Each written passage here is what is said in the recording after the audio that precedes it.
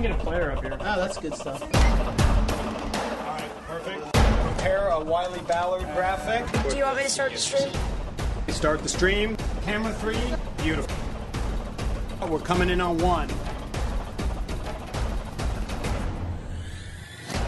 For more information on how your school can join the Play on School broadcast program, go to playonsports.com/SBP.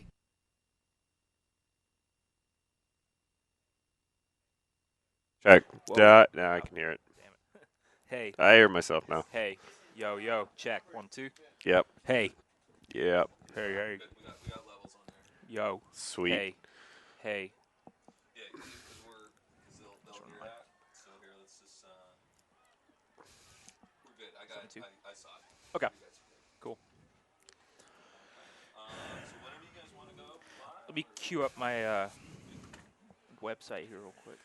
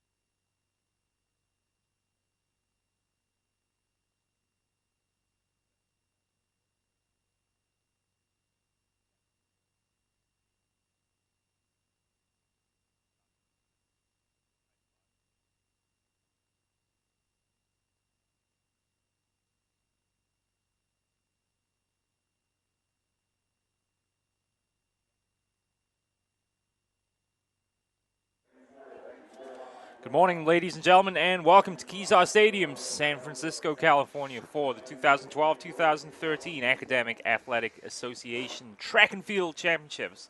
Glad you are with us on your destination for high school sports, playonsports.com. My name's Stephen Davies. Glad you're with us once again. I'll be joined by a wonderful team here assembled at Kezar Stadium this afternoon. My colleague Michael Cronenwet will join us as our analyst. Chris Cashman behind the controls. Jared Nelson and James Davies will be trading off videographer duties as the morning and afternoon progress. We're about to start then our track portion of today's schedule. We've already had some results in the field portion of today's festivities. We'll get to those, of course, in due course. In the meantime, here in front of us, they are handing out the awards for the boys' discus throw in the varsity portion. Jerry Johnson and Joshua Bonds Davis of Lincoln High School winning gold and silver respectively, with Wilson Jiang of George Washington, the sophomore, taking the bronze. So congratulations to them. As we mentioned, we'll get to all of our results as they are filtered through to us here in the broadcast booth here at Kezar Stadium. It's my pleasure now to introduce Michael Cronenwet to this morning's coverage. Michael, how are you? Good to be here at Kezar for your first time. And thoughts on a beautiful day here. We couldn't have a better day, conditions-wise, for track and field. Yeah, this afternoon. I'm glad to be here. It's a beautiful stadium as always. Always heard a lot about it, a lot of good things. So very impressed with what I see, and also can't ask for a better day. Not too breezy, not too warm, but seems like the perfect San Francisco day, minus all the wind. So hoping that it continues, and we have a pretty good track event in front of us. As you mentioned, really perfect conditions. Mid-60s here as we move into the afternoon hours. The breeze blowing across Kezar Stadium from west to east, so the wind blowing off the Pacific. So it'll be interesting to see as the competitors take the back straight this afternoon running into the wind, if that will affect their times, I should say, as the afternoon progresses. So a busy schedule today, to say the least. The events are stacked pretty much on top of each other. We don't anticipate there being a lot of downtime this afternoon as the competition progresses. Give you an idea of our coverage here as the morning goes on. We'll begin with the girls' freshman and sophomore 4x100 meter relay. They'll be followed by the boys 4x100 freshman and sophomore. Then we'll move on to the varsity. The girls 4x100, the boys 4x100, and then we'll move into the first of our long distance events. The girls 1600 meter run for the freshmen and the sophomores, followed then by the boys, and then the same for the varsity. That'll take us to about lunchtime. When we move into the hurdles, we'll begin again with the girls, the freshman and sophomore low hurdle category, then followed by the varsity. That's 33-inch hurdles, moved on then to the 39-inch for the 110-meter hurdles, followed then by the 400-meter dash. So we're ready then, thereabouts, for the first of our track events. It's the girls 4x100 meters. Burton will be in lane 2, Abraham Lincoln in lane 3, Lowell in lane 4, Galileo in lane 5, and George Washington on the outside in lane 6. So the seed time, the favorites coming in, of course, will be the Lowell Cardinals. They will take the middle lane, lane 4. Megan Kwan, the sophomore, will lead off. Victoria Yee will run second. She will hand off to Carolyn Tarr, the freshman, and Madison Jones, the anchor, will run last. She is a freshman. They are all set to go then. The runners are in the blocks awaiting the starter's gun. They are set, and away they go. Good start for George Washington then on the outside. Making some distance here, Carmen Lee on the outside will hand off to her fellow freshman Tammy Yu. She's in the outside lane here as the first exchange is underway. A good exchange for George Washington, but making ground now up in the middle is Victoria Yee for Lowell. And she's streaking down the back straight here, getting ready to hand off for the second time. Yee hands off to Lowell, and they have a clear advantage going into the turn as Washington fades on the outside. It's Carolyn Tarr then around the back corner and handing off now to Madison Jones, the freshman. The speedster has the baton, and away she goes, and she's streaking home. No one even within range here as Jones heads down the front straight. Washington give chase, but Madison Jones a good 10 lengths clear as Lowell take the girls' 4x100 meter run. Pretty impressive race by Lowell to start out this meet already. Right away, it just seemed like it was a pretty even. Washington had a nice early lead, and then Lowell, just right around that third link, just opened it up, and by the time they got it to the final runner there, I'm looking, Madison Jones, it was over, it seemed like. So good opening day, for a good start for Lowell in the track events. So hopefully we'll see if this trend continues, as it just seems like whenever we do some of these San Francisco events, that Lowell usually has a strong team, no matter what sport it is. I know I've personally done a swimming event and other events here in the baseball. Lowell baseball and softball swept the Transbay Championship Series. And it just seems like Lowell always has a real strong program, no matter what the sport is, a real strong athletic program. Testament to that school. Well, I think certainly they're the team that everyone has an eye on when they come into Kezar this afternoon, and I think it was fair to say this morning when we saw Lowell warming up here. Doing the jumping jacks there in the south end of the field, it looks like. Right. So, yeah, I mean, Lowell, and they know it too. Like, it's kind of a display of, in terms of kind of psyching out your opponent a little bit, as the football teams always do. Don't see that too much in track and field, but Lowell tried it today and have taken the first race. So, as we're waiting for that, it seems the boys frost off. Interesting to note, no Marshall, Thurgood and Marshall, their team is not going to participate today. Late scratch. Unfortunate for them. Yeah, indeed. Thurgood Marshall would have had the inside line going into this boys 4x100 meter freshman-sophomore relay. So it'll be Lincoln in lane 2, Mission in lane 3, Galileo Academy will be in lane 4, Balboa in lane 5, Lowell in lane 6, Burton in lane 7, and Wallenberg in lane 8. Giving you a breakdown of the seeding times, it's an ever so slight advantage to Galileo, 46.6 run in the heat. Closely followed by Balboa, just a tenth of a second separating them.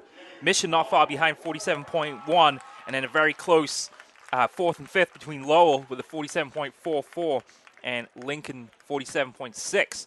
So should be a pretty close event here. You'd have to give a slight advantage to Galileo going in, as they did lead the heat in terms of their time, but a little over a second separating those first 5 teams. So really could be, I think, down to the exchanges here. Whoever gets the baton off cleanly will be in good position here, I would feel.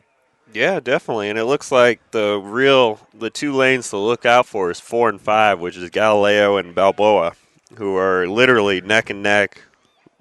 So we shall see. We shall see if that trend continues, or maybe, you never know. Maybe Wallenberg comes in and shocks the world and takes it. So we shall see. They're in lane 8. They're going to be kind of the dark horse, if you will, the real long shot. But, that's why we run the race. We don't look at the paper. So we shall see here as they're getting ready. The gunman's ready as he's on his chair, ready to pop off. And, yeah. Galileo, keep an eye on lane 4. Derek Wong, the sophomore, will lead off the race here. He'll be faced down by the freshman Stephen Torn for Balboa in lane 5. Keep an eye on the anchormen, too, for both teams. Aaron Lee, the sophomore, for Galileo, and Cody Wang for Balboa. So a race here with Lowell come in as the 4th seed, excuse me. They drew lane 6. Edward Ng will be the lead runner. Eric Chung, Stephen Guan, and Jimmy Yu rounded out the Cardinals' foursome of runners here. And for Lincoln, Ifani Bochi, Brian Chu, Brendan Pang, and Anthony Ismail, respectively, here on the inside in lane number 2 in the yellow tops with the red shorts. So the boys' 4x100 meter relay then is set to go. The runners are in the blocks, awaiting the signal.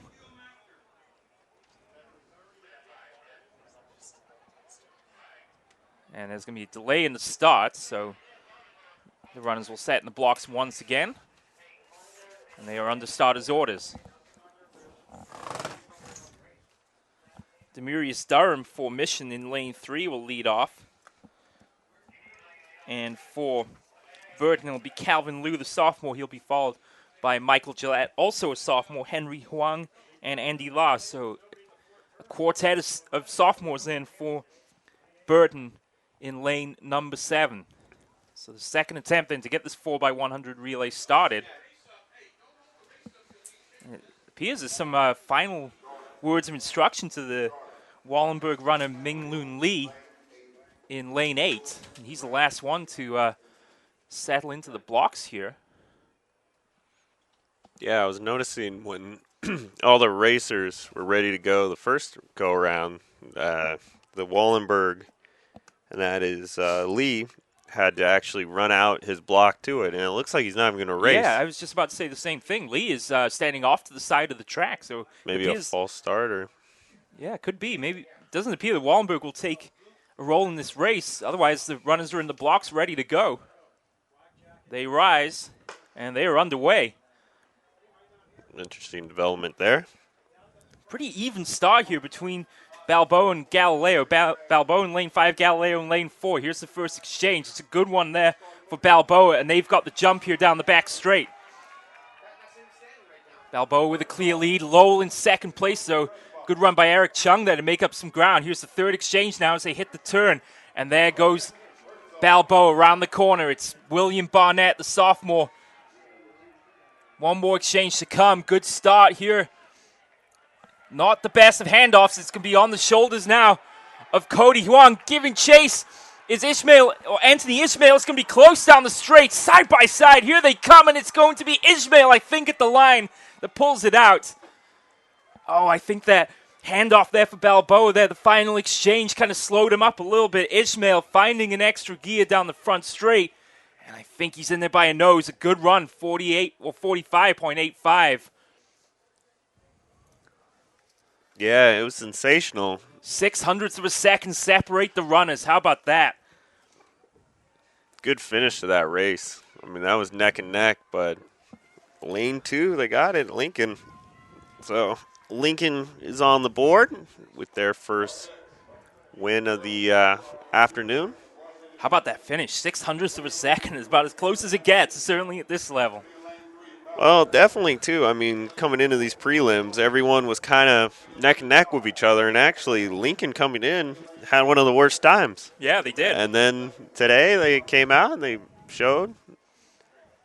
But if you're Balboa, you must be kicking yourself right now because they had a great lead. They had good handoffs in that final. And that's the thing with this.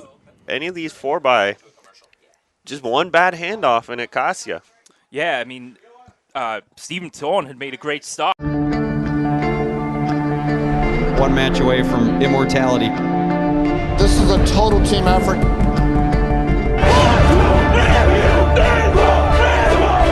We're gonna come at you. One shot at this.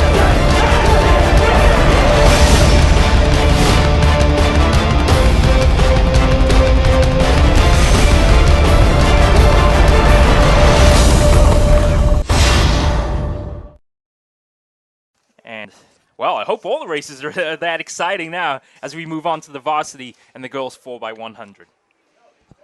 Yeah, and again, also to note is that Thurgood Marshall, again, does not have a team running in this relay. They were scheduled to run, but I was talking to their coach today, and he said actually one of the girls got pulled out because she had to do a test. So academics are always first when it comes. It is that time of year where academics are probably slightly more important than athletics. Probably better to get into your college than to do a track event. Let's give you a recap then of that first girls 4x100 meter relay for the freshmen and sophomores. Again, as we mentioned, Lowell taking full points, 10 points for their victory in 51.64 seconds. George Washington, a second and a half back, 53.07 seconds, and 8 points for second place. Galileo with third, 54.3, 6 points for them, and Burton take fourth in 56.6. Abraham Lincoln were disqualified from that girls 4x100 meter relay. So I'm sure we will get the final official results of the boys result here in just a moment. In the meantime, we are ready for the girls 4x100 meter relay for the varsity team. Abraham Lincoln will be in lane 2 once again. Let's see if lucky lane 2 for the Mustangs. Lane 3, Balboa. George Washington in lane 4. Galileo in lane 5. Lowell in lane 6. George Washington had about 0.6 of a second advantage to be the top seed coming in. That's why they've drawn that fourth lane. Galileo finished in 52.28 seconds. Balboa not far behind in 52.7. Lowell, 53.7 seconds, a full second back. And then Lincoln bringing up the rear in 54.10. But as we saw in the last race, the seeding times may not make a whole lot of difference on the day.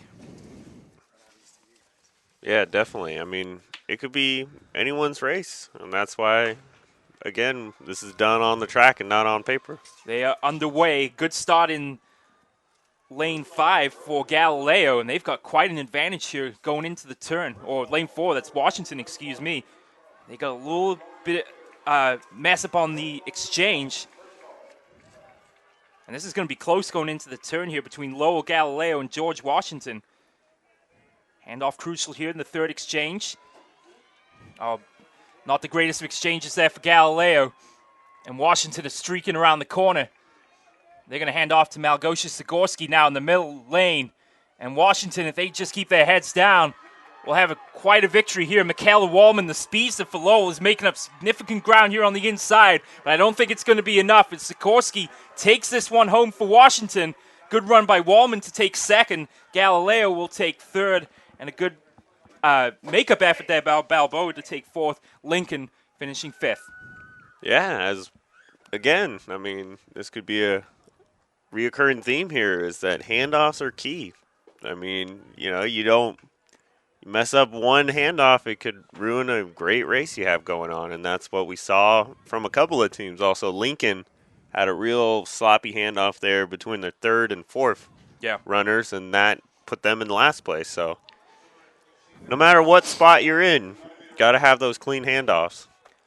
Have to give credit there to the entire Washington team for a measured performance. Kiyoka Kagami, the freshman, leading things off, and confident backstretch running by the junior Maggie Law and the junior Amy Luong. But Malgosia Sikorsky finishes in style, although Wallman for Lowell, and we'll be seeing her in the future, the junior star soccer player for the Lowell Cardinals, definitely turning on the Jets down the back straight. That race gone another 100 meters, she might have caught it. She definitely is built like a soccer player. Yeah. You can tell looking at her body size and frame compared to some of the people she was racing against. Definitely pretty built for Wallman there. Good running legs. She did well there as she speeded by the pack that was forming there and took second place. Good sprinting speed. And now we're on to the boys. Confirmation in the boys 4x100 freshman sophomore relay. Abraham Lincoln by 0.6 of a second over Balboa. Lincoln take full points. Balboa with 8. Galileo finished third in 46.6. Lowell fourth at 46.96. So they weren't far behind for fourth. They'll just miss out on the bronze. Mission took fifth, and Burton finished in sixth. A good start so far for Lincoln as they get this one, and then also I believe, well, it seems like every team has gone on the board so far in terms of our favorites, I believe, today, which so far it's, well, we haven't looked at our field events, but we have Lincoln has gone on the board, Washington, and Lowell. So let's see if that trend continues throughout the day in terms of getting new teams on the board. It is a great start for Lincoln, as you mentioned. They took a 1-2 in the boys' discus throw with Jerry Johnson and Joshua Bonds-Davis, the junior and sophomore, respectively, taking the discus crown. And as we mentioned, the boys' freshman sophomore 4x100 team taking a victory as well. So it is a pretty evenly matched start so far. And now as we move on to the boys' 4x100 meter relay, Lowell will be in lane number 2, Lincoln in lane 3, George Washington in lane 4, Galileo in lane 5, Balboa in lane 6, and O'Connell on the outside in lane 7. And again, looking at the seed time, not a lot to choose between the top 4. Galileo, or George Washington, excuse me, at 44.6 in the heat to lead all teams. Galileo not far behind on 44.9. And then an identical time for Lincoln and Balboa. Lowell, 47.8 to finish 5th. And O'Connell bringing up the rear with a 49.6. O'Connell will start from the outside. So again, keep an eye on lane 4 and 5. It's Washington in lane 4, Galileo in lane 5. And a lot of the pressure here on Ivan Zhang, the sophomore, to get things underway for the Eagles. Runners are in the blocks. They rise, and they're underway. Slow start from Washington there and Zhang, but a great start from Balboa in lane 6, and they'll take the lead here through the first exchange. Good exchange for Balboa. Now can Wesley Wong, the senior, turn on the Jets? He can, but look at Washington and Galileo making up speed here on the second run. Third exchange, not a great one there on the outside. And now Washington take the lead into the turn. It's John Turks to hand off to the junior Ricky Johnson. It's all about the exchange here. And they have to slow up. He was almost out of the block there, but it's a good handoff to Johnson. And he's streaking down the front straightaway, giving chases.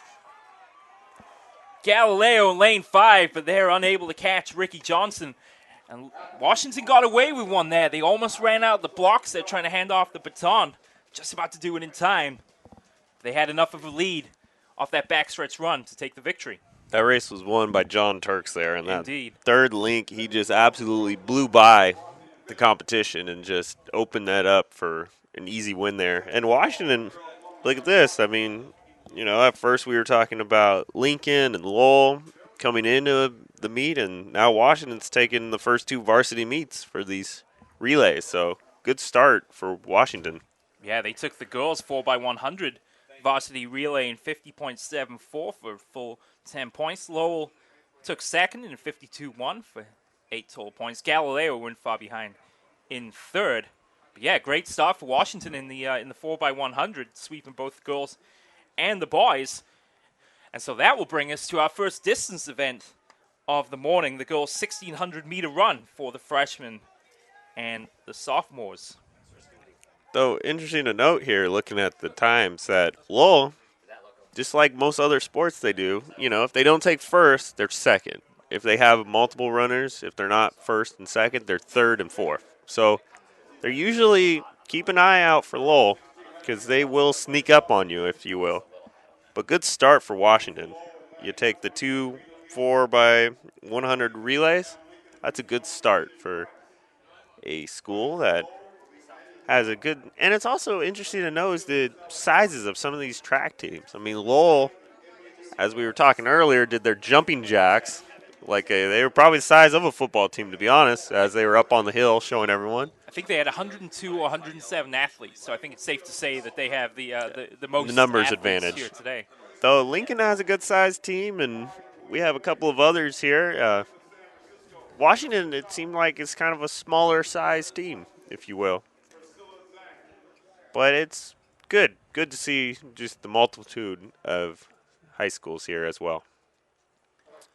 So the runners are getting ready then for the girls' 1,600-meter run for the freshmen and the sophomores. The record was set by Lucy Leong back in 2005 with a 5-minute 40-second run. So we'll give you an idea of the runners here for the high schools. We'll start with the highest seed, Serena Leong of Lowell, the sophomore, ran in 5:46.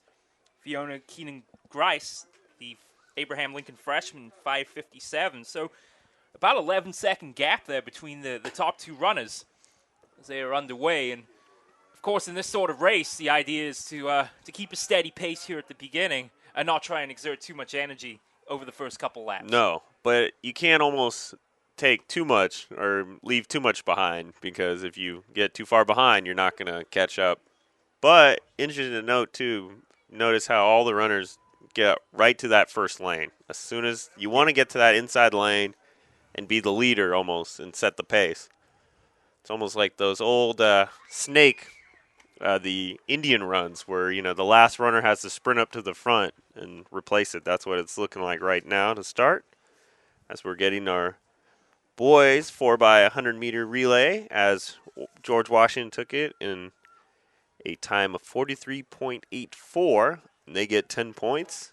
Galileo right behind him with 44.59, followed by Balboa in third with 44.98. So, as we said earlier, Washington again gets some points for their school.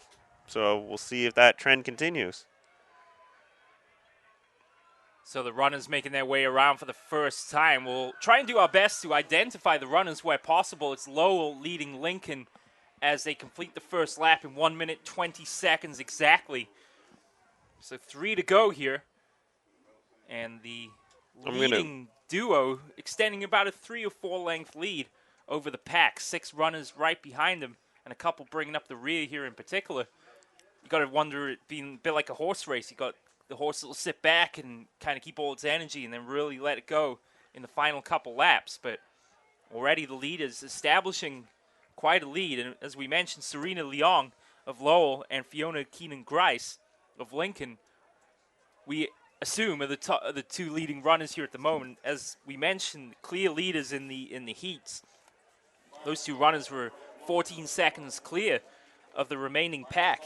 Annie Zhu, the freshman from Lowell, Cicely Tang of Burton, Emily Yu, a freshman from Burton, Alicia Gray, a freshman from Lincoln, a couple of Lowell underclassmen, Camelia Kasimi and Maria Uribe, Suzanne Kwok of Burton, Lee Gwen Wen of Washington, Jennifer Shavak of San Francisco International, and Priscilla Zhang of George Washington. Here come the runners then for the second, about to complete the second lap. And this pace slowed down just a little bit. They did the first lap in 1 minute and 20 seconds. I'm going to go out on a limb, partner, and say those are going to be our two top runners there, Leong and Keenan Grice. Yeah, there's certainly... It just seems like that's the reoccurring theme here with Zhao from Lowell also right behind them. And then, lo and behold, Cicely Tang of Burton right behind them. And that is a Burton uni. So I'm going to just go out on a limb and say that's our top 4 people so far. And you can see them starting to open it up with the two right neck and neck. And then kind of the leads starting to open up a little bit. The pack is certainly breaking up now as both Leung and Keenan Grice have a good 15-20 meter lead here as they head into the turn for the third time. Completing the first lap in 1 minute and 20 seconds, 1 minute 27 second lap. And now as they move towards the final lap of this race, it'll be interesting to see if Keenan Grice turns on the speed a little bit here as the runners hug the inside rail as they head towards the finishing line of this third lap. Across the 4 minute mark then, it's Leong over Keenan Grice. And as they come past our commentary position, safe to say at this point, I think they're just biding their time here, waiting for that right opportunity as they cross the line at 4:18. Interesting to note, too, when they were making that turn right around the far end zone back here. Great jump there by pole vaulter. Not sure the name of it, but just cleared, and he was very excited as he was celebrating with his teammates from Lincoln High here. So interesting to note. So keep an eye out for that while you're watching it at home. Leong has increased her lead over a fading Keenan Grice on the back straight here. And I think even Zhu has maybe made up a little bit of distance here, but it's definitely Leong now that's got the bit between her teeth as she is opening up her lead now as they go into the second turn, excuse me, for the final time. Can Keenan Grice respond here with maybe 150 meters to go? And you can see Leong now is really charging, wants to pull away from her rival. She got to start that kick soon. She has indeed. I don't think she's going to be setting a record here, but Leong, as they come onto the straight. And she's starting her kick, Leong. Keenan Grice is also charging now, but I fear it's too little too late. But look at Zhu coming on. She senses perhaps taking second here at the wire. Maybe she's not going to make it there in time, but it's going to be Serena Leong of Lowell. The sophomore takes it in 5:42. Not that far off the meet record. And that was a tremendous final lap there. 1 minute and 24 seconds from Leong to take the win over Keenan Grice. Zhu of Lowell takes third. Tang of Burton fourth. And Emily Yu, also Burton, takes fifth. Well, all in all, too, Keenan Grice improved her time. I mean, she shaved about 12 seconds off of her actual time, which is great. All these runners seem to have shaved their times a little bit, but in the end, it's like the only problem is Leong from Lowell shaved her time as well. So, unfortunately for the rest of the pack, they will not improve a slot in terms of finishing. Wow, Leong was just a second and a half off Lucy Leong's record from 2005. Her lap times break down as follows: 1 minute 20 seconds for the opener, 1:29 for the second, 1:29 for the third, and an impressive final lap in 1 minute and 25 seconds as Lowell take the gold and the bronze. for that girls' 1,600-meter run for the freshmen and the sophomores. And our final two just got in, and it looked like they got it in. Not sure the exact time, but we'll get that. 6:28:03. But in general, it was just a good run from all the girls there. They all seemed to improve their times a little bit. Actually, I think their last two runners got in 6:59, so added a little bit to it. But all in all, though, that was a good run from the top end half of that race. And now we got the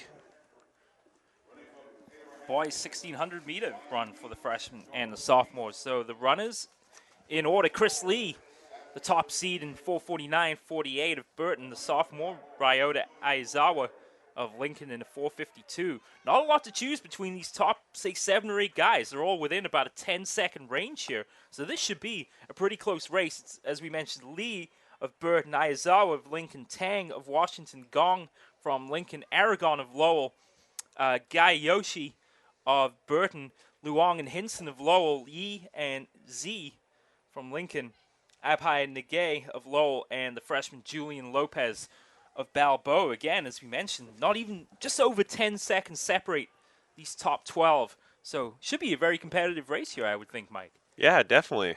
I mean, that's the type of races I like. You know, let's have anybody can win it type of deal, you know. And with the 1,600, it's definitely anybody's ball game. They just got to keep the pace and start that kick not too soon but not too late. So let's see what happens here. Brian Wynn set the meet record last year with a 4:37.63. Certainly an attainable goal, but a good 12 seconds or so off Lee's top time in the heat. So, and Brian's coming up here in the boys 1,600 for the varsity. As well, he should. You know, I would think, you know, you only set the league and meet record. I would think it deserves to get a call up. Indeed. And he's a favorite to win it, it looks like. I mean, underway in the boys, and they congregate quickly on that inside lane. I think a couple of runners got slowed up as the traffic kind of concentrated into that inside line. And a couple of runners in the back part of the field slowed up there, but field settles in here, and we'll do our best to identify the runners as they make their way around. But a couple of Lowell runners up there, a Burton runner and the Lincoln runner making ground here on the inside. A little gap back to the second group of runners as the field closes in as they enter the second turn for the first time. Leader opening up a lead here, about 4 or 5 meters or so. The rest of the pack grouped in tight behind. Onto the front straight then, as they get ready to complete this first lap. Burton in second and third here, Lincoln fourth. We'll get back here inside.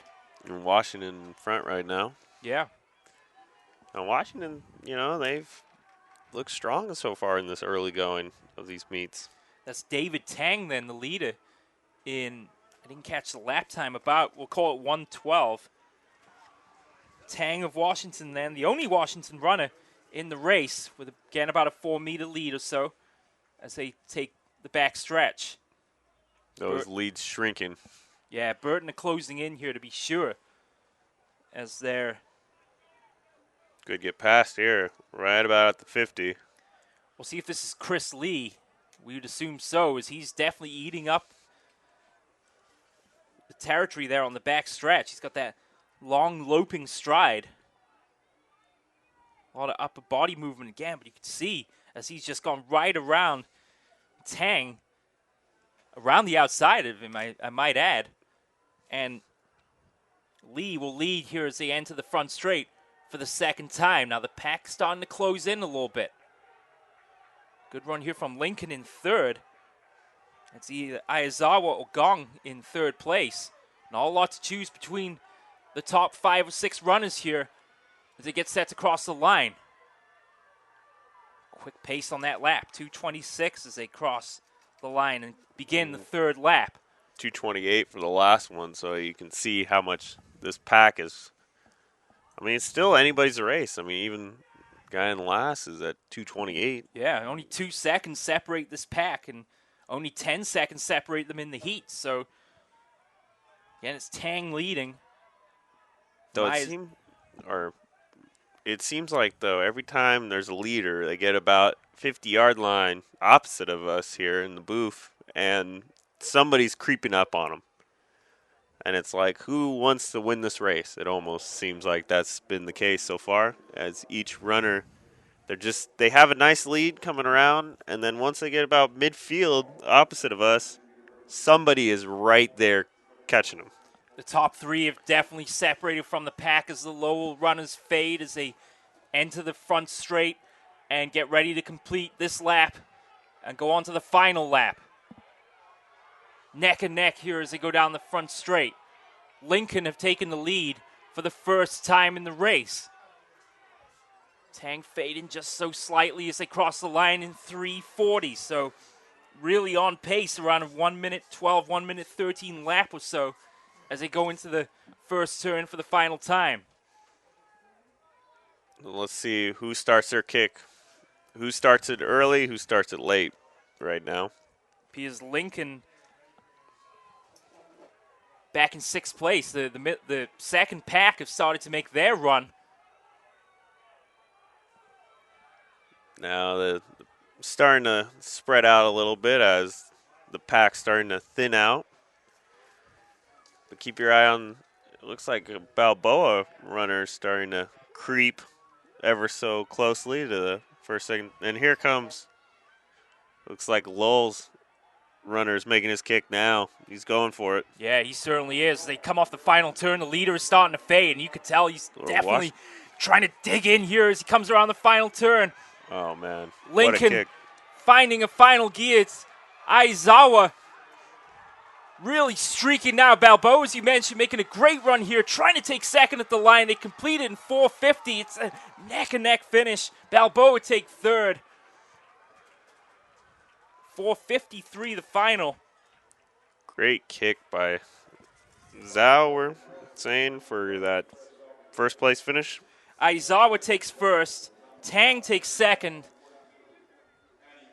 in 4:52.8. Lopez takes third. So great run there from the freshman for Balboa, and he came on strong at the end, considering he was a 4:59 in the heat. He really did well there at the finish. Chris Lee takes fourth. That's a little bit of an upset there for the top seed coming in. Yep.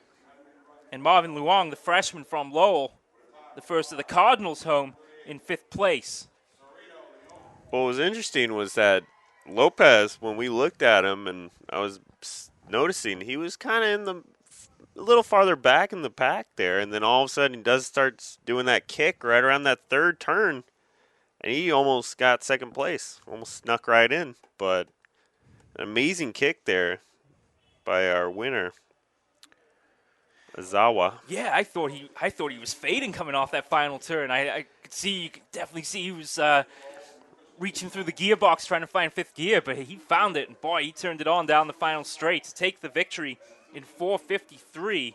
We'll get the final confirmation time here in just a minute, and then quickly to recap the girls 1600 meet for the freshman and sophomore, Serena Leong of Lowell taking in 5:42.38, a full 3 seconds ahead of Fiona Keenan-Grice from Abraham Lincoln. She finished in 5:45.38. Annie Zhu took third. We're underway quickly then in the girls 1600 meter varsity race.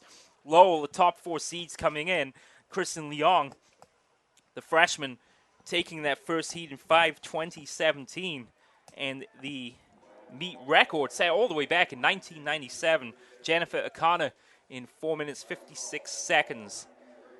So, small field for this one by comparison to some of the others. Only 7 runners in this race. Kristen Leong, the freshman from Lowell. Sydney Gutierrez, the sophomore, also a Cardinal, followed by the junior Prudence Sachs and the senior Susan Lee. Judy Jong of George Washington. Karen Garcia, the freshman from Balboa. And Melanie Doe of Galileo. And as the field comes around the second turn for the first time, you can already see how much this field has opened up as Lowell not surprisingly, have the first 4 positions. Yeah, and looking at the seat times, it's playing out just like it is on paper. As I've noticed, Doe from Galileo's in the distant last place. Then Balboa, then we got a Washington, and then we have our 4 Lowell runners as they are setting the pace. They are indeed, and Lowell, as they've completed the first lap in 1:19, are on pace for a sweep of the podium here. And although we most likely will have to wait till the end of the race to be sure of each runner, it appears at the moment at least that Kristen Leong, the freshman, is out in a tremendous advantage here in the lead as they cross the midpoint into the backstretch. Definitely, and it's just testament to the runners themselves. You know, they put up the seat time, so just continue to enhance on that and hopefully improve your times. That's what these meets are all about. And also beating your school or in your rival schools. It's always a added bonus, you know. Certainly a good sign for Lowell's 1,600-meter program when you have the freshmen and the sophomores take first and third today, and now the varsity runners in a 1, 2, 3, 4 at the moment. And they have it eating up the distance here so far. About a 15, 20 meter gap from first to second place. Close for second and third, then a gap back to fourth. And then the first of the Washington runners, Judy Jong, in 5th place. Can either of these 3 runners challenge the Lowell quartet here as they start the 3rd lap? 2 minutes, 45 seconds. So pace slows just slightly off that first lap. But again, it's Leong, Gutierrez, Sachs, and Lee, the top 4 for Lowell. And they have a considerable advantage now as the first 3 have definitely closed up a little bit here over this last half a lap or so. Definitely. It looks like the only chance for a school not named Lowell to crack this top 4 would be Judy Jang. But she needs to make up some serious ground if she wants to get in this top 4. Well, Leong appeared to lose a little bit of speed over the back stretch. She's reestablished the gap now as they're halfway around the second turn, and she's coming onto the front straight for the 3rd time. Again, it's a Lowell 1, 2, 3, 4. Comfortable advantage here for the Cardinals as they get ready to start this final lap of the race. And as you guys can see on the screen, we have the hurdles already set up, and it's impressive how quickly a lot of these events are going. There's not really a lot of downtime here in Kezar. Final lap then in 4 minutes and 1 second. 400 meters away here from the girls' 1,600-meter varsity, and a Lowell sweep of the medals. Leong extending her lead now as she turns around the first corner and onto the back straight. Yeah, unless something incredible happens, it looks like Lowell's going to take 1, 2, 3, and possibly even 4th place as they appear to have a comfortable lead over Jong in 5th place. But now Leong for Lowell, the freshman, is extending her lead. She ran 5:20 in the heat. She laps the back marker here, and now she's turning on the speed. Remember the record set back in 1997, 4:56. Don't think it will be threatened here as they cross the 5-minute threshold, but Leong is digging in for the finish. It's a good second effort here as they're closing in now, but Lowell are going to take a 1, 2, 3, 4. Leong is charging down the straightaway now. Here she comes. Lowell take first in 5:16. A 1 minute 15 final lap there. They'll take second, and they will take third. It's Leong to take the victory for Lowell in 5:17.16. Gutierrez, the sophomore, takes second in 5:21.38. And Sachs takes third, so Susan Lee, will take fourth. Judy Jong fifth, as the rest of the competitors make their way around the track. Jong takes fifth for Washington, Garcia takes 6th, and Melanie Doe for Galileo will take 7th place. Yeah, and just like it played out on paper, we had our runners finish the way they had their seat time. So That was a horse race. I think the even money favorite would have taken that one. the sure money would not have been on your lower seeds there. For sure. But as we are waiting, but it's a testament to the crew that are running the event here in San Francisco today, because there's not a lot of downtime, which is good. Like, you don't, as a racer too, if you see your race is at 11 o'clock, you want 11 o'clock. Yeah. You don't want to be told, oh, well, there's going to be a delay of 50 minutes. So all that you're loose, you're ready to go. You know, you're motivated, and then all of a sudden it's like, hey, take a break, you know. While we've got a minute, I know we've been wanting to do this for a good half an hour or so now, but let's go over some of the field results from a little earlier on this morning. PlayOnSports.com or Play On Sports crew arrived here about 8:30 this morning, and the festivities getting underway slightly after 9:30 this morning. So the first event, and one both Michael and I had a chance to view for ourselves, the boys long jump varsity. Henry Deep, the senior from Balboa, with a tremendous final jump, 22 feet 4 inches, to take the victory over Tyree Marzetta, the junior from Abraham Lincoln. They were more or less tied after the preliminaries, both jumping 21 feet 11 inches, but then Deep just that little bit better with a 22-4. Marzetta could only manage 21-10 to take second place. Preston Leung of Lowell took third with a 21-2. Jordan Leong of Lowell not far behind, 20 feet 10 inches. Sebastian Gao taking fifth place for George Washington. In the girls' high jump varsity, Jenny Wong, the sophomore from Balboa, 4 feet 10 inches to take the victory over Karen Yamazaki, the senior from Lowell, and she did a 4:08, and Gloria Wang 4:06. So ready then for, as you mentioned, a lot of downtime, and now we're ready for the boys' 1,600 meter run.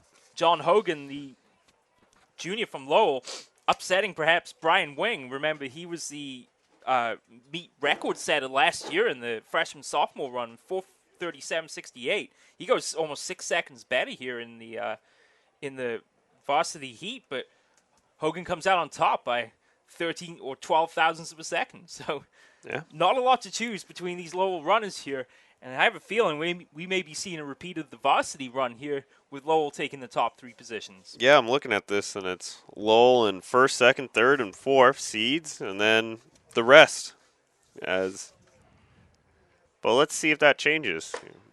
I mean, we had a shocker earlier with Lopez from Balboa sneaking into third place, so let's see if there's some sort of change going on this time around. It's certainly one of those events where really anything could happen, and it's all about endurance, of course, but it's also about strategy as well, and picking and choosing the right time to turn on the speed a little bit. So, although this field isn't quite as close as the freshman and sophomore were for the 1,600 meter, certainly between the top 5 or 6 guys, not a lot to choose between them at this point.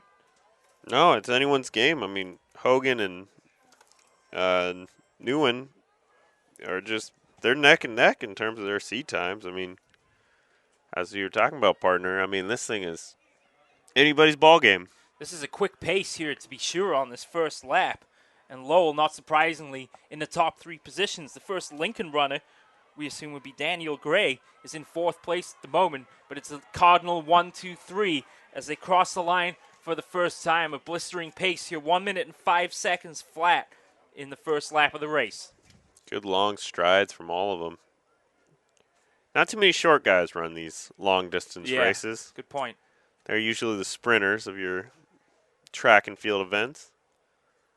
Though as a former shot put and discus thrower, I would like to say that you don't see too many big guys either running those races. Those would be monumental times there. No world record set for shot put and discus guys running 1600s anytime soon. Leader has pulled out a substantial gap then as they go into the second turn for the second time this afternoon. Again, this torrid pace continues, but Lowell are 1, 2, 3 at the moment, but Lincoln right there in fourth. So here come the runners around the turn and onto the straight for the second time. It's a Lowell 1, 2, 3 at the moment. Hogan, the junior, Wynn, the junior, and Maxwell Niehaus, the senior, were the top 3 seeds coming into this final. Hogan running a 431.64. Wynn, again, as we mentioned, 12 thousandths of a second behind. And then Maxwell Niehaus, no slouch himself, a 436. And these are the top 3 guys in this race. Change the position then, as perhaps Wynn now starts his charge here 2/3 of the way through this race. Again, difficult for us to identify the runners. They're not wearing numbers or anything that makes them easily identifiable, but we're going based here, of course, on seeding times. And Hogan and Wynn, the top 2 runners in the preliminary. And the gap is certainly closed now as they come around the second turn for the 3rd time. A lot of pace being shown in this race. Now we might have a change of leadership here as Wynn is coming on strong. And look at these Lowell runners now, pushing each other on here as they make their way towards the line.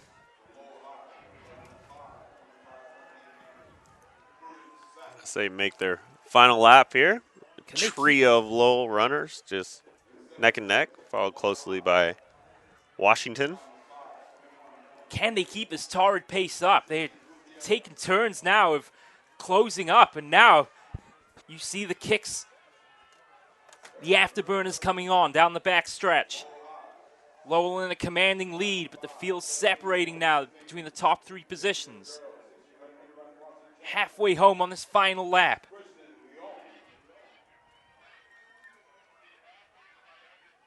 I mean, this is impressive, just how far. I mean, the third Lowell runner is starting to fall off a little bit, but the first 2 have been just, it's been a sprint since the start of this. The leader rarely challenged until the end of that previous lap, but he is absolutely blown past the competition here, and he's really charging down the straight. He wanted to try and get this meet record in his sights. He'll fall just off that, but 4:21.1 for the winner. Second place home in 4:26. It's Niehaus to take the victory. How about that? In 4:21. Close finish here for 4th, but Lowell will take it. A top 4 sweep. So Niehaus takes the win. Hogan takes 2nd. Wynn takes 3rd. And Donald Chen takes 4th for Lowell. A top 4 finish in the girls, 1600 varsity. Now a top 4 finish for the boys in the 1600 varsity as well. And that's big points for both the girls and the boys there. I mean, that's how teams that have big programs like that, that's how they can do it.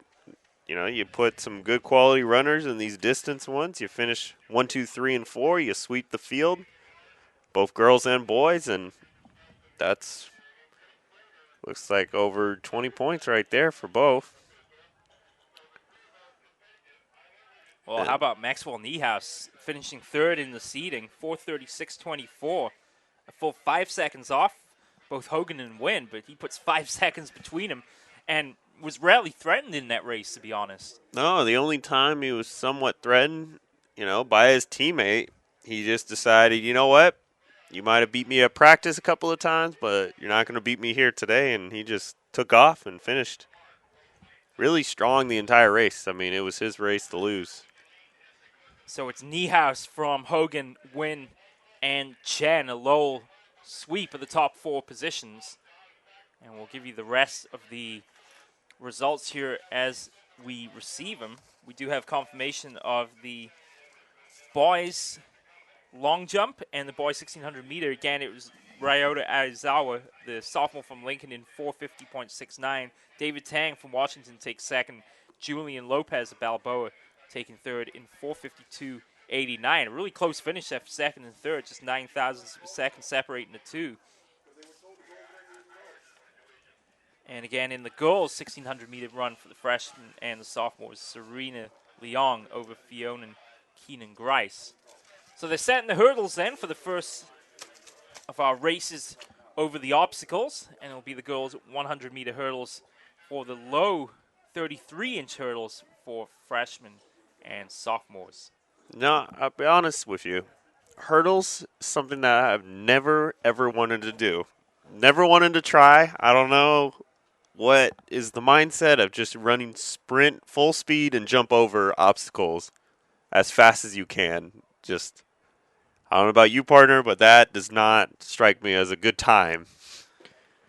It's definitely for a certain type of person, but living dangerously and doing sprints right over the hurdles, I was more of a shot put and discus man, so I like to just throw the little metal object far. Don't have to jump over it, don't have to sprint through it. But it's always entertaining. Nonetheless, always an entertaining event. Confirmation then of the boys' 1,600-meter run for the varsity. It's Maxwell Niehaus. What a performance, 4:21.38. He really gave it a go on that final lap to try and set the meet record. He was about 6 seconds or so off the record of Jin Daikaku, who set it back in 2000 at 4:15.13. Hogan finishing second. Again, he was the top seed coming in. Brian Wynn, the junior, also from Lowell, takes third, and Donald Chen rounding out that top 4 victory for the Cardinals, finishing in 4:42.39.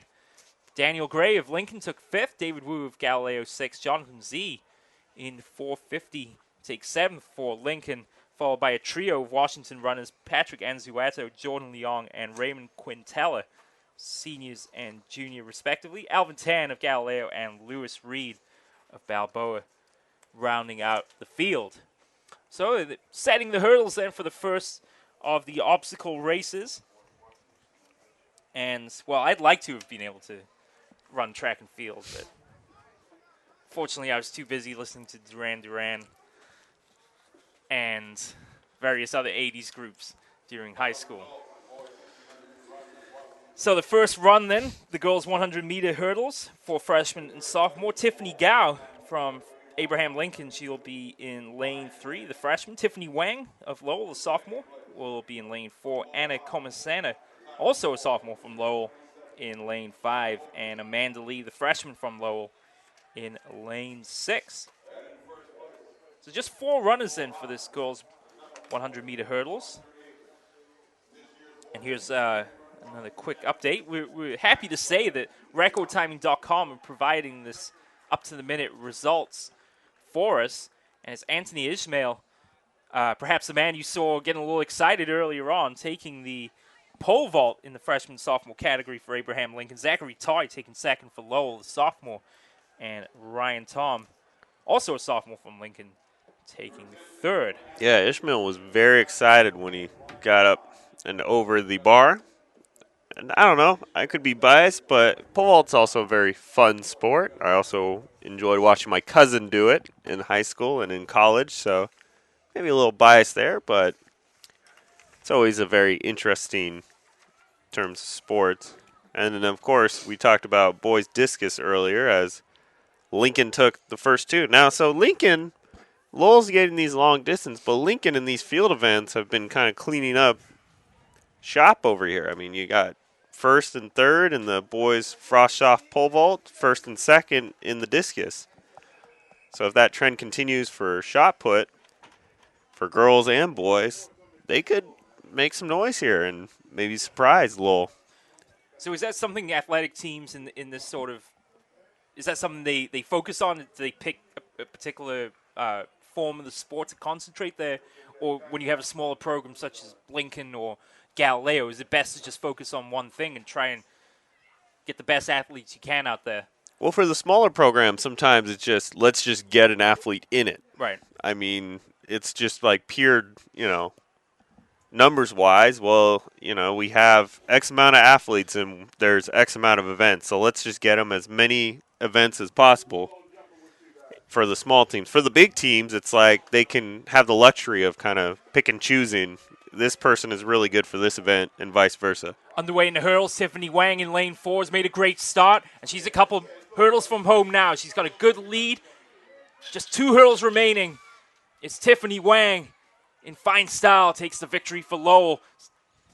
photo finish in second place between Tiffany Gao and Anna Comasena, and Amanda Lee takes fourth. So Wang takes the victory, and photo for second, 17.55. So personal best for her. Comasena just takes second place. This is going to be really close indeed. 18.33. Third place was Tiffany Gao. 18.44. Wow, just a tenth of a second. And Amanda Lee in 19.44. So competitive first race there for the freshman and sophomore on the low hurdles. But it's Tiffany Wang, the Lowell sophomore, bringing home a 1-2 for the Cardinals. And again, Lowell again wins first and second. But we shall see if that trend continues, as our PA guy here is announcing our winners from, I did not catch the event, but it looks like the long distance. As I see our guy Lopez here sitting down at the reviewing stand.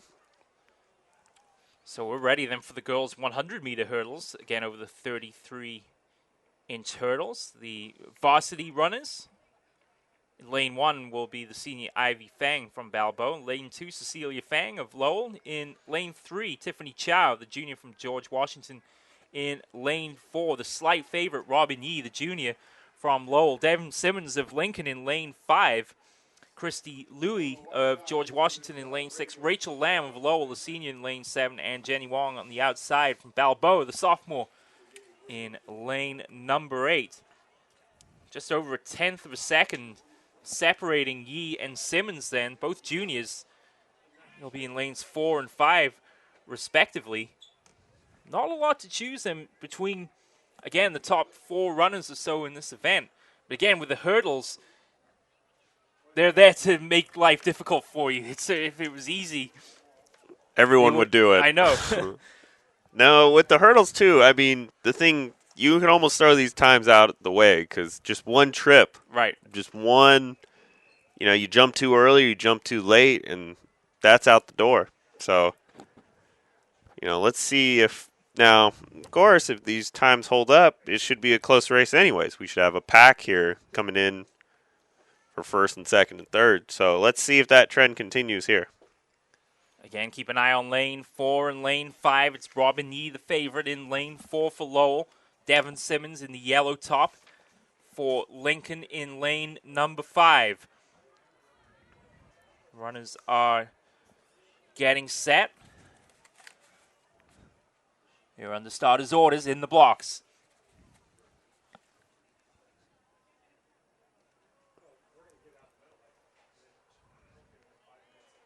Waiting the starter's gun.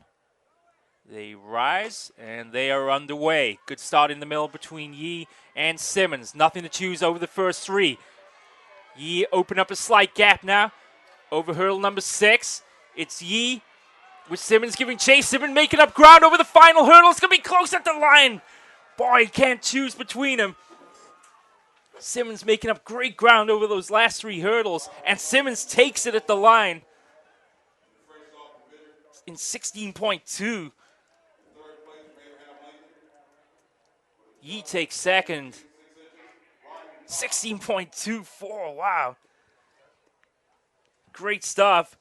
Christy Louie takes third in 17.52. Well, you had to think Robin Yee had that wrapped up at about the 7th hurdle, but credit to Simmons that coming back. Great final hurdle and a sprint to take it. I think Robin thought the same thing, as she was probably thinking, I've got out to a good start, I'm doing well, and then all of a sudden Simmons just came on her right side and just surprised her and took it.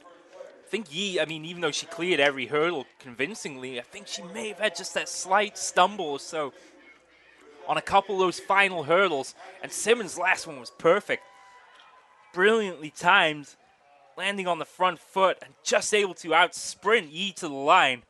0.03 of a second separating the top 2, and it's Lincoln making up some ground this time on the track.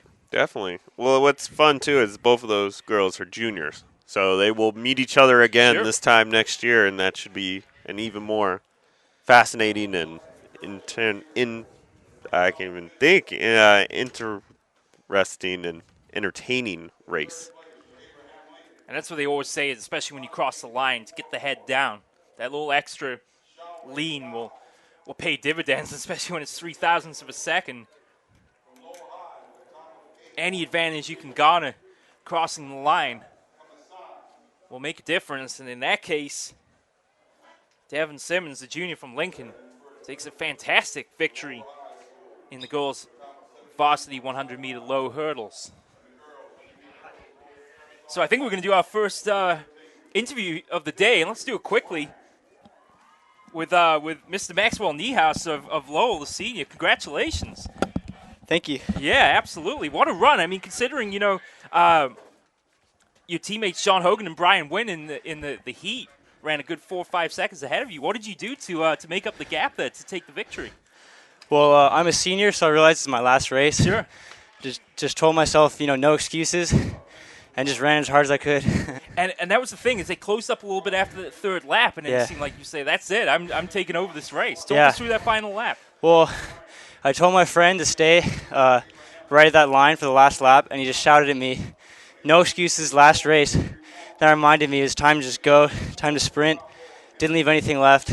Absolutely. Left it all out on the track. Yeah. Great performance for Lowell in both relays. Guys getting a sweep top 4 positions. Mm-hmm. How does that bode for the rest of the afternoon? Bodes really well. I mean, on Lowell, the distance team kind of carries the sprint team a little bit. So if we can take 1, 2, 3, 4 in every distance event, that sets us up really well for the team title. And are you running again this afternoon? I haven't had a time. That's right. Yeah, I'm running the 800-meter dash and the 4x4 relay at the end of the day. Great. We wish you all the best of luck. Thank you. Maxwell Niehaus, our first interview of the day. A fantastic victory in the 1,600-meter boys varsity. Congratulations to him and to all the Lowell Cardinals there as they sweep the 1,600. So Maxwell Niehaus, our first interview of the day, and certainly could tell by the smile on his face that he was a happy camper. But, when you're a senior and it's, as he mentioned, his final race at that distance, you have to leave it all out on the line, and that's exactly what he did, as he took a 5-second victory over his heavily favored teammates Wynn and Hogan. So we are ready then for the first of the 110-meter hurdles races. This over the 39-inch fences, so as you can imagine, it took a little time just to change those out here for the boys, and this is a fairly evenly matched setup as well here for the boys. In lane 1, the senior Daniel Wang of George Washington, Jose Tiznado, the Abraham Lincoln Jr. in lane number 2, Avery Wong of Lowell in lane 3, the favorite Henry Deep. We've seen him already, I believe, in the discus take a victory here today. Jordan Leong of Lowell in lane number 5, David Rosales of Galileo in lane 6, Timothy Liu of Lowell in lane 7, and Isaac Ellie, also of Lowell, in lane number 8. So we actually start, interesting here, they'll go to the high hurdles here for the boys 110-meter, and then they'll move back to the 36-inch intermediate hurdles for the freshman-sophomore race. So a couple of moments of downtime here while they get the track configured, but not a lot to choose then as we are underway. Good start in lane number 4 here for Henry Deep, and he's already establishing a big lead. Here he goes, a couple of hurdles to go, and it's all Deep here at the moment. Final hurdle, he's over it cleanly, and Deep takes a commanding victory over Lowell in second, and Daniel Wang of George Washington in third. I believe it was Liu coming over the line in second. Here's Deep's victory, 15.68. It was Leong of Lowell in second, 16.62, and Daniel Wang of George Washington taking third in 17.05. No doubt about that race, really. No, I mean, that was from the start to the finish. It was just Deep's race to lose, and he did not lose it. So good showing from Deep as we move on now to the intermediate. Yeah, he took a victory earlier on in the long jump, and, you certainly practice that stride over the high hurdles. Certainly pays dividends in the long jump there, but he had a great start out of the blocks. I don't think was even threatened during that race, to be honest. And he takes a commanding victory for his second victory of the day. So they'll adjust the hurdles, and we'll get ready for the boys' 110-meter hurdles over the intermediate fences, a 36-inch height for freshmen and sophomores. And again, the top three very evenly matched here. It'll be Emmanuel Hidalgo on the outside in lane number 1. The sophomore Victor Lee, also a sophomore from Lincoln in lane 2. Cody Wang of Balboa, freshman in lane 3. And here are the three competitors. It'll be Hunter Collins of Lincoln in lane 4. He ran a 17.1 in the heats. Brendan Pang in lane 5, also a sophomore, ran a 17.4. Jeffrey Go of Galileo, an 18.19 in lane number 6. Eric Chung in lane 7. And Gordon Chan of Galileo in lane 8. So these guys will go over the 110-meter distance.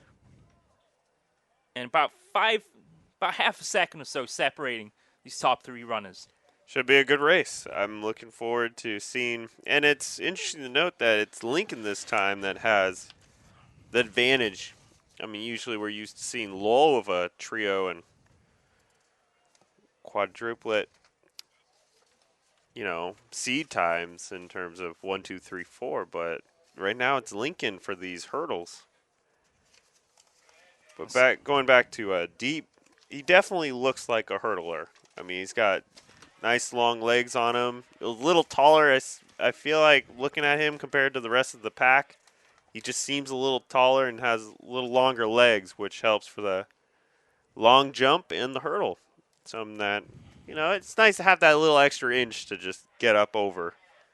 So, again, with confirmation then, we'll get to that in just a minute as we're underway then in the boys.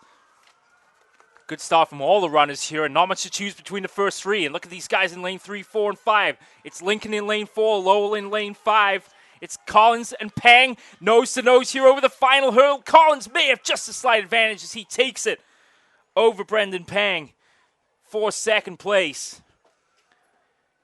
And perhaps that final hurdle there might have undone Pang's challenge there as he clipped and knocked over the hurdle, trying to keep up with Collins. Collins takes it over Pang, who ran a 17.14. Good race there, to be sure. But Collins just had that little extra to take the win. Good embracement, too, by all the runners. I see all of them from all the different schools congratulating each other. It's good to see sportsmanship there. Absolutely, yeah. It was definitely a very competitive race with all the runners giving it their best. But Hunter Collins, the sophomore, certainly one to watch. Just able to eke out a victory over his fellow sophomore from Abraham Lincoln. So he gets high fives here as he makes his way over to the rostrum here, I suppose, for his award. So we'll give you the timings of that race when we receive him here in just a couple minutes' time. Next, we're moving on to the 400-meter dashes. So it's always good fun whenever you got the dash going. It's just pure sprint. So we shall see how that goes. For our competitors, that is one lap around the track for you viewers at home. So we shall see. It's going to be a good one. With the frost soft, it looks like it's a pretty even matchup. I mean, Lowell is the favorite, Victoria Yee. Mm-hmm. But right there, you got a Tara Hurley from O'Connell. She's right in it, has a shot. You also have Joanne Lee from Washington, who's also in it, and another Lowell runner, Michelle McHugh. Very efficient clearing of the track, I must say. I think some of these student athletes might have jobs in working in pit crews and motor races in the future. How quickly they got this track cleared. Very impressive. Track ready to go then for the, as you mentioned, the girls' 400-meter dash. And I think anytime you've got a race where the gap is maybe 3 or 4 seconds, I think you have to, like you said earlier, throw that out the window because anything could happen. I mean, ask Mr. Niehaus just now when we had our interview with him. He said, this is my final race. I've really got to give it my all. Mm-hmm. Well, that and also just not having a lot of downtime. anytime, we were having some technical difficulties in Oakland with our scoreboard and also our hurdles. And you could tell it just kind of affected the student athletes a little bit because it's like, I'm here, I'm ready to go. Right. Oh, I have to go check in. Now, the whole race had to go down and check in, or hurdles. So, I mean, anything to keep any student athlete or any athlete in general just open-minded and clear-minded is the best way for athletes to perform because you're not worrying about the little things. You're just out there. You're going to just go, open-minded, run, get it over with type of deal. Confirmation then of both the boys' 110-meter hurdles. We'll start with the prior race. Hunter Collins, again, just eking out his 10th of a second victory over Brendan Pang. Collins in 17.03, Pang in 17.14. We'll get back to Victor Lee, also of Lincoln. So they take a sweep there in that freshman-sophomore race. 1-2-3 for Lincoln. Lee took third, Cody Wang took fourth. Jeffrey Go, surprisingly back in fifth place, never really got his race underway. Eric Chung sixth, Gordon Chang in seventh, and Emmanuel Hidalgo finishing eighth for Galileo. And then in the boys 110-meter hurdles, the high hurdles, it was Henry Deep with his second victory of the day in 15.68. Jordan Lung in second in 16.62. Daniel Wang taking bronze in 17.05. Yeah, and as we were talking earlier, just the downtime is just incredible how quickly everything's ready to go as they're getting the blocks down on, looks like the first 4 lanes, and that will be coming up is the girls' 400-meter dash from the freshman-sophomore division. The record meet holder is Catherine Jarvis, who did it in 1 minute 0.7. So let's see if any of the athletes today, there's a couple of them that might be able to get it. And that'll be in lane 4, which Victoria Yee, who is 1 second behind that mark. So be interesting to see as you're looking live right now at Kezar Stadium in sunny San Francisco on a beautiful Saturday afternoon here in the city by the bay. Not too windy either. A little cooler than most would like it, but when you're in San Francisco, it's always windy, so having it on a nice sunny day here. And of course, remember that this meet live will be on YouTube and also on our network, playonsports.com. And remember, for YouTube, go to youtube.com/playonnetwork, and that will be up as soon as that will be up today, correct? Later tonight. So we will have that action for you for all you student athletes and families alike and friends who want to check out some of these great student athletes as our runners are now getting the blocks set as they're testing them out for our 400-meter dash coming up. Also in your screen, you'll see the shot putters warming up a little bit with the different ways. The over the hand warm up as our good throw there by our shot putters in the distance. But right now, as we're just waiting for the 400-meter dash to go. So let's see this Lincoln thrower here. Just a straight throw. Looks like a little short of 30 there in terms of the marks. Now, did you ever do shot put or discus, partner? No, sir. No? You could have been a great. You have the body of a discus thrower.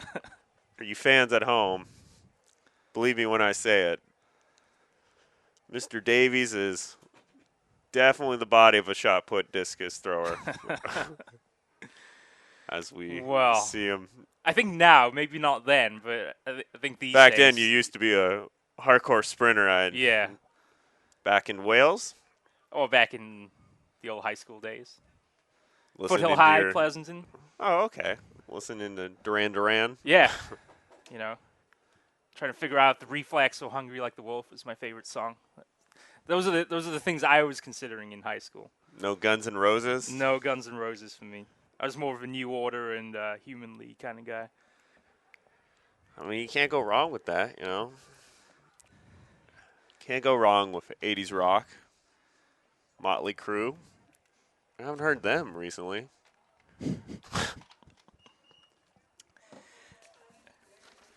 As we get back to action here, just waiting for, again, not really sure what's quite the delay. It seems like our runners are out there on the track ready to go. Yeah, it's really the first time today we've had any sort of real significant delay between races. But while we've got a quick moment, let's introduce our Play On Sports crew. Behind the controls today, Chris Cashman, Jared Nelson, and James Davies switching off on our videographer duties. He's Michael Cronenwet. My name's Stephen Davies. Thanks, as always, for joining us here on Play On Sports in the San Francisco section, wrapping up an exciting first year of broadcast action here in the San Francisco section. We cannot wait to be back with you in the fall for football, volleyball, soccer, and everything else. It's been, as we mentioned, an excellent season, and it's continuing here this afternoon at Kezar Stadium. So I think we might be all set to go then in the girls' 400-meter dash,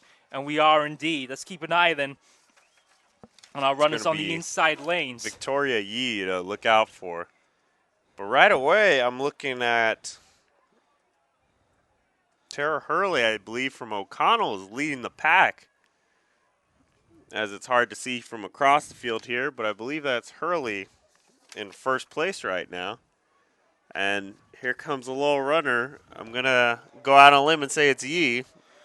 Coming up. Yeah, certainly making some ground now on the inside of Lowell.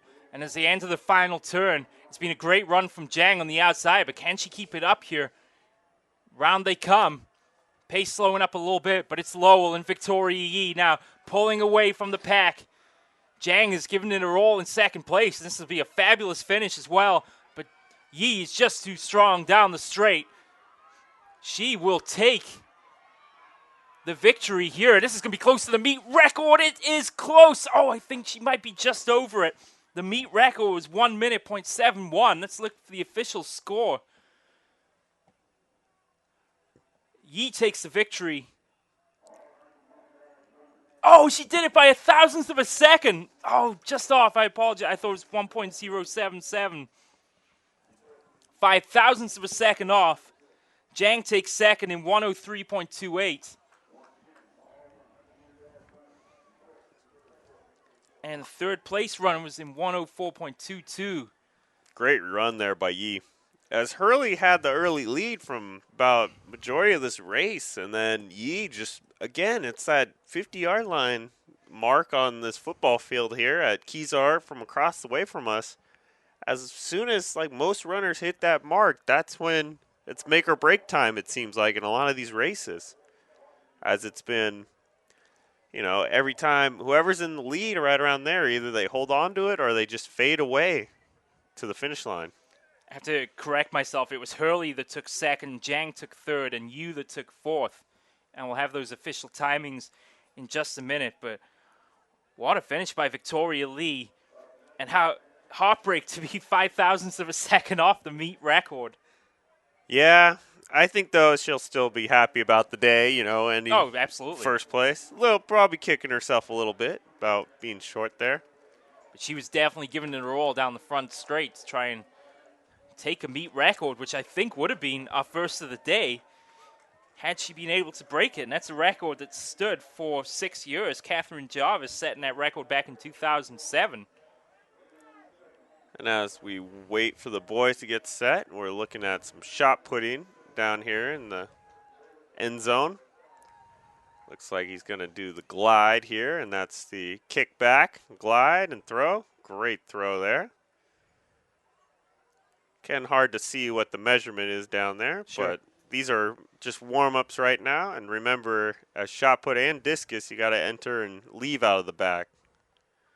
So obviously none of these guys will qualify right now if they keep leaving on the side, but I'm sure they'll get that all fixed when they're ready. As the boys are starting to get ready in their blocks. Let's see this glide here. That's good technique. Pulled it just a little bit down the right line. Good size on this thrower coming up here. Here's another race I think that should be very competitive indeed. The boys 400-meter dash for the freshmen and the sophomores. Looking at the prelim times, less than 3 seconds separate these top 8 runners. It's Kaio Funaki of Lowell, the sophomore in lane 1. Ryota Aizawa of Lincoln in lane number 2. William Barnett of Balboa in lane number 3. Our favorite, Lawrence Wong of Galileo, in lane number 4. He set a 54.6 in the heat. In lane 5 will be the Mission sophomore Anthony Saucedo. In lane 6, the Balboa freshman Ricky Wong. Simon Shee, freshman from George Washington, in lane 7. And David Lozanez in lane 8. And when, less than 3 seconds separate this entire field, this again is a race that could be anyone's to be had. And these sprints are always just fun entertainment, just because, you never know what the deciding factor is. You don't know until we get on the track and race. And so far today, a few have gone by our paperwork here of who's the favorite and who wins it, but most of them have been anybody's ball game. Sure. So we'll see if this trend continues here with these boys 400.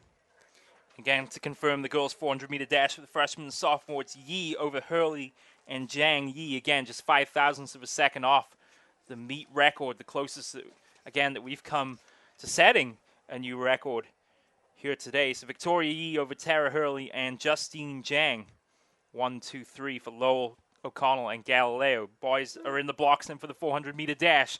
Keep an eye on Lawrence Wong in lane number 4. The start will be crucial here. How well can they get out of the blocks? Good start for everybody here. Good one in particular for Wong. He's already made up distance halfway around the first turn. And he's going to be in the lead in the back stretch. Now, there's a challenge coming here also from lane number 3, and William Barnett. He had a quick start as well, and he's going to be side by side here with Wong as they're halfway down the back stretch. And the top 4 runners here are closing in as they enter the second turn.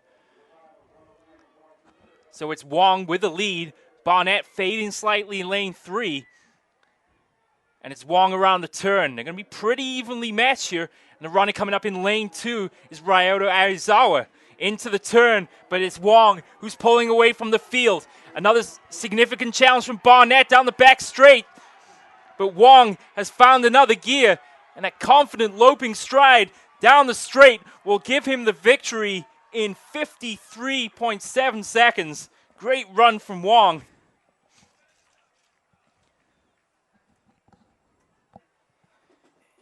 And I thought a couple times here in that race that the challenges were going to make up some ground there, Michael, but Wong just too good down that final 100 meters. Yeah, the challengers did give him a show a little bit, and then, as you were saying, just to reiterate what you were saying, down the final stretch, it was all Wong.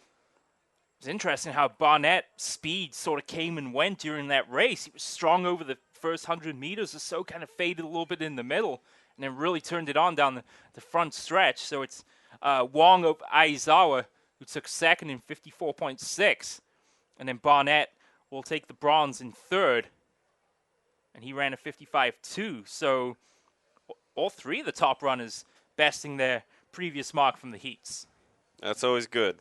As if you don't take the place you want to end in, at least improve on your mark.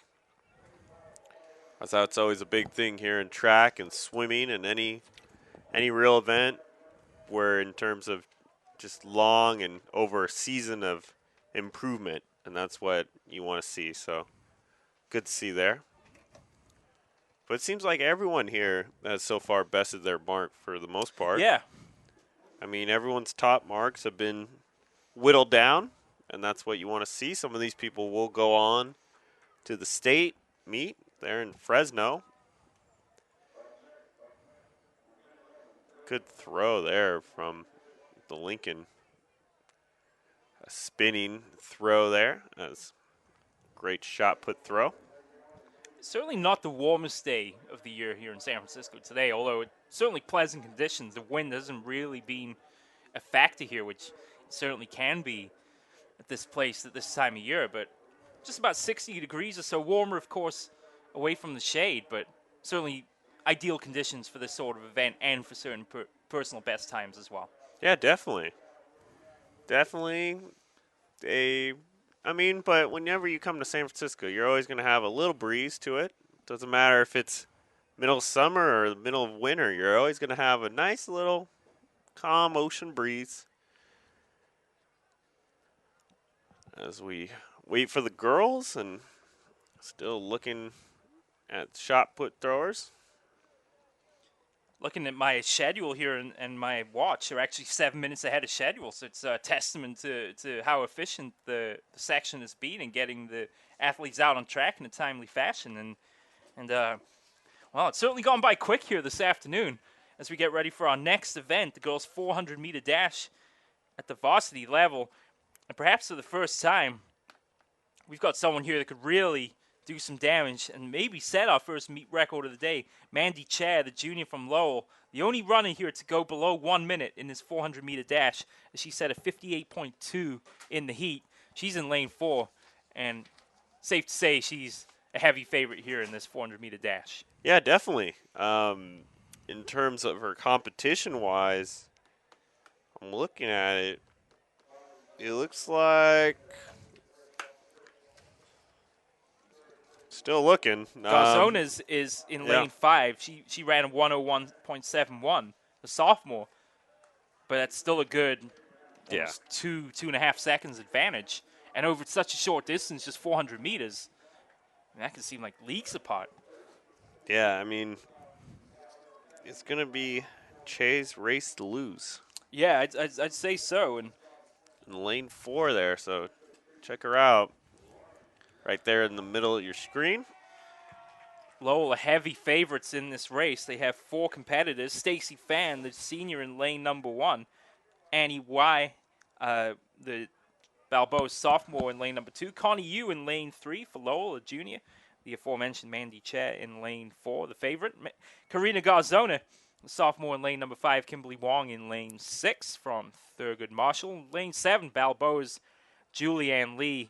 And also a third Buccaneer running in this race, Brianna Louie. They are underway. Good start already. You can tell already the start the Chair made that she's already made up a huge advantage before they even come off the first turn. Good start also from Garzona out there in lane number 5. You can already tell Chair is in command halfway down the back stretch.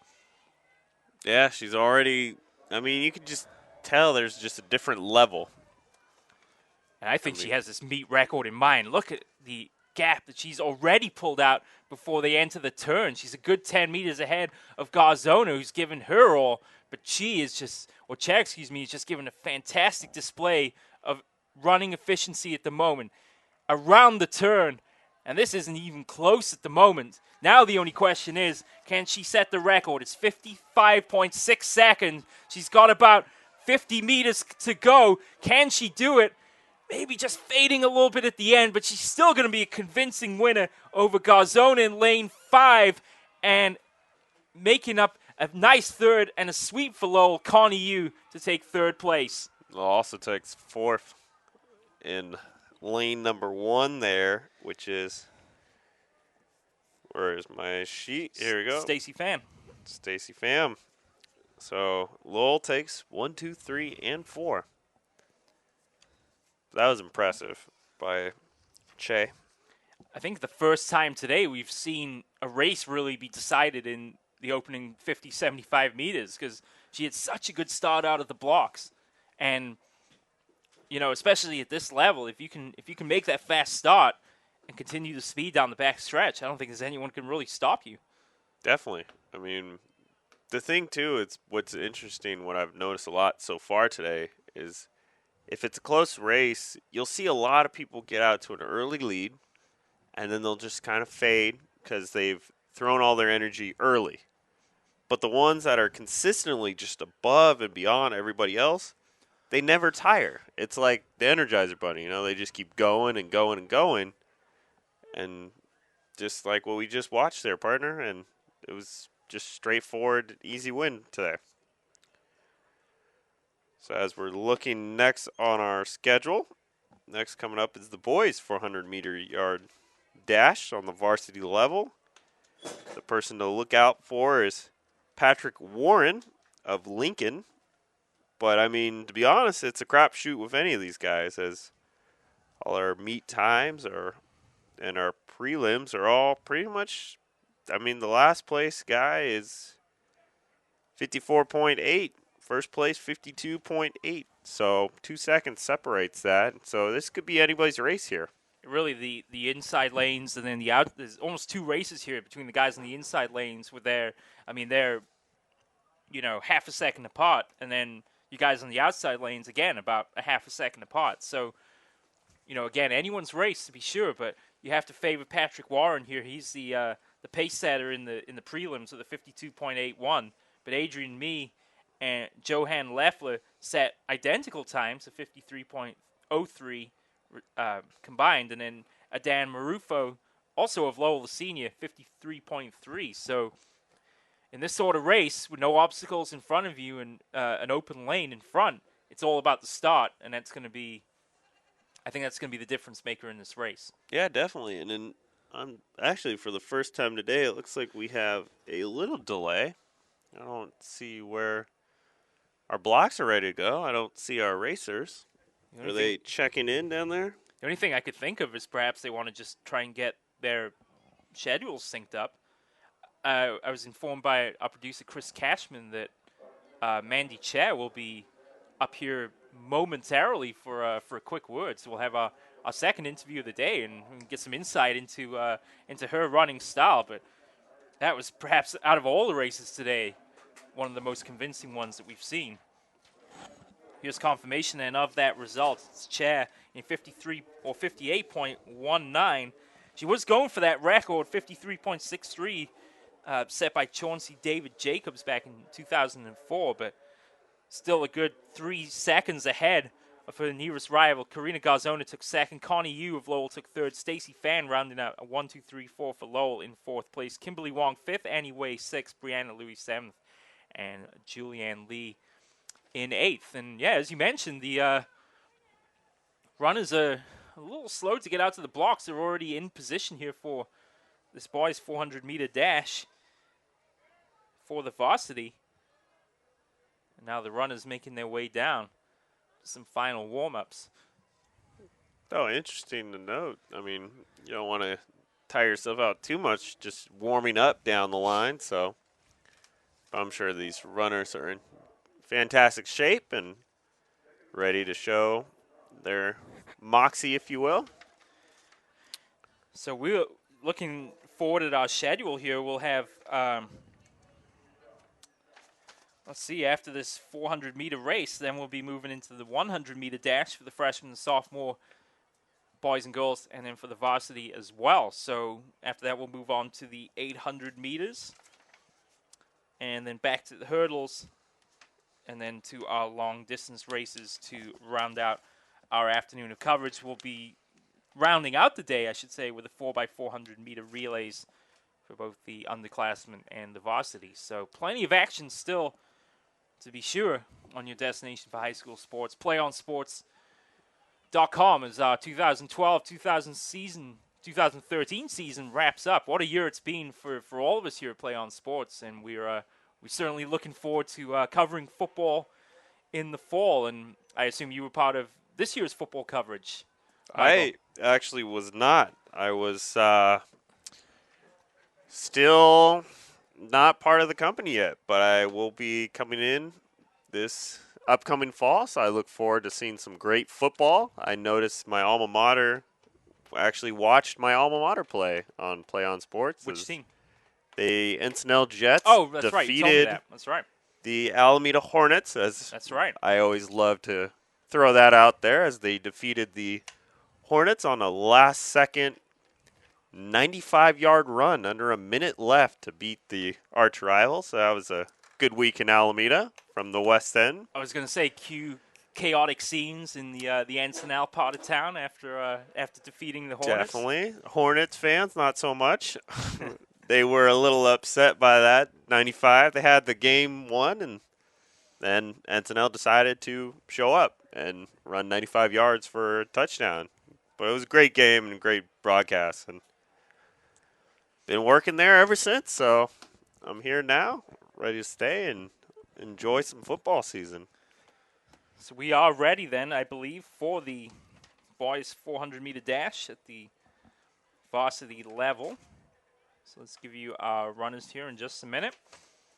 Lane 1, Andrew Ma of Lowell, the senior. Eric Hung in lane number 2. Adrian Mee in lane 3 of Lincoln. Patrick Warren, the favorite, in lane number 4. Johan Leffler, the Lowell sophomore, in lane 5.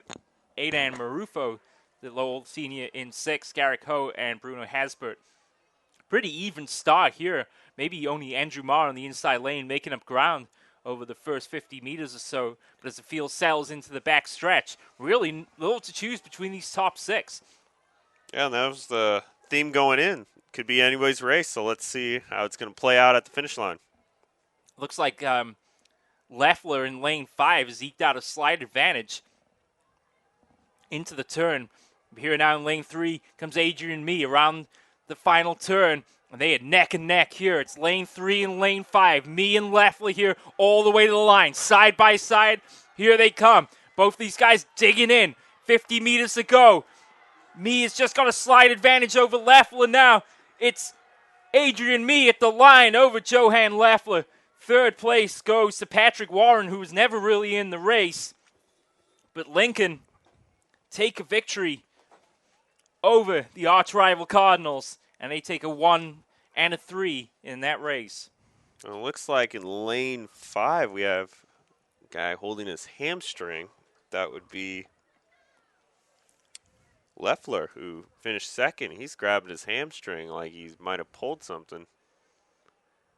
As he's walking with a little of a limp, and he had his hand right away grabbed for his hamstring. So keep an eye on that. Might play a factor later as he's in a couple of more races for the Cardinals. Could also just be a strain, but it seems like he's walking it off okay. But right away he went and grabbed that hamstring, so ongoing story there. Be interesting if we had a chance to see a replay to see the start, because it was a pretty even start over that first 100 meters or so. But I was surprised Warren didn't try and dig in a bit more as they went into the turn. But he was a clear third place coming out. But credit to Mee and to Leffler there, going side by side all the way to the line, and Mee having just that little extra in the tank to hold them off. And as we are watching, looks shot put. Great throw, but he went over the concrete barrier, which you're not supposed to do, so that throw will not count. Let's see the little thrower here. He's going to do a glide, kick back, glide and throw, and leaves out of the back, so that throw will count. Looks like we might have a few minutes break here while they get ready for the girls' 100-meter dash for the underclassmen. These are always fun. For you viewers at home, 100-yard dash, pure sprint. That's all it is. Nothing left in the tank. You got to just pour it out and go. And Anastasia Fulbright, the Mission freshman, surely a star of the future here in San Francisco section track and field, setting a 12.97 in the preliminaries, and that's just a quarter of a second off the beat record that was set back in 2009 by Melanie Speech. So, again, an evenly punched field. Less than a second separating these top 8 runners. A little over a second, but who's really counting? It's Yi Ying Hong, the freshman from George Washington, in lane number 1. Kathy Wynn in lane 2. Tara Hurley, we've already seen her running today in the 400. She'll be in lane number 3. Anastasia Fulbright, the Mission freshman, in lane number 4. Lowell's Madison Jones, we've seen her run as well, as we've seen Megan Kwan earlier in the relays. They're in lanes 5 and 6 respectively. Melanie Quiros, the freshman from Galileo, in lane number 7, and G.E. Lee from Lincoln in lane number 8. It looks like the wind's kicked up a little bit as our light post right in front of us here starting to sway a little bit in the wind.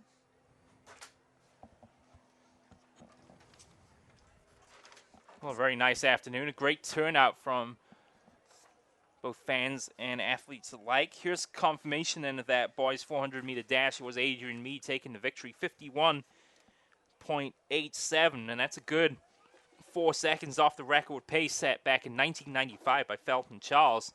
So it's me over Leffler and Warren. Hung finished 4th, Andrew Marr 5th, Garrick Ho in 6th, Bruno Hasbert and Adam Marufo take 7th and 8th. So full 10 points for Lincoln.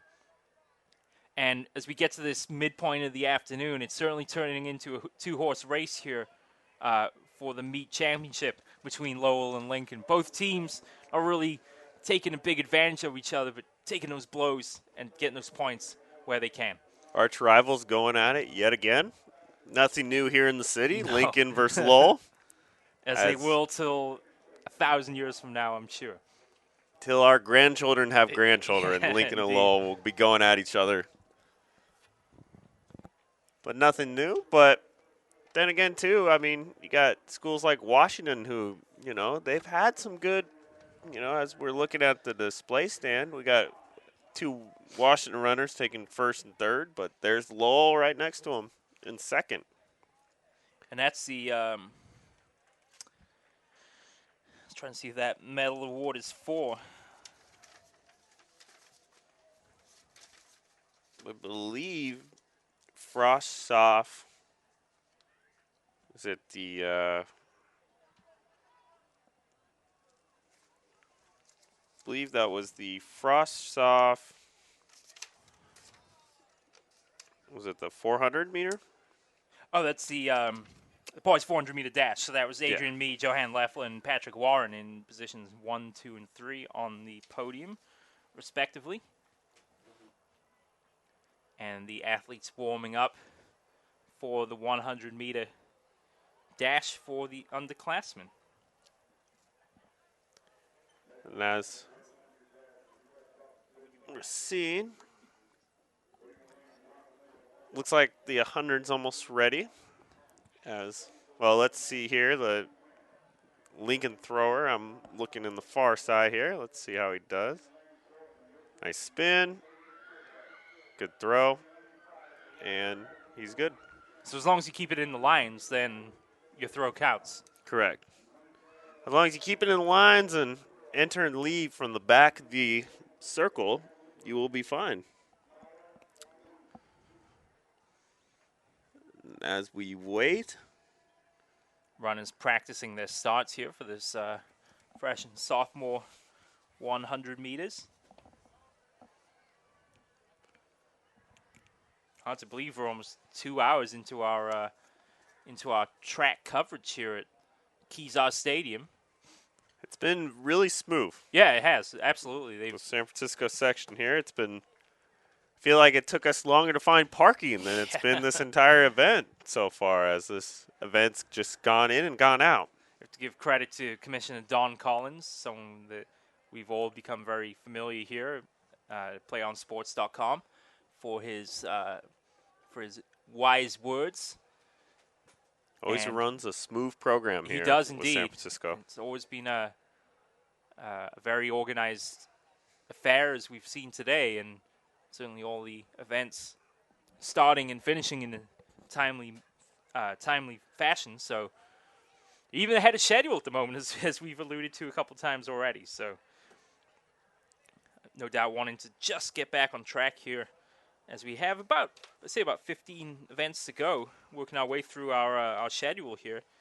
So we mentioned 100-meter dashes, followed by the 800 meters, and we're going back to hurdles for a little bit, followed by the 200, and then the long-distance races, and ending with the 4x400 relays here in the track portion of our coverage. So once again, awaiting the start here, as I think we're finally ready. The runners are in their blocks, and they're under starters' orders.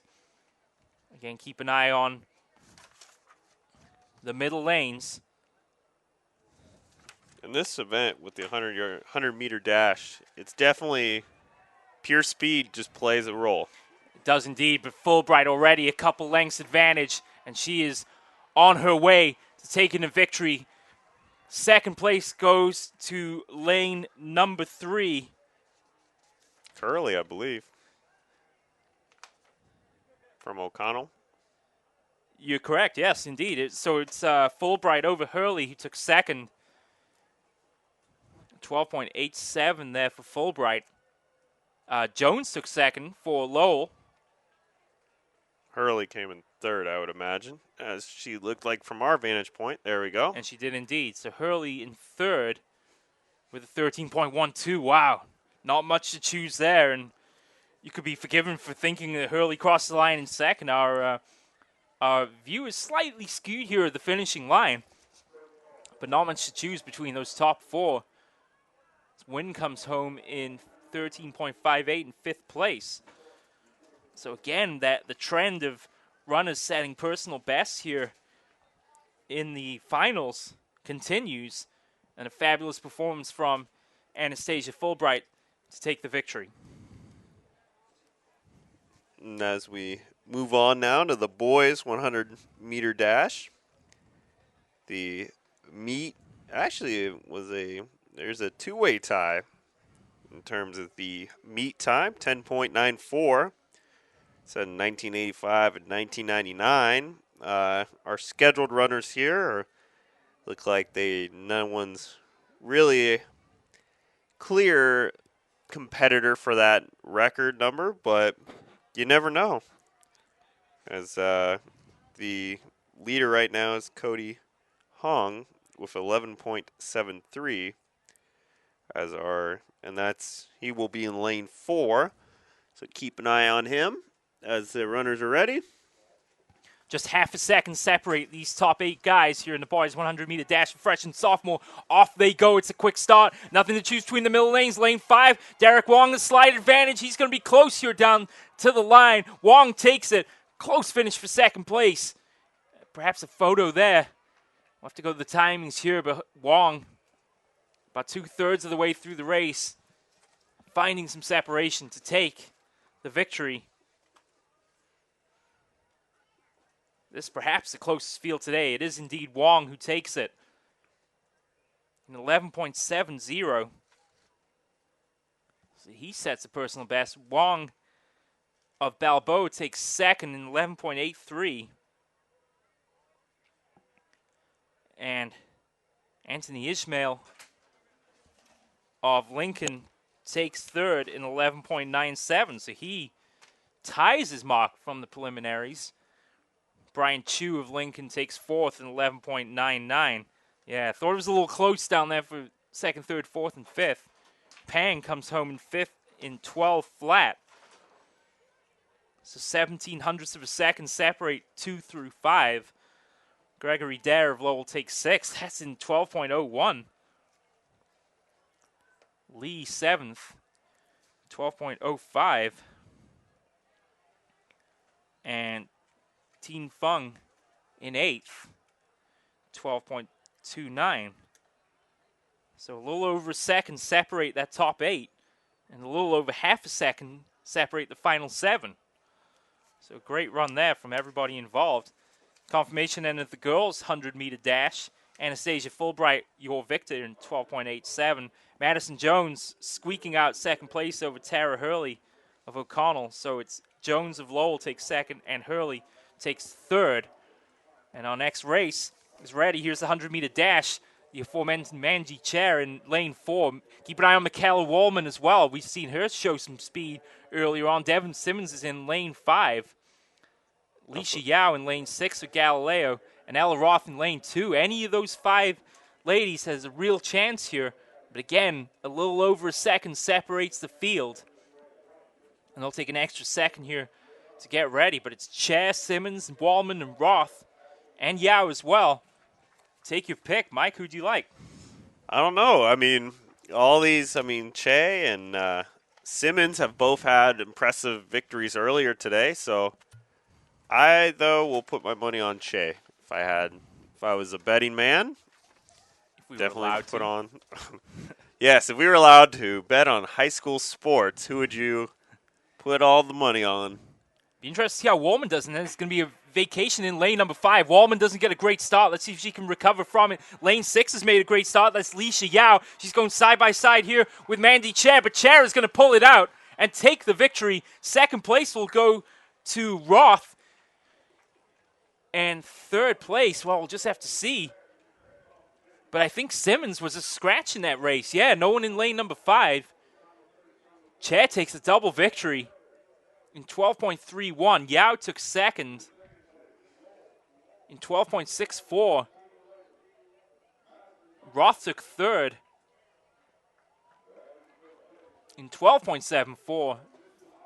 And Wallman should have taken fourth. She does. I don't think she'll be too happy with that. She did not get a good start out of the blocks. Recovered well, but finishes in 12.94. And while we're waiting for the boys to get ready, some quick boys varsity pole vault. Jimmy Zhu from Lincoln took first with a 11.6 mark, and Marlo Nermal, also from Lincoln, took second, and Lowell's Noah Pinnick took third. So, again, Lincoln is, in these field events, they are cleaning shop here, if you will. And even in fourth place and fifth place are two more Lincoln, while Lowell took third and fourth. So, you know, Lincoln's making a run there with their field event teams. And their shot put and discus group has also looked really impressive today. But it comes down to these sprints, and, you know, it seems like it's Lincoln or Lowell that's taking one or the other. So we shall see on these sprints here. The favorite, looking at our sheet here, will be Preston Leung in lane 4 from Lowell. And then in Lincoln's, Justin Chung in lane 1. So keep an eye out for those two runners there. Yeah, again, there's so little to choose between these guys. They're all in the 11-second range, all within about 0.6 of a second. So, again, it's anyone's race. And as we saw in the 100-meter dash for the girls in the varsity level, a bad start can really doom your race. And it doesn't matter how fast you are if you're already a couple steps behind coming out the blocks. There's too much speed on the track to have a wrong step here. Absolutely. It's not like the 1600 or 3200 where you can have a little bad start but finish it strong. You need to go as fast as you can and not mess up. Here we go there in the boys. Stumble out of lane 3 but recovers well. It's John Turks. Turks is really striding now. He's going stride for stride with Preston Leung. Turks at the line takes it in style. Well, that almost goes against what we just said, because Turks didn't have a good start out of the blocks at all, but he's got that kind of jerk stride. Was able to make up ground, get a step on Preston Leung, and takes it home. Time. 11.09. Good run from Turks from Yeah, Washington. Fabulous run. That's just 0.4 per second off the meet record. It's been set 4 different times at 10.64 seconds. So Leung took second. Dontel Jackson and Galileo took third. Ivan Zhang of Washington took fourth in 11.52. And again, that trend continues with these guys setting personal bests. Fox comes home fifth. So good run there from the junior Ronzel Fox for Galileo.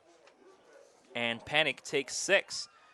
Confirmation then of the girls 100-meter dash at the varsity levels. Mandy Chad now a double winner on the day in 12.31. Li Xiao, a good run to take second for Galileo. Ella Roth of Lowell took third. Michaela Wallman once again took fourth with a 12.94. It was Kaylin Perkins taking fifth, Ashley Nash sixth, and Kyoka Kagami in 7th place. And we have a little downtime here as they get ready for the 800s. It seems like the crowd's starting to file in a little bit more here on our side. The far side, right there in the sun, all we see is the Lincoln tent and some scattered of fans down there as some long jumps. In terms of what we're waiting for, it looks like, not sure what the delay is on the field and track, as we have some shot put going on as well. Yeah, they're removing the blocks off the track here for the 800. It is indeed the next race. It would be the girls' 800-meter run for freshmen and sophomores. So we go from sprints back to distance again. So this should be an interesting one. As we got, let's see, the league record meet is 2 minutes, 31 seconds. And actually, we might have someone here who might set it. Tiana Marble,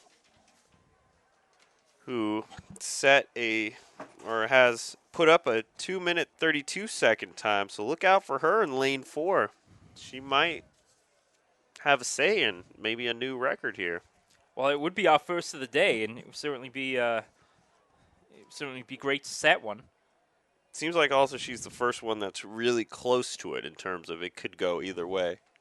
She only needs to make up a little over we'll call it a 2 second gap, but I mean, over 800 meters, it should certainly be attainable.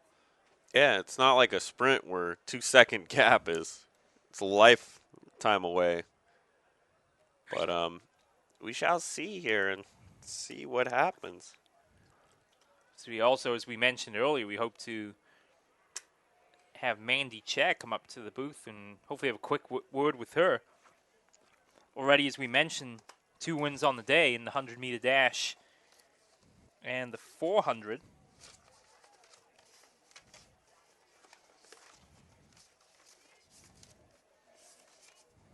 Yeah, she won the 458.19, a convincing victory over her teammate Garzona. Then a victory over Yao of Galileo in the 100-meter. That's our girls 800. Get ready to go here. So we are ready indeed. So let's give you the order here. Be Ivy Zhao in lane number 1, Marcel DePunzio for Lowell in lane 2, Michelle Wong in lane 3, the favorite Tiana Marble in lane number 4 of Burton, Serena Leung in lane number 5, Fiona Keenan-Grease in lane 6, Suzanne Kwok and Alicia Gray of Burton and Lincoln respectively. So they'll go 800 meters in to decide this freshman-sophomore race.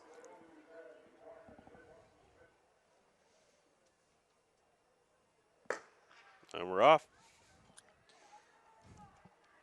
Quite a blistering pace we might have expected early here, but the runners are certainly settling in. Not much to choose between the pack here as they come off the first turn and onto the back straight.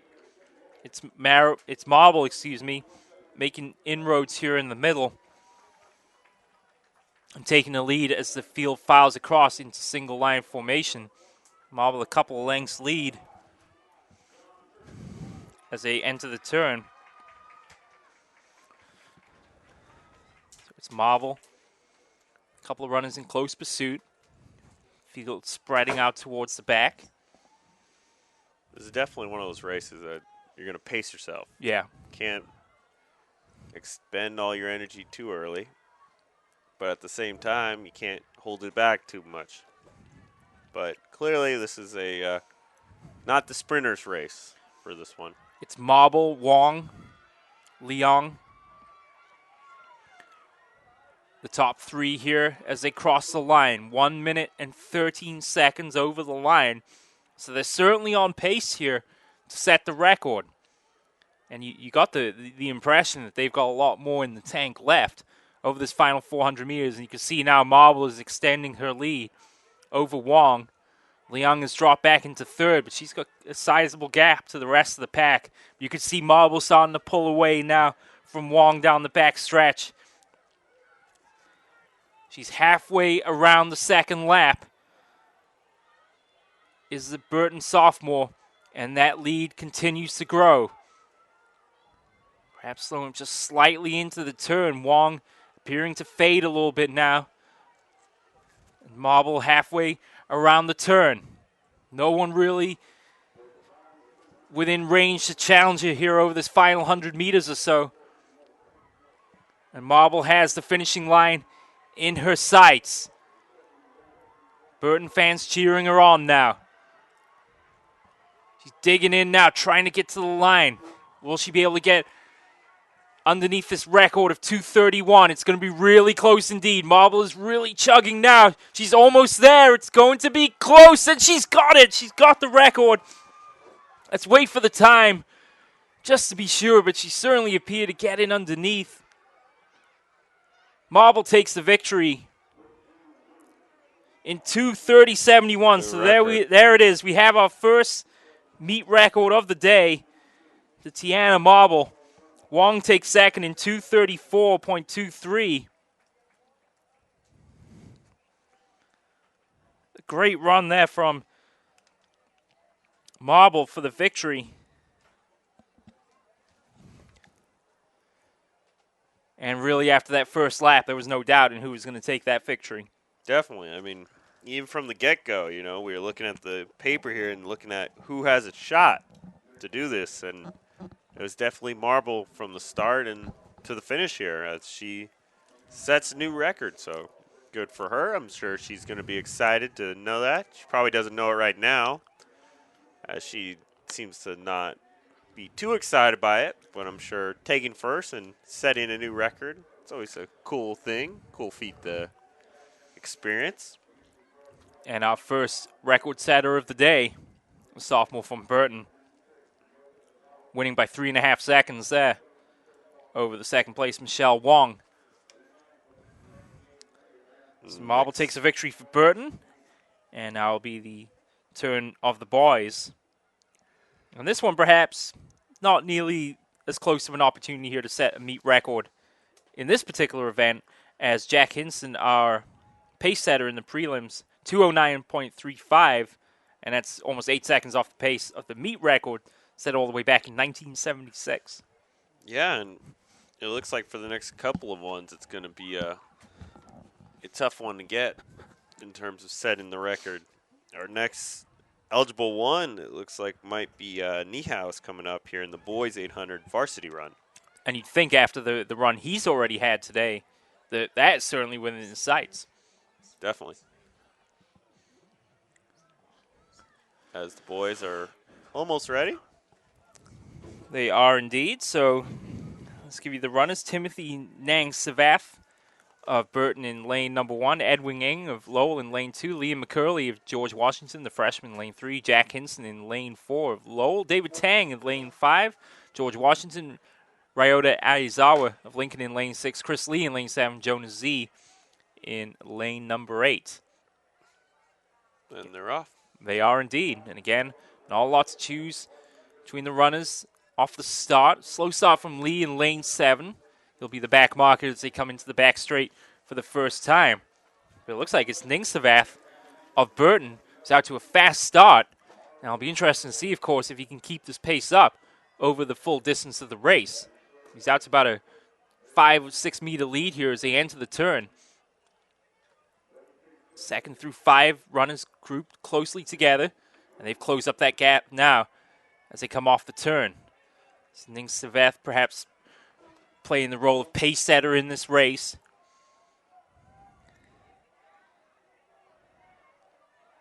So he'll lead across the line. Right behind him are, looks like we got a Washington runner making some. Yeah, going stride for stride on that inside rail there with the couple of Lowell runners. There's Edwin Ng and Jack Hinson. Hinson, of course, the pace setter in the prelims. That gap is certainly closed now, and Ning Savath still out in front, but now Lowell have made the move to the outside, and they take the lead, and this might be a Lowell 1-2 here. Let's see. Washington runners fading slightly along the back stretch, as has the Lincoln runner Aizawa. Burton fading now into the final turn, dropping to 4th place. It's Lowell out in the lead. Washington trying to make headroads here, but unable to do so at the moment. It's Lowell off the turn, a 1-2. And should be a convincing victory here. Down the front straight they come. Hinson is really giving it here to try and catch Edward Ng. Hinson still giving it all he's got. It's going to be close at the line. He's got to be careful here, but he just beats him across in time. 2 minutes and 8 seconds. The final time as Ng takes the victory for the Cardinals. 2:07.82 over a charging Hinson. really came on strong over that final 50 meters or so. Perhaps he had another 50 meters. He might have pulled out the victory there, Mike. Yeah, it seems like Ing almost didn't even notice that he was right behind him, and then but he had the big enough lead where it didn't matter. But as you're saying, partner, in just 50 more meters, and I think Ing comes in second there from Henson, who was charging really strong and hard there towards the end, but just not enough. Not enough for it. So it's Ing over Henson. More importantly for Lowell, they get first and second place. Sure. In that. Well said. And perhaps the pace set by Timothy Ningsavath in that opening lap might have tired out Ing just that little bit. And Henson, as we saw, is only biding his time throughout the race, but in the end just rang out of track. Lowell will be happy to take a 1-2. And as we get ready for our next race, which is going to be the 800 girls meter run in the varsity level. Keep an eye out for, it looks like, Sydney Gutierrez, who looks to be the favorite here. And that is in lane 4.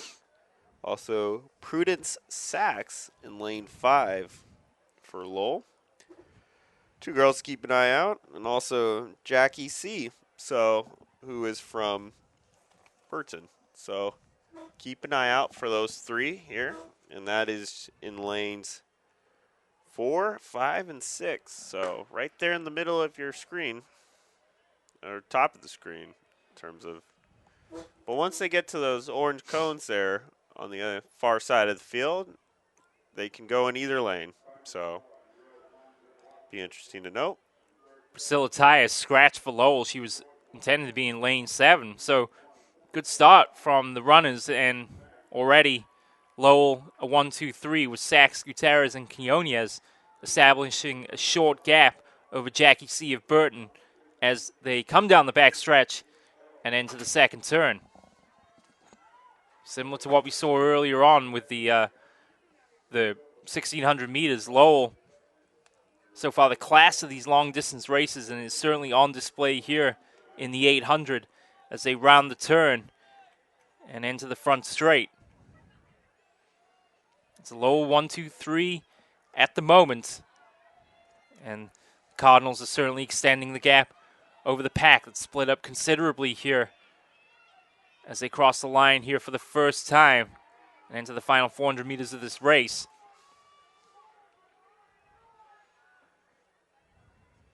It's going to be interesting to see here if C can mount a challenge here from 4th place. She's certainly within shouting distance here, Michael, but about 350 meters to go. Needs to make a move, and soon. Definitely. I mean, it's now or never almost in terms of these laps. The lead runner for Lowell is certainly slowing up a little bit, allowing the teammates to close in a little bit here. And it'll be interesting to see how the 2 Lowell teammates will mount a challenge at the lead. They're halfway down the back stretch. Looks like Gutierrez is fallen into 3rd place now. Yeah, changing position, 3rd up to 2nd, and charging now. But the leader, again, on the turn, is just able to eke out that little extra gap. Starting her kick. Yeah, she is. And here she comes now, halfway around the turn. It's a Lowell 1-2-3, and they're going to finish that way. It's just a matter of the individual runners now. Long gap back to 4th place, but the leader has started her kick. And she's charging down the straightaway now. Her teammates giving chase, but they're not going to catch her. It's going to be a Lowell 1-2-3 here in the girls' 800-meter varsity dash. A victory for Lowell. And Gutierrez takes it in 2 minutes, 26 seconds for the win. Quinones takes 2nd, 2:28.4. Sachs in 3rd. And Sachs takes 3rd place in 2:29.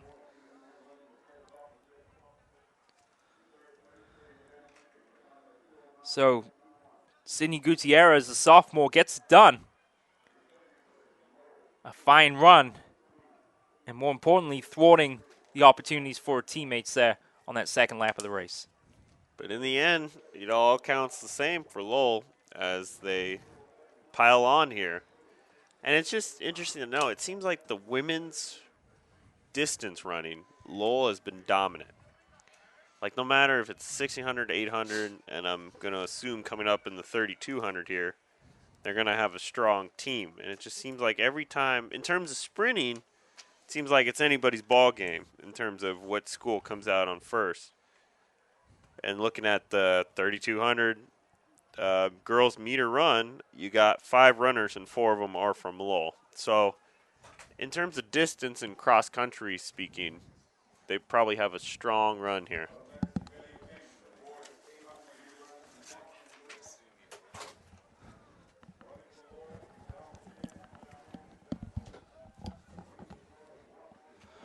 So we're about ready to have our second interview of the afternoon.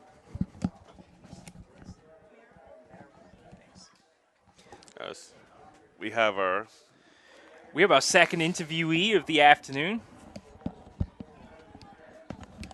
Tiana Marable will be taking a seat here. We'll be saying congratulations to her. She was the victor in the 800 meters run for freshmen and sophomores. More importantly, I'm not sure if you knew this yet, setting a meet record with your 2 minute 30.71. So when you jump on the headset here, we'll ask you a couple questions.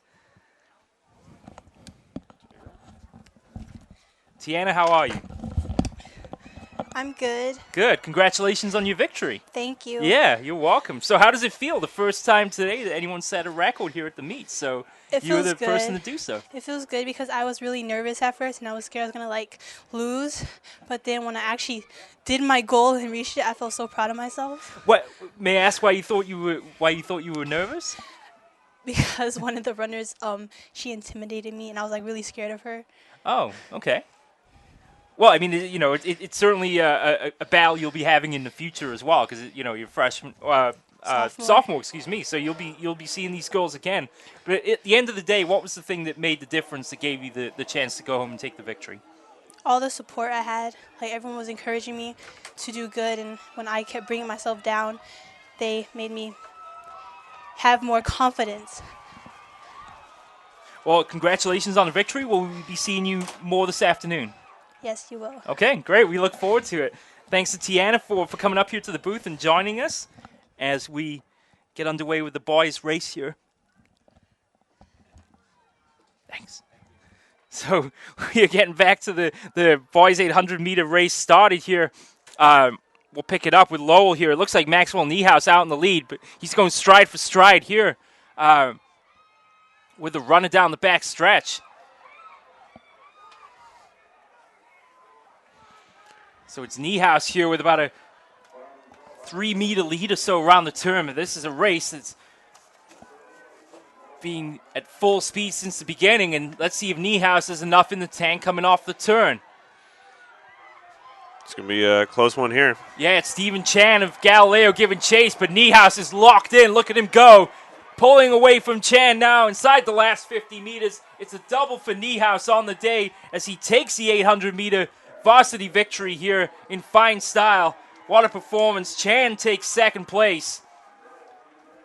And we'll get the third place man here in just a minute. Niehaus in 1:58.40. He was just 2 seconds off the meet record time. Chan of Lowell, or of Galileo, the senior, takes second.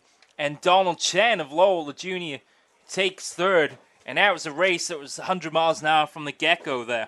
And Niehaus, again, that's his second win of the day in an impressive fashion. Yeah, so absolutely. Niehaus having a good day, having a day for himself. So, again, good run there from Niehaus, from Lowell. And, again, the Lowell distance runners have been coming in pretty strong today. I know this isn't this sort of event to have a player of the game, really, but Niehaus is certainly up there in consideration for the day that he's had so far. We perhaps didn't think of him having a chance perhaps in the 1600, but he came on strong at the end, and now he has an 800 win to go with it as well. So great performance from him so far today. And, well, Well, I think now we're getting ready to move back to the hurdles. The boys' 300-meter hurdles at the intermediate height of 36 inches. Your thought on Niehaus, though, and his day so far? He's just letting it all hang out, man. It's just a brick house over there. As Niehaus wins again. I think he's looking up at our booth. Maybe he wants to get another interview, it looks like. Well, he's certainly up for it. I mean, if you want, we're glad to have Tiana Maribel up here for an interview, and Mr. Niehaus as well. Interesting to note, too, that Tiana confirmed it, too. She was scared. It seemed like she was definitely seemed to be a little afraid of, intimidated by one of the racers. I didn't want to ask too many questions, but interesting. Certainly the best way to respond, though, is to win the race, and that's exactly what she did. And I think it's interesting that that she'll be seeing pretty much all those girls in the future. Yeah. Here at the San Francisco section track meet. So, we'll just have to see. It's going to be an interesting rivalry for the future. But more importantly, it's a victory for Burton, as we mentioned, takes that victory in 2 minutes 30 seconds. A convincing victory over Wong and Leong and DePunzio of Lowell, respectively. Each of them finishing no fewer than 3.5 seconds behind. So I'm just curious who she was intimidated by. I'm going to guess it's the trio of Lowell runners, just because they were breathing down her neck the entire race. But it's interesting. It's interesting to note. I mean, you figure you just run, don't worry about it, and let the chips fall where they may. But yeah, it was interesting. I mean, most people would say, no, are you kidding? It was all about me. I took the victory there, but I kicked their butt. Yeah, What are you worried about, yo? I wasn't afraid of any of them. Certainly a budding rivalry between the Lowell runners and Miss Maribel in the 800-meter runs in the future. So while we have a moment here, they are resetting the track as we move on to our afternoon portion of our coverage here on PlayOnSports.com. We will move back to the hurdles for 4 races. The boys 300 meters at both the freshman, sophomore, and varsity levels, as well as the girls over the same distance. Here's confirmation then of that 800-meter boys varsity run is Maxwell Niehaus taking his second victory of the day over Stephen Chan. Donald Chan of Lowell takes third. Dominic May of Mission takes fourth. Jordan Leong fifth. Stanley Tang sixth. And I'll give that to you because it's a shot put. And that's your thing. So it is my thing.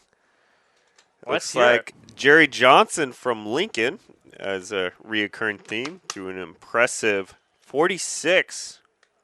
It's a good throw.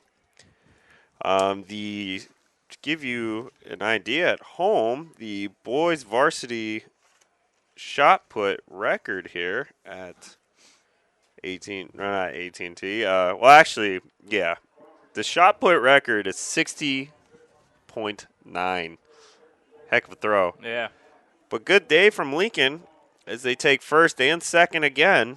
So as we were talking earlier, the recurring theme, they don't take first and second in these long distance ones. They got them in the shot put and the discus. So we haven't seen girls' numbers yet for shot put and discus, but I'm going to guess if the boys are impressive like that, the girls probably are impressive as well at Lincoln.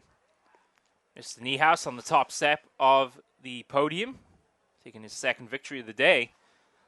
And a fine performance from the senior. Are there enough points in the field portion of the competition to take an overall victory, or do you have to make some sort of inroads on the track to take? I mean, you got to take it on the track. Now, in terms of, you got to figure it's almost 3 different events, if you will, at these meets. You got your field events. Right. You have your distance, and you have your sprints. Now, all of them add up the same because I'm looking at our official scoring sheet here for the shot put. You got your 10, 8, 6, 4, 2, and 1, and that's from first to 6th place. So in terms of field events, Lincoln's cleaning house. In terms of distance events, it looks like Lowell is completely blowing everyone out of the water. In terms of sprints, it seems 50-50. And that seems to be... Well, you could tell by the looking here at the team rankings through the 4 events scored so far. I mean, Lincoln have a 48-point advantage over Lowell. through 4 field events. So Yeah, they've been dominant on the field event side. I mean, that I was watching them, and it just seemed like every guy in the yellow shirt from Lincoln would just absolutely dominate what was being thrown. And even the jumps, I know we saw earlier in the day, we saw the long jump where Lincoln, I'm losing track of his name with everybody else today, but had a good day, but he took second place. Oh, Tyree Marzetta. And that's right, Marzetta, and he was very, real flustered, very upset by it. But all in all, it's like you still got points for your school, so just. And I think who beat him was a Balboa kid. Yeah, it was going to go all the way back to our beginning here. He was won a couple of deep, I think. Yeah, Henry Deep. So he won. So, I mean, in terms of, you only lose 2 points there for your team. But in the end, it's not Lowell in front of you. Right. So it just adds on to the points scoring for Lincoln. So good day in the field from the Lincoln Lions. We have some triple jump action going on the far side of the field as they get ready here. A couple minutes, I suppose, to get the course prepared for the first of the hurdles races. And let's take a quick break. Yeah, I think it's a good idea to take just maybe a 2-3 minute break here. Give us time to stretch our legs a little bit. So we'll be back in just a few moments for the continuation of our coverage here from Kezar Stadium, the 2012-2013. We can get a player up here. Oh, that's good stuff. All right, perfect. Prepare a Wiley Ballard graphic. Do you want me to start the stream? Start the stream. Camera 3. Beautiful. We're coming in on 1. For more information on how your school can join the Play on School broadcast program, go to playonsports.com/SBP. We can get a player up here. Oh, that's good stuff. All right, perfect. Prepare a Wiley Ballard graphic. Do you want me to start the stream? Start the stream. Camera 3. Beautiful. We're coming in on 1. For more information on how your school can join the Play on School broadcast program, go to playonsports.com/SBP. We can get a player up here. Oh, that's good stuff. All right, perfect. Prepare a Wiley Ballard graphic. Do you want me to start the stream? Start the stream. Camera 3. Beautiful. We're coming in on 1. For more information on how your school can join the Play on School broadcast program, go to playonsports.com/SBP. We can get a player up here. Oh, that's good stuff. All right, perfect. Prepare a Wiley Ballard graphic. Do you want me to start the stream? Start the stream. Camera 3. Beautiful. We're coming in on 1. For more information on how your school can join the Play on School broadcast program, go to playonsports.com/SBP. We can get a player up here. Oh, that's good stuff. All right, perfect. Prepare a Wiley Ballard graphic. Do you want me to start the stream? Start the stream. Camera 3. Beautiful. We're coming in on 1. For more information on how your school can join the Play on School broadcast program, go to playonsports.com/SBP.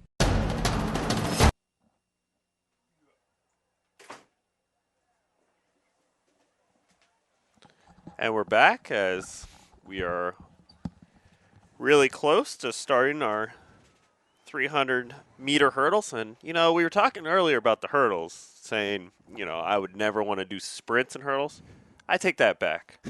I would never want to do long-distance running and hurdles as, it's almost like, what's your mindset coming into this? Do you want to hold it up, or do you just, obviously you got to sprint and go through as fast and as quickly as you can, but at the same time, this isn't just a little hop, skip, and a jump and you're there. You know, you're going to start, and we're about ready to kick off here. Our boys Frost Soft, the league meet was set in 2001 by John Lee with a 41.8.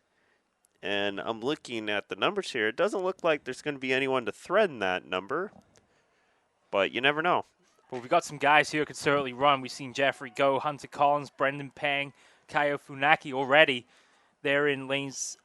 Goes in 3, Pang's in 4, Funaki in 5, and Collins in 6. Those are your top 4 runners. Collins appears to have the lead coming out of the turn, but with these hurdles split apart, it gives these runners something to think about indeed. Collins, a slight gap around the corner, but this is close as they come onto the front stretch. It's Go in lane number 4. Or Pang, in lane 4, and Collins now with a couple of hurdles to go. Collins makes up a slight advantage. It's going to come down the final couple of hurdles. Pang knocks it over. It's a sprint to the finish now. 1 hurdle to go.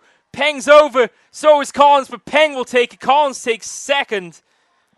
Funaki of Lowell takes third. Competitive race to be sure.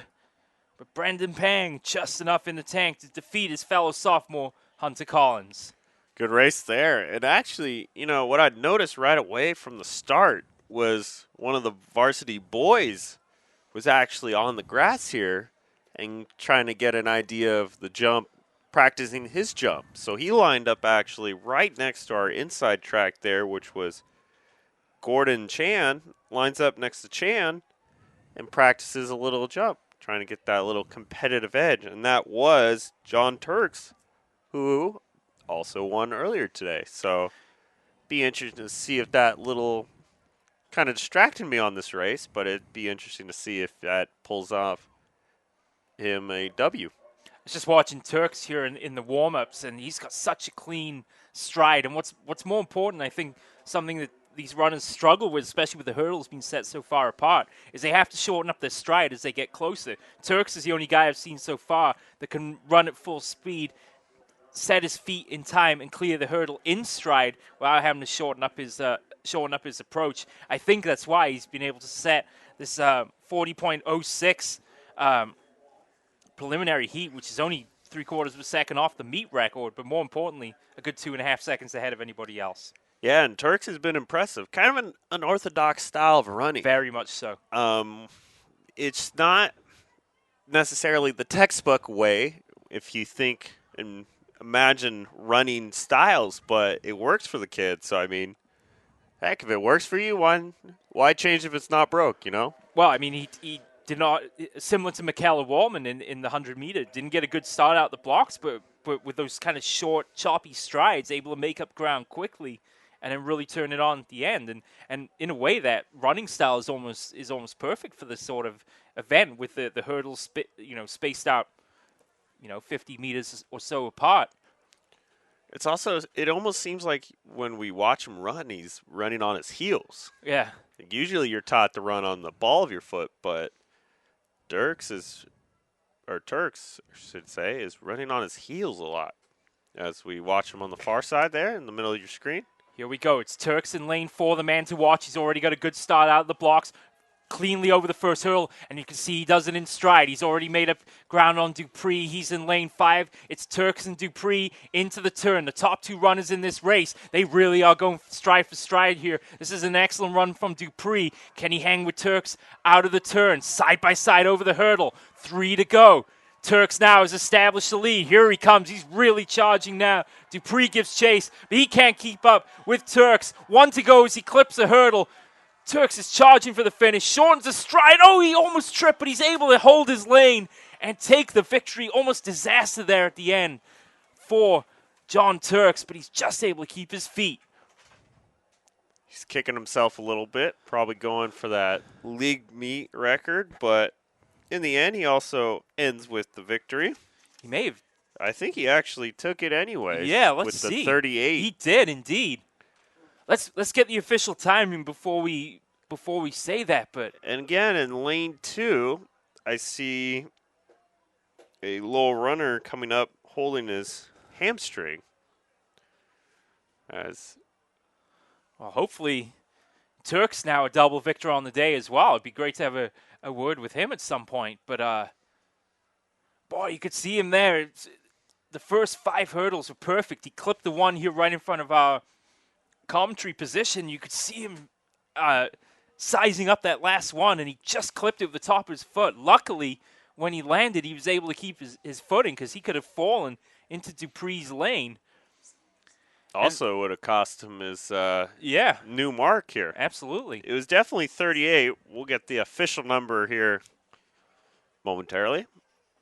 38.41 is And good that enough is for a record. So Turks, sets our second record of the day, and in convincing style, slashing 0.7 of a second off that previous record set all the way back in 1989. So, well, some big records have fallen today, and John Turks follows up his 100-meter dash victory with a victory in the 300-meter hurdles over the intermediate height. So, and you could probably, and right away too, we were talking about his opening jump was impressive, but he also, no other runner in this race was doing what he was doing. He was on the grass. He was kind of queuing with Chan from the boys frost off, and he got a great jump. And it's just like, well, if he's doing it, why isn't anybody else doing it? You know, it's working for Turks, as he's now your new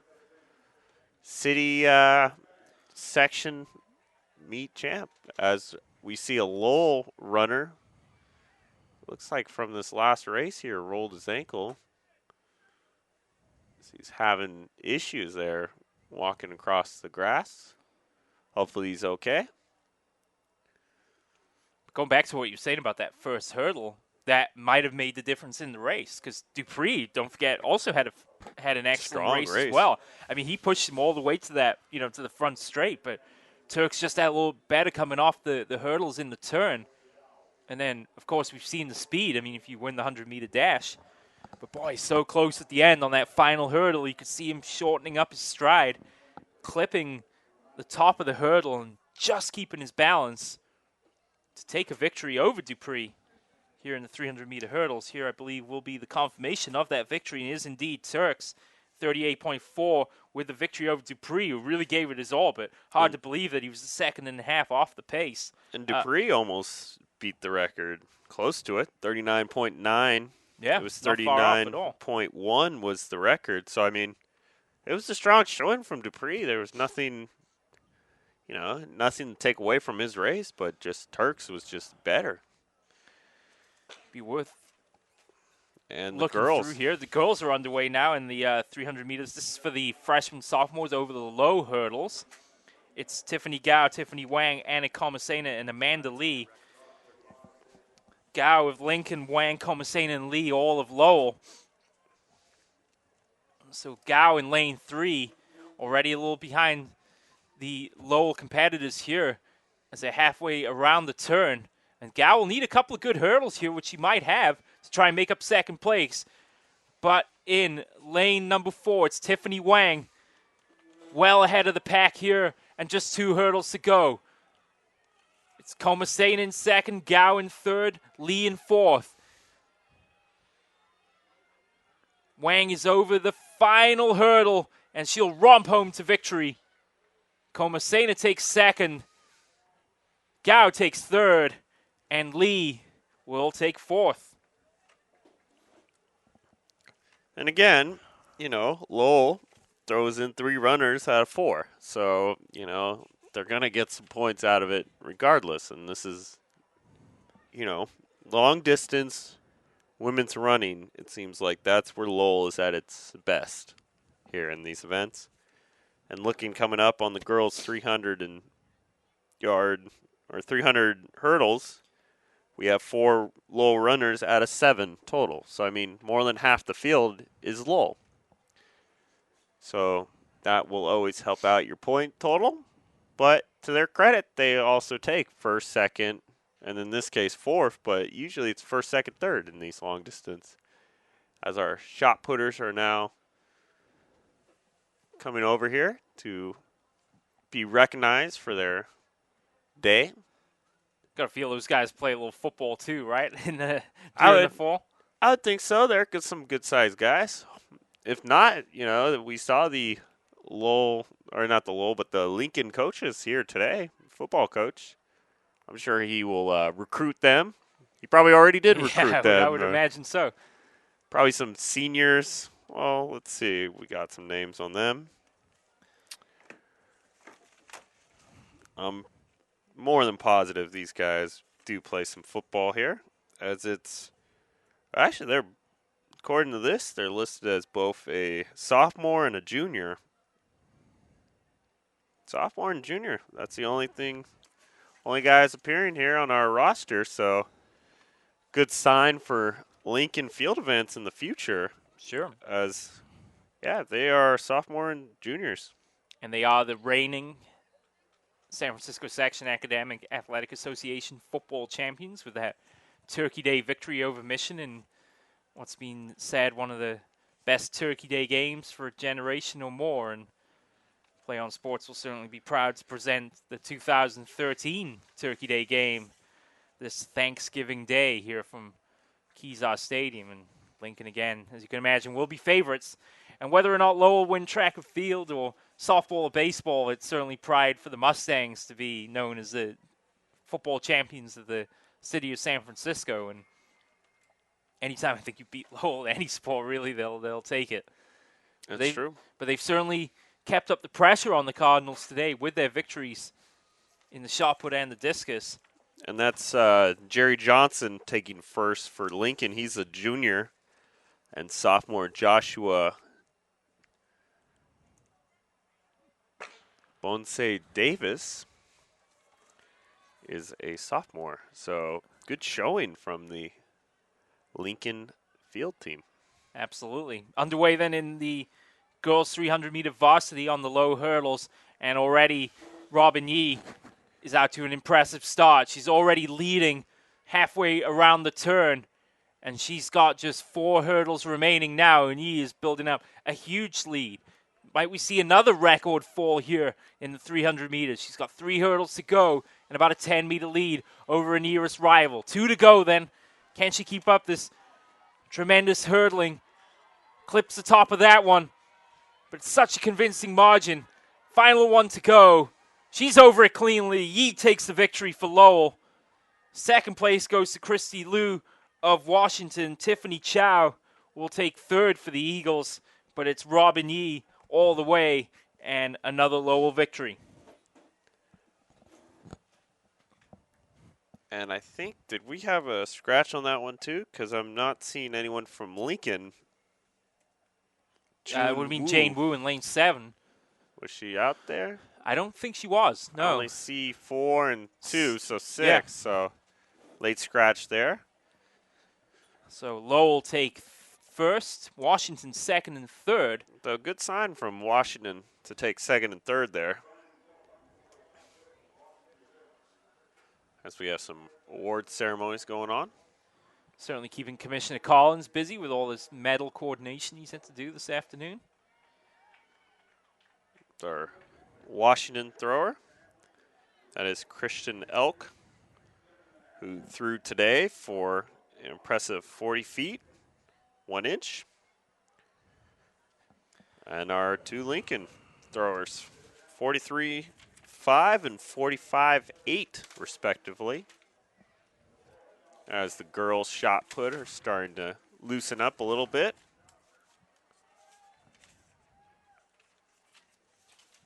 And our boys, looks like we are moving on to the 200-meter dash. Frost off, so should be a good one. Yeah, I'm trying to go through our notes here to see who took the 100-meter again. Our desk is rapidly filling up with results all over the place. So here's the 100-meter dash results. It's Anastasia Fulbright over Madison Jones and Tara Hurley and Megan Kwan. And all those are going to, except for Kwan, all those are going to be in again. So look for Fulbright, a freshman from Mission there in the middle in lane 4. And also Victoria Yee, who had a strong day so far. And Tara Hurley, who's also been in some good finishes so far. So I believe we are almost all done here with the hurdles. Yeah, and we are. I think we are indeed. Hurdles are a wrap for today. So we've got a couple of 200-meter dashes to come. 4x400s. Then we have the long distance races. Thank you. And then we will wrap it up with the 4x400 relays to conclude our broadcast day of coverage. So I imagine at least one of the 3,200 races, maybe you and I could take turns to rotate out the broadcast crew here and head on down to the snack bar. I think you've already sampled the fare on offer. Pretty good food here. Can't complain. Nice Polish sausage, some chips, water. They have sauerkraut. I did not ask for sauerkraut, but they did have a concession stand, so that beats out a lot of different places. For sure.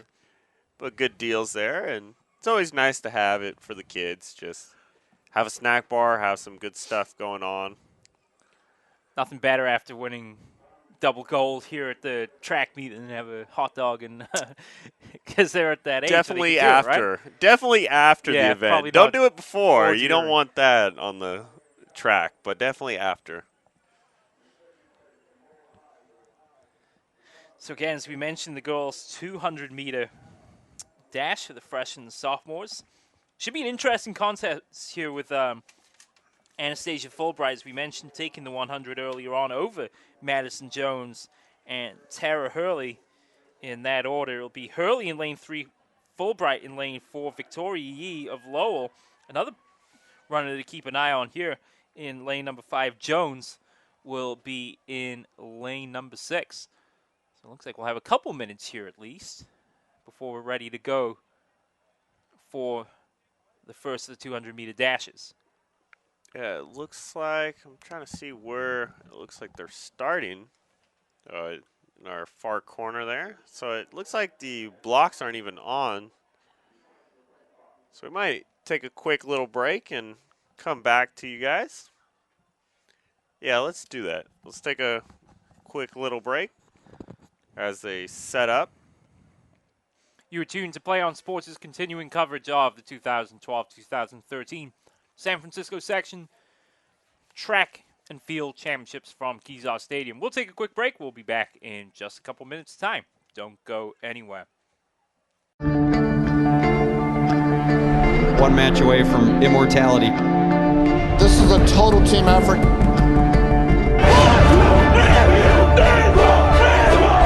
We're gonna come at you in one shot at this.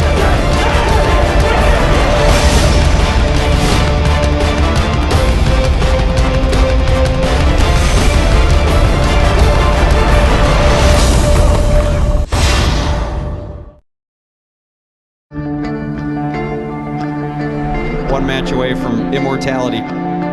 This is a total team effort.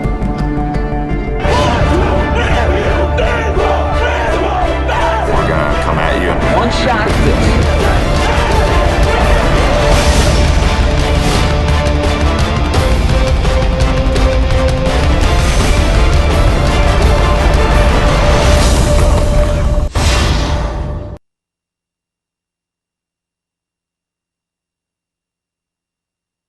Play On Sports' coverage of the 2012-2013 San Francisco section track and field championships from Kezar Stadium. Glad you are with us. An exciting afternoon, or morning and afternoon of action so far continues right now with the girls' 200-meter freshman and sophomore dash. Previous winner, Anastasia Fulbright in lane number 4, will be the slight favorite over Victoria Yee, Madison Jones, and Tara Hurley. These ladies all very familiar with each other so far, as they've raced already today in the 100 meters. And that was a win by Mrs. Fulbright. Indeed. So we shall see if that trend continues here. Fulbright's in lane 4 from Mission, as we said earlier, freshman, which is, of course, the case for the frost off. I was getting ahead. I thought we were looking at the varsity lineup, but good start to a track career. Do well in the frost off, then move up junior varsity, and then eventually you hit the big time. Yeah, this is going to be an interesting varsity 200 meters, too, with Mandy Chair, Michaela Wallman, Yishi Yao. And it looks like we're actually going to do frost off boys and girls first. They're underway here. Fulbright has made a great start, and she's going to be the leader coming into the turn. Coming out of lane 3 is Hurley. They're going to go stride by stride here out of the turn.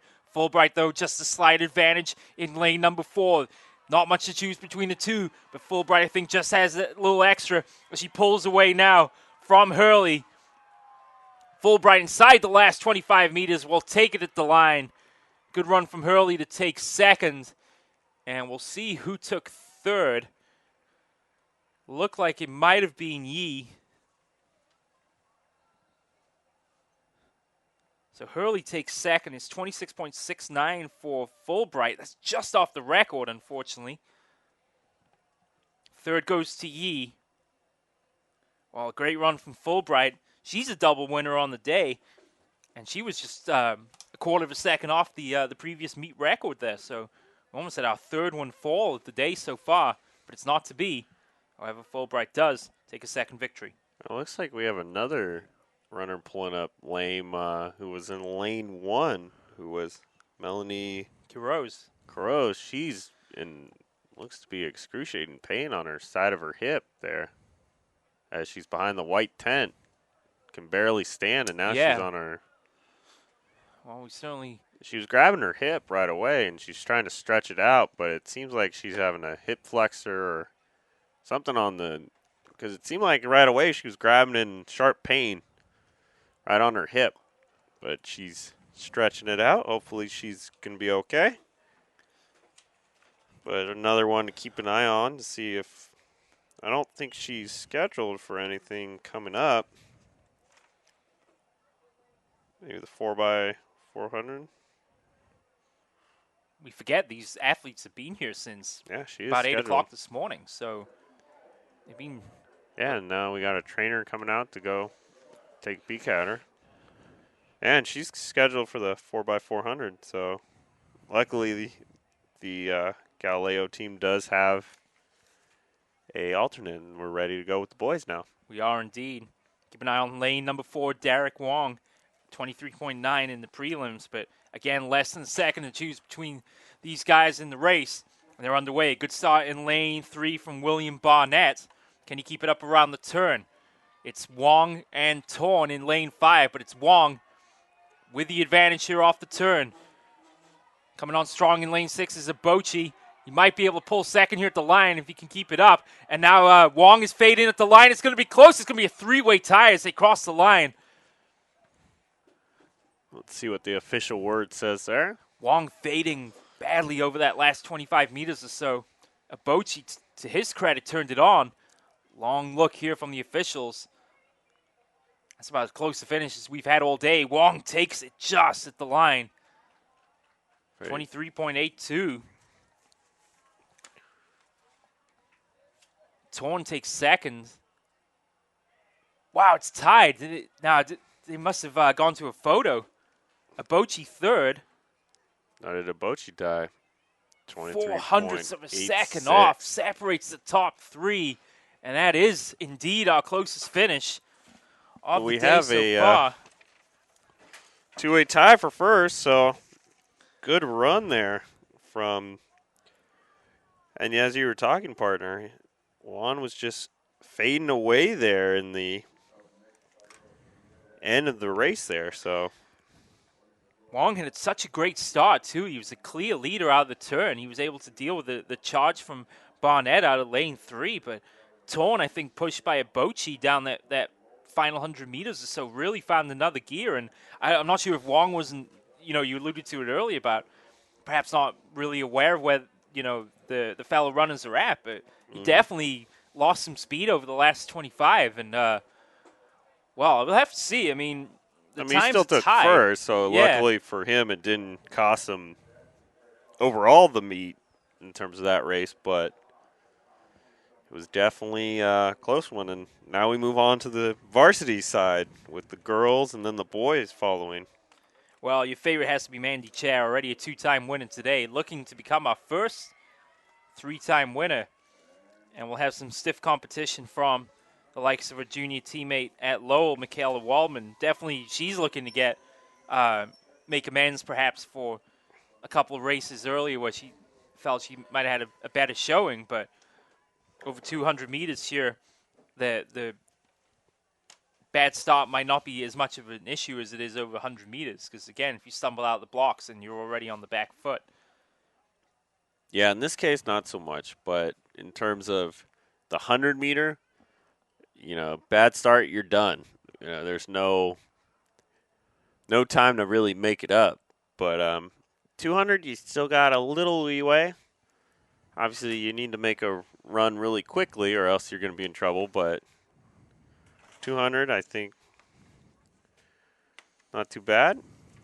So they're about ready to go then. It's keep an eye on lane 3, Lisha Yao. Mandy Chaz in lane 4. Wallman's in lane 5.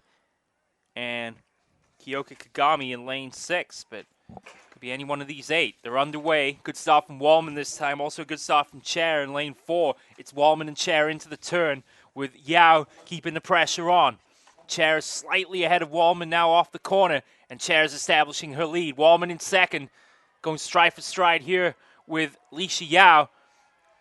Wallman keeps it going, but it's Chair with a 5-meter lead at the line, and another victory for the junior. Close for second. Chair takes it in 25.86. Great run from Wallman to take second.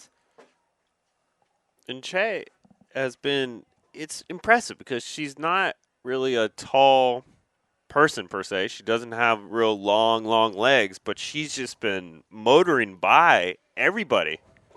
I mean, tall, small, bigger in stature in terms of, it seems, muscle size, but Che has been really impressive the entire day so far. Our first 3-time winner on the afternoon, and that one's in fine style. She's able to keep off the challenges of both Wallman and Lisha Yao, who took third place in the 200-meter dash. And as we wait for them to set up the boys, here's an update from the boys' high jump from the varsity level from today. Stanley Chen from Galileo took first with a 6 feet 3 inches, giving 10 points to Galileo. Second place, Tyree Marzeta. Good to see him come back from Lincoln, 5 feet 10 inches. And in third place, Jim Fry Lin from Washington, 5 feet 8 inches. So good to see, and update from the 5 events through the men's varsity event. Lincoln's opened up a huge lead, 83 points, with Washington next at 24 and Lowell with 24. So Lincoln, now it remains to be seen on the sprints, but if everything's playing out the way it is, Lincoln has opened it up on the events, Lowell on the distance, and for the sprints, it's really been a crapshoot. Yeah. I mean, you'll have a Galileo runner come in, you'll have a Balboa, you'll have Lincoln, Lowell. We've had Mission's had a couple. Today. So, I mean, it really comes down to who can get the best footing on these sprints. So events like this 200 coming up are going to be huge to see who can ultimately win this track championship. So we're certainly getting down to the nitty-gritty now with just the 3,200 runs to go and then the 4x400 relays. Confirmation end of the 200-meter dash. Chair takes her third victory of the day, followed by Wallman in second. Lisha Yao took third. Kyoka Kagami fourth. Amy Luong fifth. Karina Garzona sixth.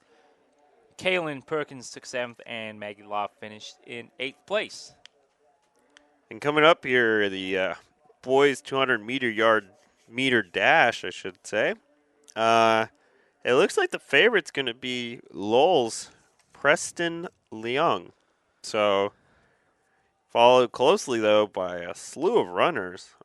You got 1, 2, 3, 4, 5, 6 other runners there that are right in the thick of things. So let's see how it plays out as they're ready to get in their stance. Yeah, this is certainly one of the more evenly matched races we've had. I think Dupree, Leffler, Jackson, all those guys could potentially win this race. Keep an eye out for Jackson in lane 5 from Yeah. Galileo. He's going to be the one in the middle of the screen in the purple. And they're off. Leung got a good start in lane 4, as did Jackson on lane 5. You can see already Leung making ground up off the turn, and he's going to be the leader coming onto the straightaway. Can anyone catch him up? There's going to be a good challenge on the outside here from Jason Hung, going stride for stride. Here comes Dontel Jackson in lane 5, but it's going to be Leung from Jackson in second place. Photo finish for third between 3 or 4 runners. But again, Leung off the turn, just too strong.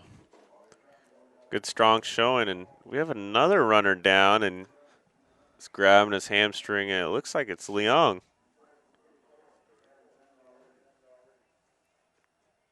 In lane 3, he's grabbing, went limp there on his leg. Yeah, he's being helped up by the other runners. So Leffler took 4th. That was Leung in lane 3, the winner. I think it was Leung from Jackson from Hung. From Leffler. Dupree took 6. Next we're coming up on, so we go from sprints, and now we're coming on the marathon, if you will. And we got 4 of them. 3,200. Got 4 of them in a row. So these ones are going to be quite the marathon. As I'm looking around here, and it looks like we do that, and then so 2 events per se in terms of style of the event are left on the day. But we got 4 3,200s to go, and then the 4x400 in both varsity and JV. Well, I guess the frost shop will just say it's JV for the all intents and purposes, so JV and varsity. Interesting. Small fields for the women, big fields for the guys. We've got 15 going in both boys, varsity, and JV, just 7 in the girls' JV, and then 5 in the varsity. So, yeah, and it looks like Leung's in a lot of pain here on the bench. They're calling for medical attention now. They are indeed. Let's see. And he's one of their top sprinters there for Lowell. Is he going to be appearing on their relay team, I would imagine? No, he's not. He's not scheduled to be on their relay team. But he's in,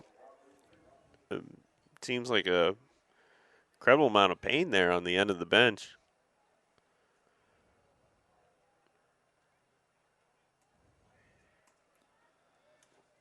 So it's been interesting the last couple of races. We've had a couple of runners go down with, it seems like they're in incredible amount of pain. So hopefully that trend doesn't continue here today. As we mentioned, they have been out here a long time. I mean, they've been out more or less when we arrived on the scene here at Kezar Stadium this morning at about 8:30. So long day for everybody involved. The end is certainly in sight, as we have our 4 3,200-meter runs, followed then by the relays. And that will wrap up our day of coverage here from Kezar Stadium in San Francisco, the 2012-2013 San Francisco Section Track and Field Championships. As we mentioned, our first season of coverage here in the San Francisco Section, our first complete season. And we look forward to many more in the coming years. It's interesting to note, too. I mean, you figure some of these athletes, they have a event early on in the day, and then there's a lot of dead time, and you got to keep yourself loose. I mean, I see a lot of them kind of jogging around, stretching out, but there's a lot of dead time there where if you don't keep yourself loose, you're going to have a really serious injury, and it looks like Leung might have experienced that as He's going to get helped up to the trainer. Commissioner Collins comes over to check on Leong. As Leong he's not even going to be able to take part in the medal stand as he earns a medal. Yeah, he can't put any weight down on that ankle. But it seemed like, just like our previous injured runner, Carrarzo, it's like an upper hip injury, it looks like, because he was grabbing upper leg, but and we'll have a stand-in for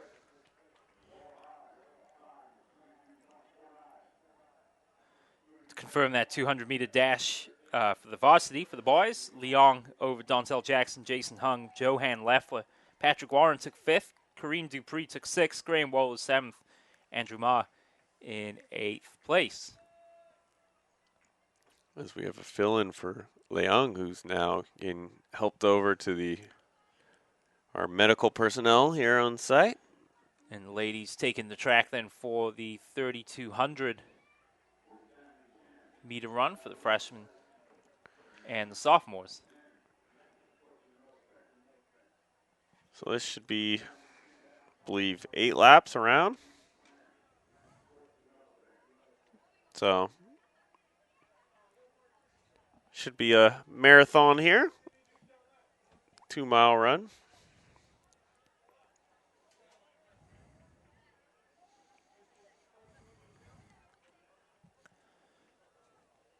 So let's see how they do here in terms of early lead. Thing with a 3,200 run, the first thing you want to do is get to the inside. You need that inside track. And the next thing you want to do is definitely pace yourself. Right. But at all the same time, make sure your opponent's not just beating you to the punch, if you will. So looks like we have 4 low runners and 1 Washington and 2 from Burton. So Serena Luang in lane number 1, Annie Zhu in lane 2, Cicely Tang and Emily Yu both of Burton, Jacqueline Choi, Allison C, both of Lowell, and then Li Gwen Wen, the only Washington runner in this girls freshman sophomore 3,200 meter. I wouldn't call it a dash. I'd call it a run, but marathon. Marathon, yeah, indeed. Under starters' orders, then, so they set them on the line. 8 laps of the Kezar Stadium track to come.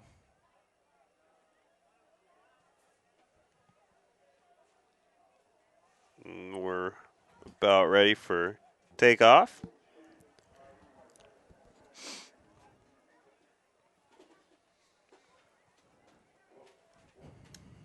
Ready? We are indeed. And we're off. And we are indeed. So this is going to be wild, partner, for this race. We got 8 laps. We are in the beginning of 1. And while this is all going on, I notice we have women's shot put going on. We have women's pole vault. So it seems all the women's events are finally starting to come in. It'll be interesting to note and see if it continues with Lincoln's dominance there in the field events. Because if Lincoln's going to win this track title, I mean, right now I think we don't have official numbers in front of us, but I think it's Lincoln or Lowell. I think it's Lincoln and Lowell's. It's either one of those two. So it's going to really depend on the women here for Lincoln. If Lincoln's women can take, first, second, third, somewhere in there consistently on the field events, we'll be in good shape. Let's go. Okay. Is it okay if we record it? Yeah. Okay.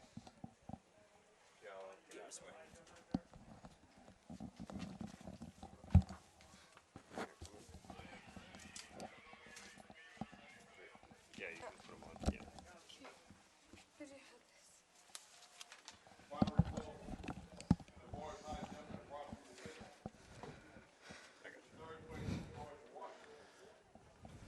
So just over one lap gone then in the 3,200 meter race. 7 to go. We'll get back to the action here in just a minute. It's our pleasure to bring our next interviewee in, and Anastasia Fulbright. Congratulations. Quite a day you've had so far. Thank you. Yeah, you're welcome. So 200-meter dash winner. I'm trying to go through my paperwork here. As you can tell, I got a lot of stuff here in front of me, but the 100 and 200-meter double. Talk us through your races. A couple of great runs in particular, and a lot of good competition out there on the track today. How did you do it?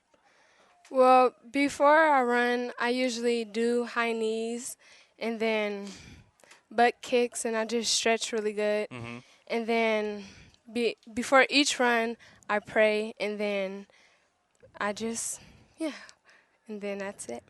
And you know, considering you're a freshman as well, did you think when you woke up this morning that you would take both the 100 and 200 meter events here at Kezar this afternoon? Yes. Well, there's nothing wrong with being confident, right? Talk us through the 100 race in particular. It was a really close finish. Both Madison Jones and Tara Hurley both ran really well, and I expect those are goals you'll be seeing a lot of, in the coming years. Almost like a rivalry. But talk us through the 100 race in particular. What were you thinking as you stepped in the blocks, and what were you thinking when you crossed the line? Well, when I stepped into the blocks, I was a little nervous. But when he said, runners, take your mark, I stretched and did a couple of run-throughs. Uh-huh. And then I got on my blocks, and then when he shot the gun, everything was just, I need to, win. That was going through my mind. It's one of those things where it kind of happened in slow motion, but you just kept your eye on the prize, and you take it home. Yeah. So do you play any other sports for Mission apart from track and field? No, I just cheerlead for Mission and run track. Okay, and I'm sure you're looking forward to being back in Turkey here for Turkey Day next year, and hopefully this time a victory for Mission this year. Yeah. I could bet. Well, thank you very much indeed for coming up. We really appreciate it. Anastasia Fulbright, the winner of both the girls' 100 and 2-meter freshman and sophomore races today. Many congratulations to you, and best of luck for next season. Thank you. You are welcome. So special thanks to Anastasia Fulbright for coming up to our commentary box here, and we certainly wish her all the best of luck for the rest of the year, and of course into the future. She's got many years in front of her as well for Mission, so we certainly will expect to see here on finals day at Kezar Stadium in the future. 3 laps then about to be in the books, and Lowell already have a 1-2-3, and as Mike and I have alluded to so far today, Lowell are just supreme at these long-distance events. They've got runners in 1st, 2nd, 3rd, and in 5th. So Lowell already out to a comfortable lead here as they start the 4th lap of the race. Definitely, and it just goes to show you, once again, Lowell High is for women's, especially women's relays. Like men's relays, or not relays, long distance. It seems like it's kind of like Lowell does well, but it seems like it's kind of a crapshoot. Women's, it just seems like it's Lowell, and that's everybody else. As right now they are in 1, 2, and 3, and right now the first place, who is, I believe, will be Serena Luong. Yes, who's already won once today, and as we see the wind starting to kick up a little bit as we see the canopies, which a lot of the teams are having some shade under, are starting to kick up in the wind. So let's see if that affects the runners in any ways. Maybe gives them a boost. Maybe gives them a a disadvantage. So. Well, the wind has certainly picked up over the last hour. There's an American flag across the other side, or on the far side of the field. It's blown quite more vigorously than it was an hour and a half ago. But, the wind is blowing from west to east. That's the way the field is laid out here. So really at their backs along the front straight, but then they're running into the wind as they head down the back straights. 4 laps in the books, and Lowell a comfortable lead here in 1st, 2nd, and 3rd. We'll get back then to 4th place and the first of the Burton runners. Lowell right there behind the Burton runner then in 6th, and George Washington bringing up the rear in 7th place. But it's all about Lowell at the moment, as it has been for much of the day at this sort of distance. And they have a comfortable lead with Leong in the driver's seat here in the 3200 relay, or 3200 run, I should say. And coming up on the 4x400 should be some really close races. I'm looking at, for the women's, it looks like the Lowell team is just completely, it's them or George Washington for this first one for the Frost Soft. But then you look at the Frost Soft on the boys varsity level, you had a couple of teams here under the 3-minute or under the 4-minute mark. Actually, all of them except for Missions here. And you got Washington in it. You got Lowell, Lincoln. So if Lincoln wants to make some noise, it's going to be an event like that is where they need to beat Lowell.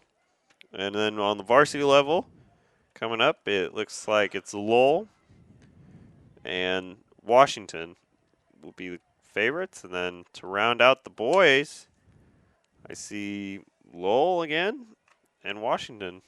What a day that could end for Maxwell Niehaus. He's listed as third runner of the 4 in that 4x400 relay at the varsity level. But with the way he's performed today, especially closing out the races, be interesting to see if they move him to that anchor role and put Hogan back to third and have their chances against a Lincoln team. Kareem Dupree, as we've seen, has ran well today, as is Justin Chong. So there's only some interesting matchups then over these relays. And although we haven't had an overall score update so far, it really is between Lowell and Lincoln at this point of the day. Yeah, especially if Lincoln can hold up their end of the bargain here on the women's side of the shot put, discus, and pole vault. And from the looks of it, it looks like they're doing pretty well so far, as we have a triple jump update. And like we were talking, well, Balboa's Henry Deep, who's had a heck of a meet today. He's definitely he's won the well. 110 high hurdles, the triple jump, and the long jump, I think. Yeah. And Marzetta from Lincoln also has not been too shabby either, right, as he's had a solid one. But it also gives points to Lincoln. Lowell's Bruno Hasbert is in third. But to update the event score, you got Lincoln well and ahead of everybody else, especially Lowell, 95-32 right now for events. So it's going to be Lowell and Lincoln. I don't see, and as we have, looks like relay teams going on right now in terms of first, second, and third. Yeah. Either 1 or 2 laps to go here in this girls 60 or 3200 freshman sophomore run. And as it's been since the start, a comfortable advantage for Lowell. They're now holding the top 4 places as they've exchanged positions there for 4th and 5th with Burton. So Burton 5th and 6th, Washington 7th. But Lowell, as it's been for much of the day, holding on to the top spots. And as this race continues to go on, it's just testament to these athletes' durability. Because, I'll admit, first one to admit, if I did maybe a lap or 2, I'd be okay. By lap 3, I'm walking. I am slowing my pace a little bit, but not these athletes. They continue to go, not quitting. Even the last place runner is still coming in strong. So testament to their conditioning, their coaching, and their durability here. Lowell heading towards the line to complete another lap. And it will be the final lap now for the Cardinals. A 1, 2, 3, 4, but an exchange in position now. And this is where the race might get interesting here as Burton and Lowell runners here, 4th and 5th, continue to battle down the straight. They've exchanged positions a couple times on that previous lap, and they're side by side now as they head down the straight. Good pace, though, from all the runners Yeah. right now. Let's see if any of them start their kick anytime soon to really try to increase their time. That gap has certainly opened up between 2nd and 3rd here for Lowell, but they continue to lead and lead convincingly. Now the real battle on track will be for 4th and 5th. Really the only position that's still to be decided in this race. You can imagine Lowell would like to get the top 4 positions, and you know that certainly has to wait on the mind of the Burton runner there in 4th position. Definitely be a small victory, moral victory, if you like, for Burton if they can hold off the mighty Lowell here and take 4th place. Down the straight then for the final time. Lowell in command of the race, and it's going to be a victory here in dominating style for Lowell as they take the top 3 positions. A victory then in 12 minutes and 56 seconds. And your victor was Serena Leong. She takes the gold. 2nd place goes to Annie Zhao. And 3rd place to Allison C. Good finish in 4th place as Burton, using a little extra speed down the final straightaway, take 4th place. Lowell comes home in 5th. Once again, your victor, Serena Leong,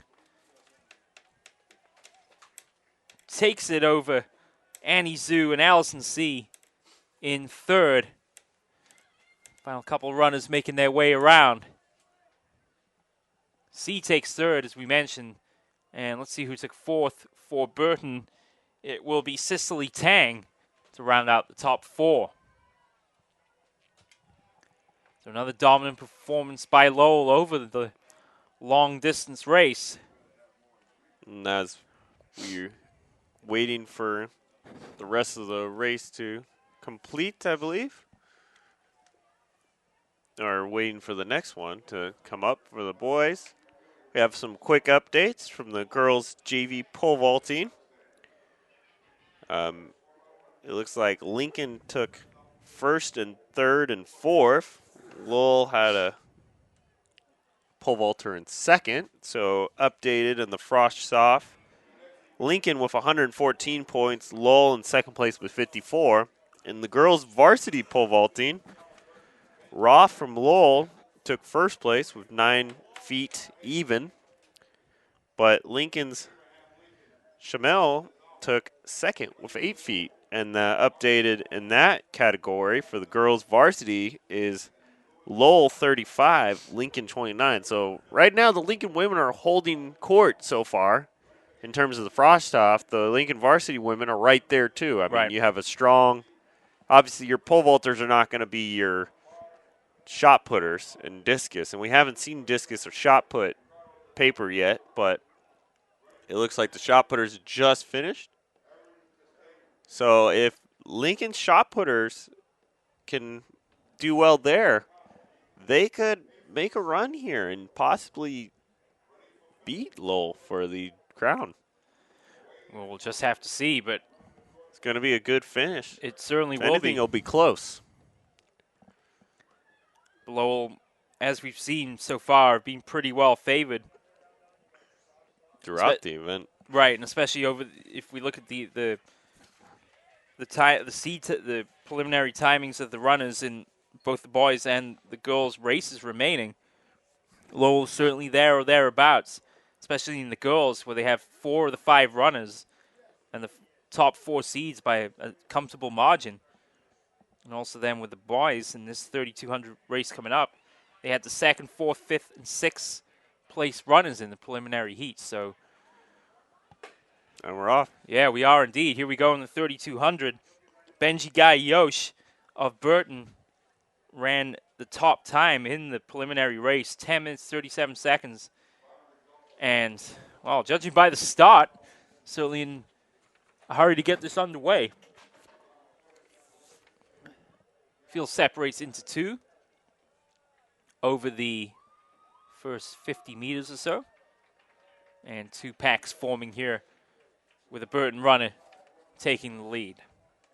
So right now it seems like it's like, as you're talking the two packs, one is the kind of the Lowell pack and the other pack so far, but that could easily change at any moment. So looks like the Lowell runners here are third, fourth, fifth, and sixth off the turn here, the first lap.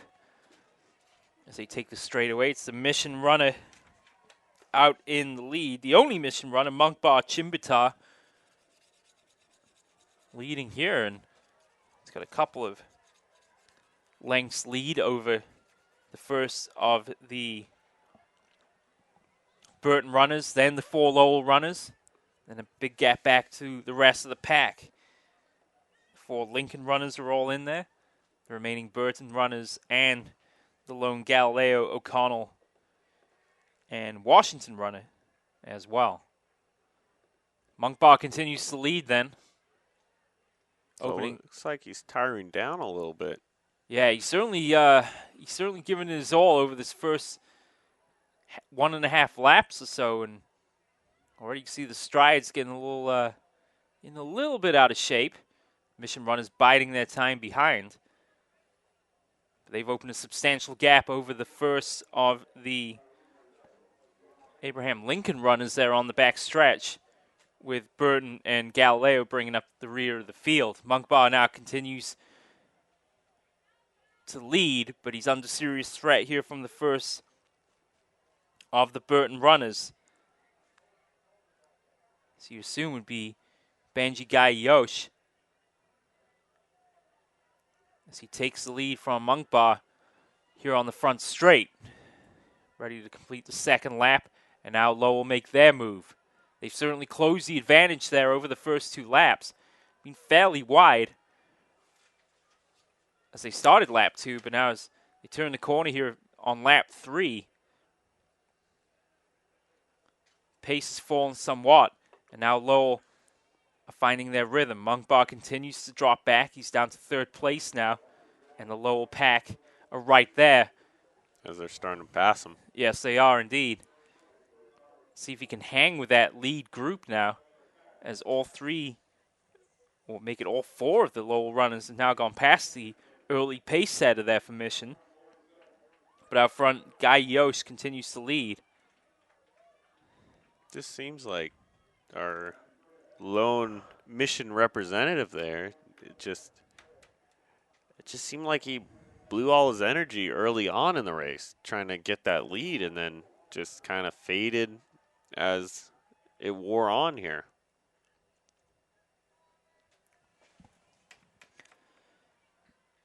Yost continues to lead, but that Lowell pack is certainly closed up now, and you can imagine that he'll be feeling the pressure for the rest of this race. Ran a 10:37 in the preliminary. Did miss the Guy Yosh, and now he's got two Cardinals bearing down on him as he enters or starts the fourth lap of this race. And this is a quick race, just 4 minutes and change over the first 3 laps. So these guys are really giving it their all at the moment. The record time for this run set all the way back in 1973, 9 minutes 56 seconds. It's an impressive mark here. Yeah, and I'm not sure how they convert the time over distance, but the modern record set by Aaron Hill is the full 16 seconds slower than that. And that's 10:12:24. And, well, if these guys keep up this pace, which you surely can't see him doing for the entire duration of it, that number could certainly be under threat. Guy Yost continues to lead. Lowell hounding him there in second and third. A little gap back to fourth and fifth.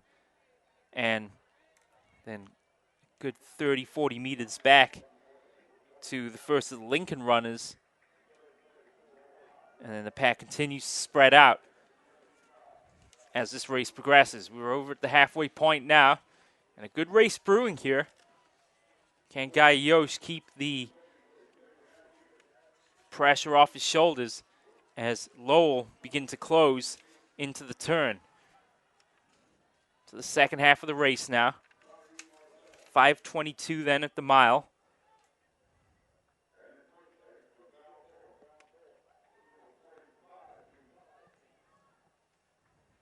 Well, 5-minute, 22-second mile, nothing to be sniffed at all, and it gives you an idea of the sort of condition these guys are in.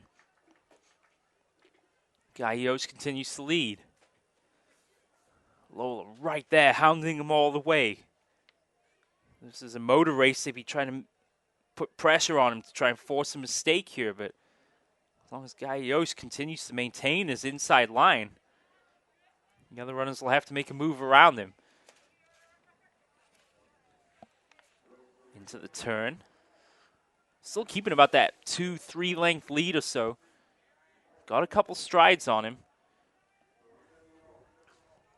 as they come around to complete another lap. Just continuing this forensic pace right now.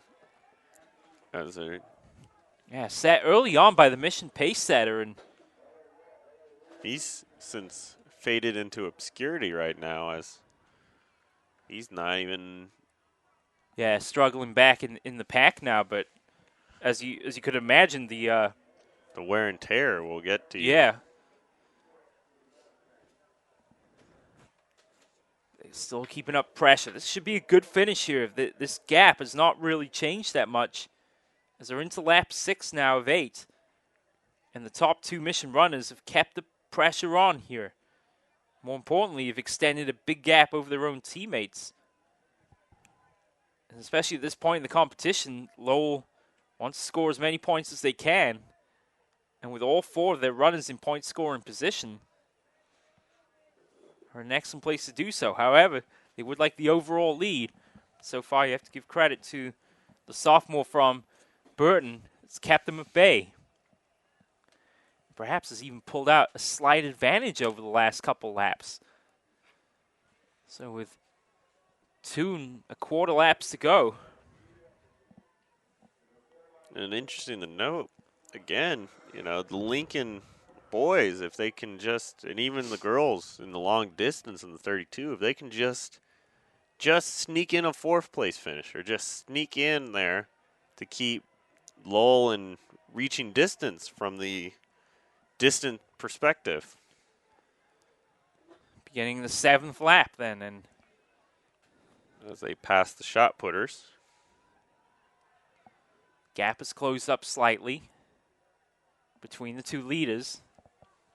Has extended between 2nd and 3rd, and that same distance remains back to 4th place. And now perhaps Lowell's rear guard coming under attack here from a Washington runner, or Lincoln runner, excuse me, who's moved up now into 5th place. So for the first time in a while, a runner's been able to break the lock that Lowell had on 2nd through 5th position. So change then as Lincoln move up into 5th, Lowell drop back to 6th. But in front, it's still a lead for Burton. And they've got 1 1/4 laps to go.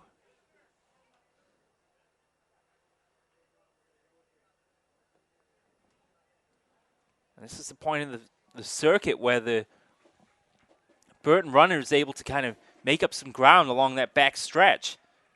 And now with the wind at his back, we'll probably turn it up a notch. And you can see how Lowell closed down into this final stretch. Now he's going to make his move to the outside. And the runner in 2nd place takes over the lead for Lowell, but has shown a little extra capacity there to go past the leader, and now is extending his lead. The other thing to note, too, is if the Lowell runner right now and pacing the group, if he burns his, and it looks like he kind of is, as Yeah, you can see duck his head there trying to, and he's losing it quickly here. They're going to go side by side now. Are they trying to psych each other out here?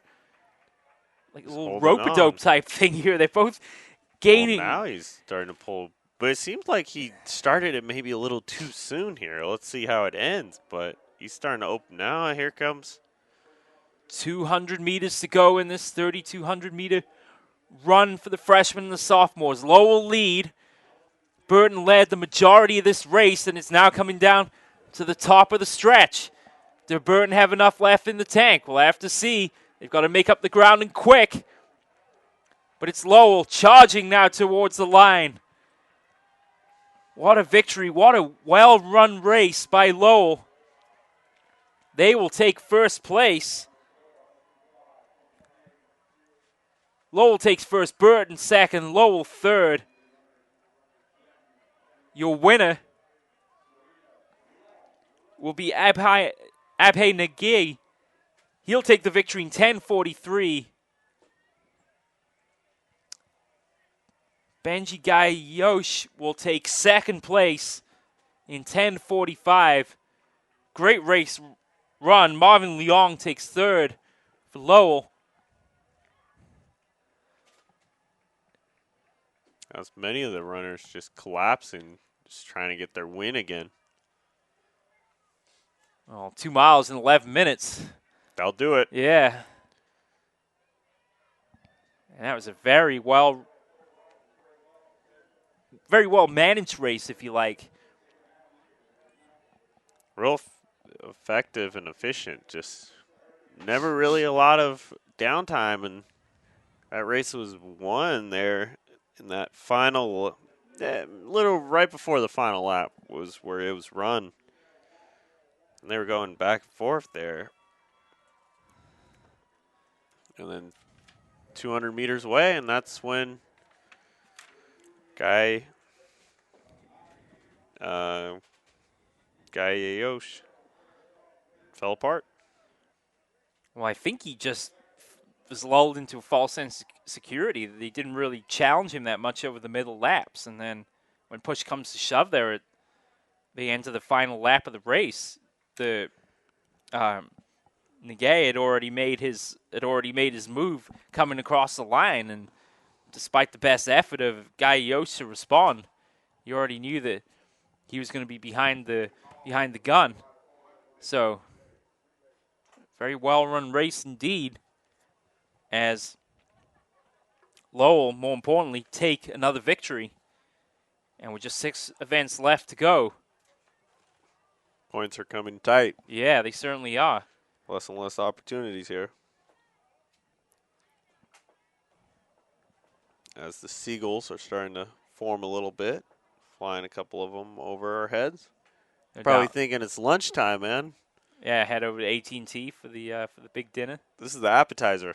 Yeah. As the seagulls always appear there and in the Coliseum in Oakland. They work hard for their food. So as we're getting ready for the next 3,200, let's take a quick break while we're waiting for the 3,200. Sounds good. We will be right back.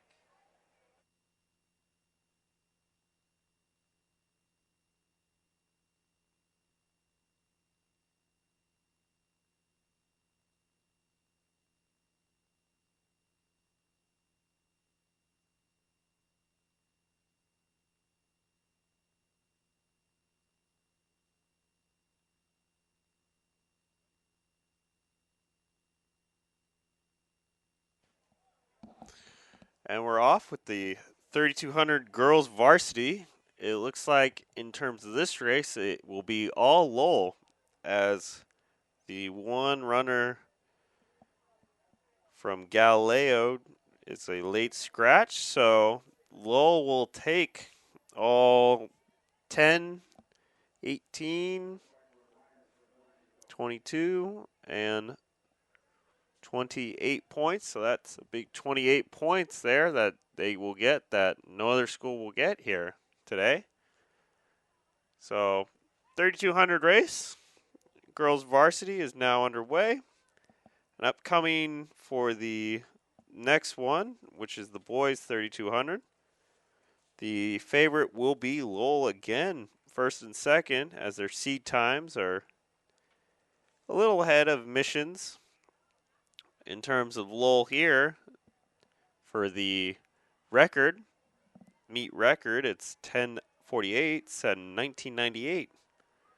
But it seems like with the pace they're going, it seems like that may be a stretch. As our official numbers come in from the boys 3200 Frost Soft, we had in first place Nagay from Lowell with 10 minutes 43 seconds. And in second place, Guy Yaosh from Burden with 10 minutes 45 seconds. And Lowell taking third, Lincoln in fourth, and Lowell in fifth and sixth. So, as we said earlier, with the recurring theme that the Lowell distance teams are doing very well for the Cardinals today, but if Lincoln wants to make a real run at them, they got to make some damage here, but this is not going to help as Lowell will get all 4 of these points here. The next section for the boys 3200, the all-time meet record was set in 1972 as 9 minutes 24 seconds. And that was done by Brad Duffy. And it looks like Duffy's record will probably stand as we don't have anyone scheduled to have an amazing record time, but you never know. So stay tuned and check it out as the girls are 3 minutes underway here as the final Lowell runner just passed at 3:04. And right now, Kristen Leung, who's already had an impressive day so far, has continued that as she's leading the pack, followed closely by the rest of her teammates. And also in the distance, you can see that the girls' shot put is starting to come to an end here as most of the field events for the day are all concluded except for our shot put as we have our final shot putters. Let's see a glide there.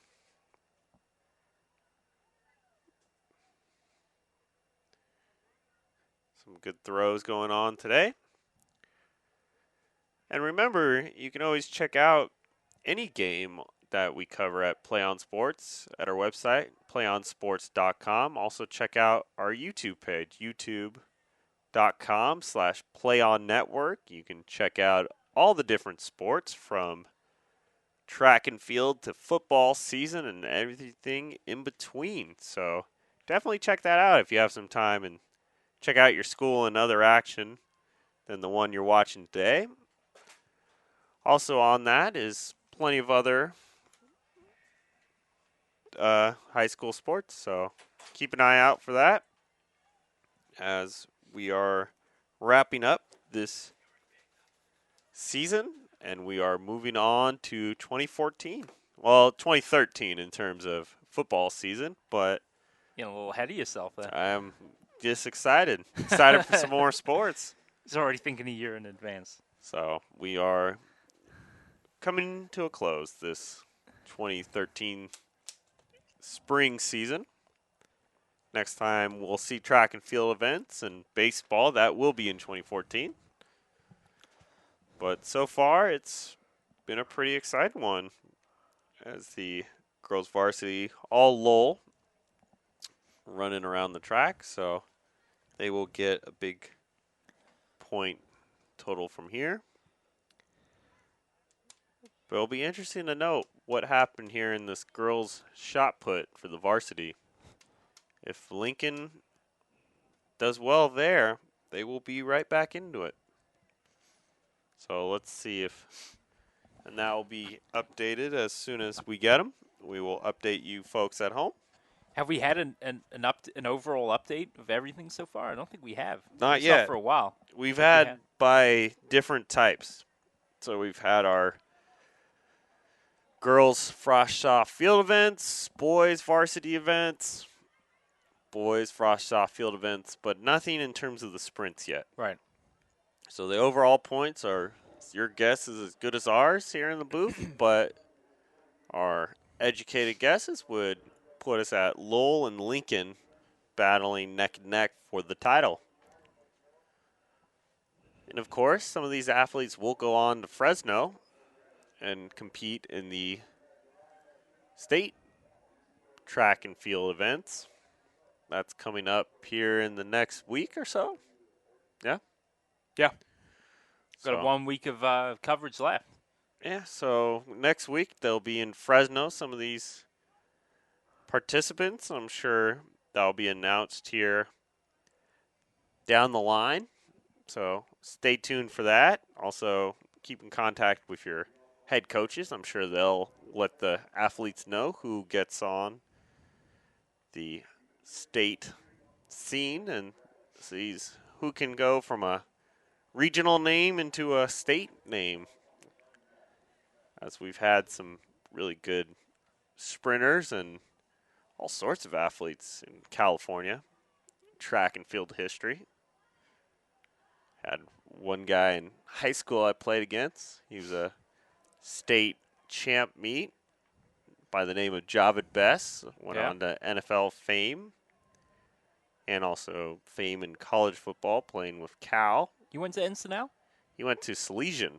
I was going to say, that's right. That's right. We usually scrimmage Little Salesian High School out of Richmond, and they usually had, they've always had a strong team, but never had, one kid that like wow type of deal. And they're a small school and have a small student body, but Mr. Bess was very fast and showed it on the football field and on the track as he took a couple of California State records.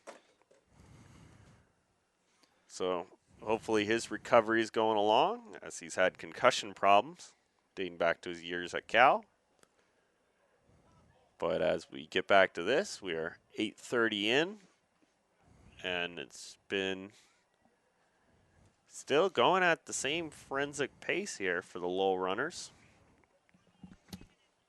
Interesting to note, too, that Kezar here used to be the old home of the 49ers, as they now just announced Levi Stadium is going to host the Super Bowl. It's also going to be the home of the San Francisco 49ers starting next year. So we've gone from Kezar, Candlestick, to Levi Stadium for that franchise. So it's interesting to note this is where it all began for San Francisco. And beautiful Kezar Stadium, as it's been, I'm sure, remodeled a little bit since the days the 49ers reigned here. Also, the Turkey Bowl is played here every year, which is the AAA championship game for football. And, of course, also Stanford has used it of late to do some spring ball here, get their fan base here in San Francisco and the West Bay excited for Stanford football, which has taken off a little bit. Won a Rose Bowl last year, so they'll probably be back here again. But it's interesting to note that from here to Levi Stadium in San Francisco, or in Santa Clara, I should say, how this was the home of the 49ers many, many years ago. Might be the only place where we'll be seeing the 49ers play again where we can afford it. Yeah, definitely. I mean, those tickets are going to be expensive coming in. That's why I'd rather come see Mission and Lincoln play here on Turkey Day. You can always watch it at home or TV. Right. Not the same. But as we are still going on this 3,200. Last lap here.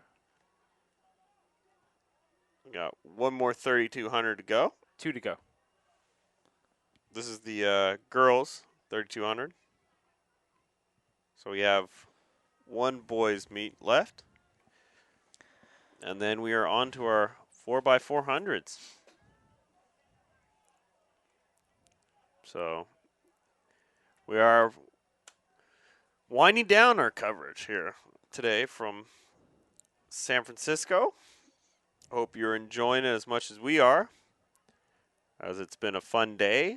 Some close races. Hopefully these 4x400s are going to prove to be nail-biting entertainment. Hope so. Certainly, we've had some fine finishes today. We've had some excellent performances, of course. John Turks, Maxwell Niehaus, Miss Fulbright all come to mind.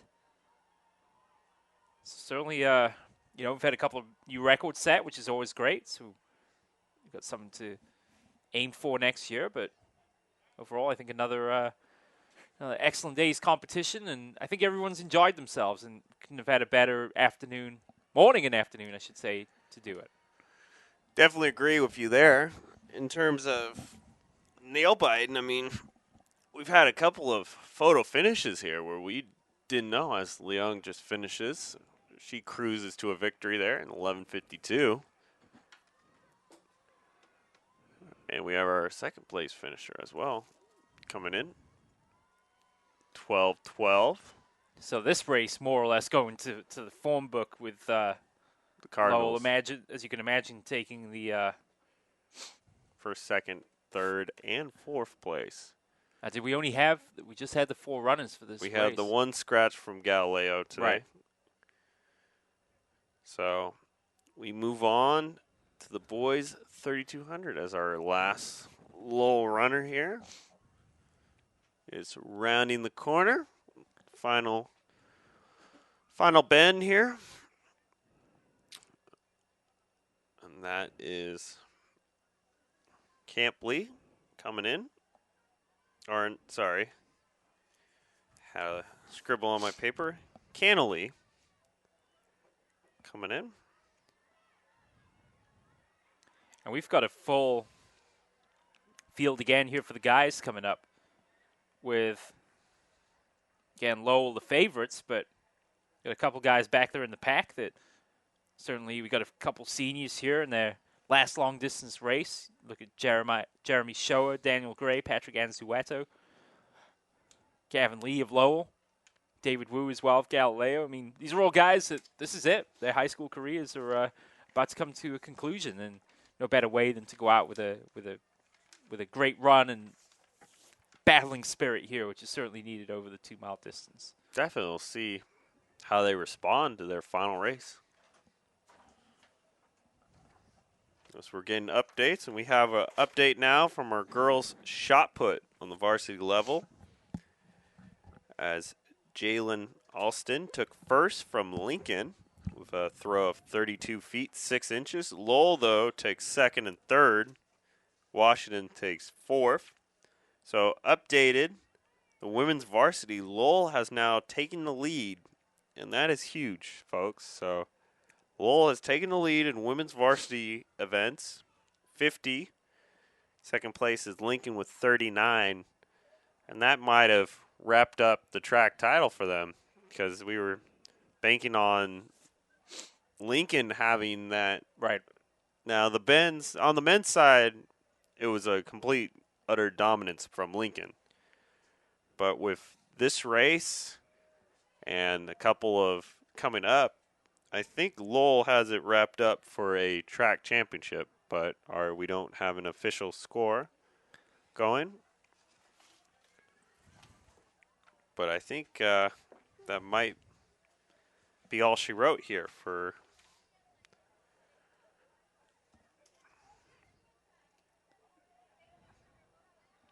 as we're looking up, seeing if they are posted right now. I was going to look back at the previous, assuming they list them, which they do. Last year's? Yeah, just the annual champions. And, well, Lincoln took it last year. The girls took the overall title. Lowell, though, have taken the team title every year since 1987, 1988. So 24 years of dominance there at the top for the Cardinals. Well, boys-wise, I think Lincoln might have a shot this year as well because they've had really strong field events where they've won that. But Lowell, has just been dominant. Well, again, I mean, they are the team to beat. When we saw the teams arriving here this morning, Lincoln obviously set up on the far side away from their nemesis as, as far as possible. But this is Lowell's house at the end of the day. I mean, they're, I could count up the totals here, but it's 23, 24 seasons where they're the team champions. And, until someone comes along that can. Yeah, and Lincoln's last title was, we're looking back at, you're looking 1963? 1969-70. 1969. So, because the streak may be continuing there for the Lincoln school. As we're looking now, and well, the last school to actually not name Lowell to win it actually is not even around anymore. McAteer. So that shows you how many years of dominance it's been of Lowell. As our boys 3200 are going to step on the scene next. So full field of 15 then, about ready to make their move down to the starting line for the boys 3200. 15 runners. Brian Wynn, number 1 for Lowell, the junior. We'll give you the numbers assigned to them for the finals. Calvin Lee is second. He's a Lowell junior. Number 3, Jeremy Shoa, the Mission senior. Number 4, the Lincoln senior, Daniel Gray. Number 5, Patrick Anzueto, the senior from George Washington. Number 6, the junior from Lowell, Samuel Ryan. Jonathan Z, junior from Lincoln. Number 8 will be Benjamin Chow, the sophomore from George Washington. He'll be followed by another sophomore from Washington, Benson Zhu. Raymond Quintella, junior from Washington, wearing number 10. Gavin Lee, wearing number 11, the senior from Lowell. David Wu, the senior from Galileo, wearing number 12. Dominic May, the Mission junior, wearing number 13. Abdul Muhammad, wearing number 14, the sophomore from Mission. And rounding out our 15 runners, Ahmad Haider from International. He's wearing number 15. So the runners getting some final instructions then from the official. And they're all set up here, ready to go underneath the tape. Let's get some final rules and regulations. They are set. Under starters' orders, and away they go. Quickly moving from the outside there. Lowell runner gets quickly to the inside to take the lead. First 2 open up a slight gap. A lot of bodies towards the back of the pack as they make their way onto the back stretch for the first of 8 laps around the Kezar Stadium track. Side by side then up front for the lead. A couple of Lowell runners. A couple of Washington runners there also in the pack. 4 Washington runners in the race. 4 from Lowell, 2 from Mission, 2 from Lincoln, 1 from International, 1 from Galileo. So here they come around the turn then for the first time and onto the front straight to complete the first lap. Lowell in first and second, Mission third, Washington fourth and fifth. Mission making a move from 6th up into 5th. Washington in 7th and 8th. And then a short gap back into the pack. Lincoln, Galileo, and a couple of Washington runners back there as well. Runners in single file then as they start lap 2. Around to the back straight. And it's still a commanding lead for Lowell here. front 7 pulling away just slightly then from the rest of the pack. A little gap then from the first 7. 8th and 9th place runners, and then further gap back to the 6 tail enders here. Lowell continue to lead.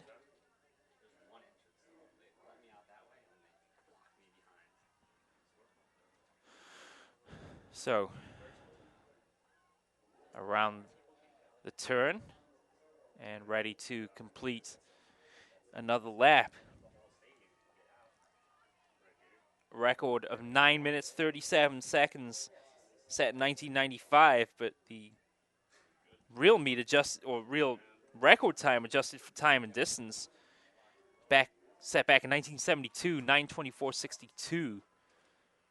Lowell first and second, Mission in third, Washington fourth, fifth, and sixth, and then we've got a Mission runner in seventh. We've got another Lowell runner making a move there in the middle of the pack. We've also got a runner trailing further down the order towards the rear of the field.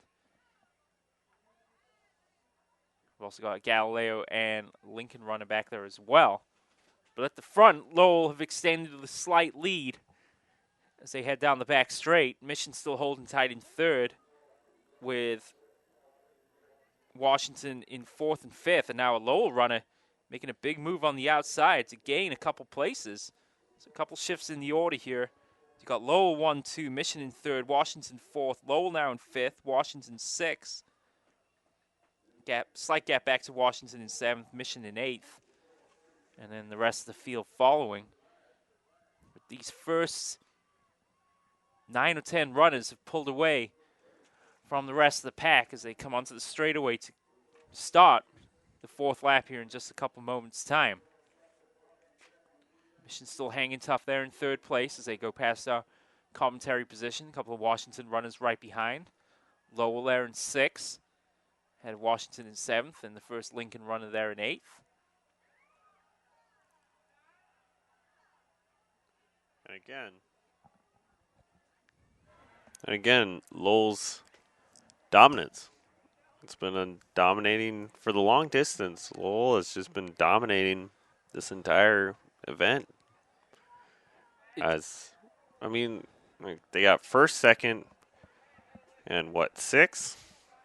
And then a 3, 4, runner 5, towards the back. But yeah, 7. it's...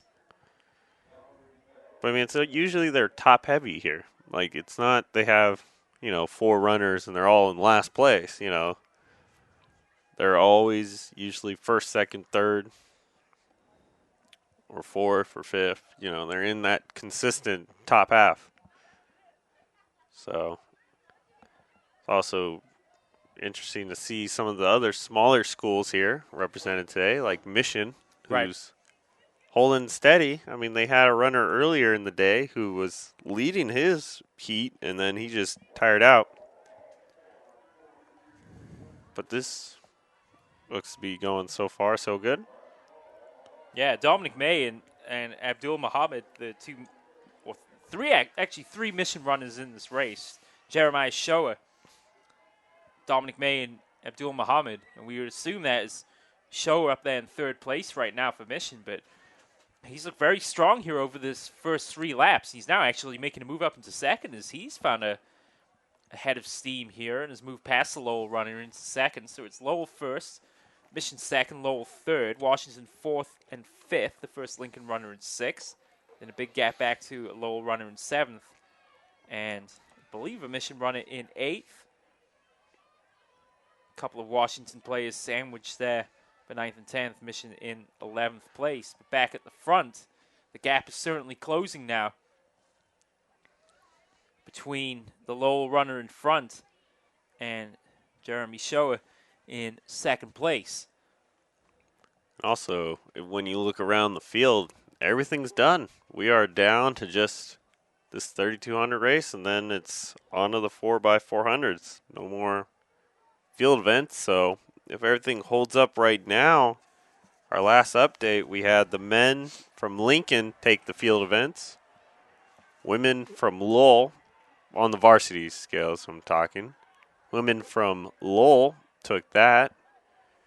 The Soft Frosh girls varsity or Sofrosh, I should say, varsity, Sofrosh team from Lincoln took them. And we did not get a confirmation on the Sofrosh boys. But I'm going to go out on a limb and say that Lincoln took that. So 3 out of the 4 went to Lincoln in terms of the field events. Good showing from the shot put, discus, pole vault teams here in the high jump and the different jump teams here at Lincoln. And if you're Mission, you'd certainly like to upset the Lowell long distance party today and take a victory here if possible. And so far, Shower is doing a fine job of hanging in there with this lead Lowell runner at the moment. It's Lowell first and third, Mission in second, Washington in fourth. Lincoln have come on strong here and have a runner up to fifth place, back to Lincoln in sixth. And we got a couple of Mission runners in seventh and eighth. So this is a strong showing by Mission here over the distance. And with just a few laps remaining now as they start lap 6. It'll be interesting to see if Mission make a push over these last 2 laps. Longer glide there on the Mission runner there, right behind that Lowell. Good size kid on that runner from Mission. Because it seems like with his glide, or stride I should say, but kind of a gliding motion where it's just smooth. And it's not even like he's putting a lot of energy, but he's just sitting right behind that Lowell runner.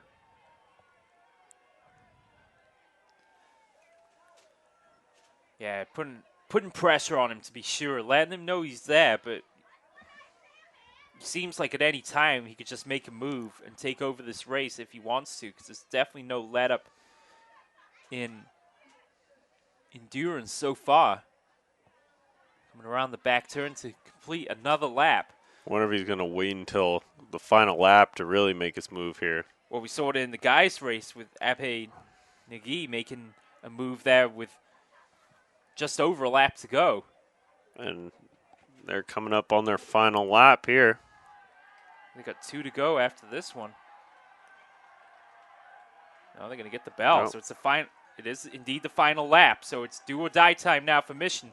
And Lowell have just extended a gap just ever so slightly now as this last lap starts. And I think this is the biggest lead that Lowell have held during this race so far. And away he goes. Now the chase is on between the top 2. What do they have left in the tank here with 300 meters to go? Lowell lead and extending just ever so slightly ahead of Mission. But the gap is clear now between the top 2 and the third place man. It's Washington in third, Lincoln fourth.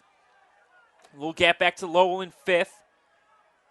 Mission have a 6th place runner now, but their other runner is faded. And they come into the turn now, and it's still Lowell in the lead, about 15 meters ahead of second place. Around the turn, 100 meters to go here for Lowell. Can they do it? Mission are trying their best to give chase, but Lowell are steamrollering their way towards yet another victory here in the long distance events. They're charging home here in fine style. Lowell take the win. Mission will take second. Great run from Washington to take third. A good one from Lincoln as well as they come on strong to take 4th place. Wynn takes the victory for Lowell in 10:12.67. Second place goes to Showa. Fine run from him in 10:16. Close. Good battle there for third. Benjamin Chow from Washington. Great run from him. He shaves 35 seconds off his time. Daniel Gray takes 4th for Lincoln. It's an excellent run from him as well as he shaves 9 seconds off his preliminary time. Calvin Lee comes home in 5th place for Lowell. And rounding out the top 6 will be Dominic May of Mission. An excellent run from him as well as he shaves 35 seconds off his personal best time. So to get an update from our girls triple jump varsity level, Lowell takes first with Robin Yee coming in at 34 feet, 10 inches. Second place goes to Balboa, Jenny Wong. And third place, Galileo's Vivian Leung. So an updated scores. Lowell first place in the women's varsity, 66 points. Lincoln second with 40. Balboa third with 22. So Lowell's opened it up in terms of women's varsity. But I think in terms of the men's varsity level, it might be a dog. I think that's a coin flip either way. And also the boys' soft frosh, it could also be a coin flip. But, we really won't know until it happens here. And the final gun sound, so stay with us and let's see who pulls it out. We may have just a short delay here before they start the relays, as they're scheduled to go at 3:15. But again, thanks to the ruthless efficiency of the San Francisco section staff getting this track and field championships to the patrons in a timely fashion, they're currently 10 minutes ahead of schedule. So unfortunately, with the snack bar long since wheeled out of here, PlayOnSports.com crew will just have to make do here for 10 minutes. But definitely some great individual performances today, and some fine finishes and some top-notch performances. And hopefully now with the relays for both the freshmen, sophomores, and the varsity, we'll see 4 more exciting races to conclude our day's coverage. We'll starve for your entertainment. It's what we do here at Play on Sports. All we do is drink coffee and eat M&Ms. Or drink Red Bull and eat M&Ms. The nuances of life. So as we wait, we're finally down to our final event. Not in terms of numbers-wise, but we have 4 more to go. But in terms of the actual event itself, all we have left is a 4x400. Let's give one final shout-out to our Play on Sports crew here assembled at Kezar Stadium this afternoon. Behind the controls, Chris Cashman, producing our broadcast for Play on Sports this afternoon. Jared Nelson and James Davies behind the camera. Michael Cronenwet and Stephen Davies behind the microphone for Play on Sports. Here's our confirmation then of the boys' 3,200-meter varsity championship run. Brian Nguyen, fine performance, 10 minutes, 12 seconds. Jeremy Shoa, of Mission in 10:16. Benjamin Chu takes third in 10:21. Daniel Gray takes fourth for Lincoln. Calvin Lee, fifth for Lowell. Dominic May in sixth for Mission. George Washington, Patrick Anzueto took seventh. An excellent performance by Emad Haidar of International. He took 8th place. Gavin Lee, 9th for Lowell. Abdul Muhammad, 10th for Mission. Samuel Ryan, 11th for Lowell. And 12th was Jonathan Z. 13th was Raymond Quintala. Benson Zhu was 14th. And David Wu of Galileo in 15th place. So far, all our distance are now done. It's been interesting to note just the different styles in the distance running, and just overall just the different dominance. I mean, like each team has kind of thrown out a distance runner here or there, but there's been a few that have been dominating to the extent that Lowell has throughout the day. And it's not just the boys level. You got girls, JV. I mean, there just hasn't really been one or another, So as we have slight delay, it looks like. Yeah, I figured there may be maybe just a few moments here while they prepare the track. As they're putting down the blocks just to get them all set for the relay, I believe. Let's take one more short break. We'll be back in just a moment here on your destination for high school sports. Play on Sports. Don't go anywhere, as we'll have the 4x400-meter relays coming up in just a couple moments' time. So stay with your destination for high school sports. PlayOnSports.com.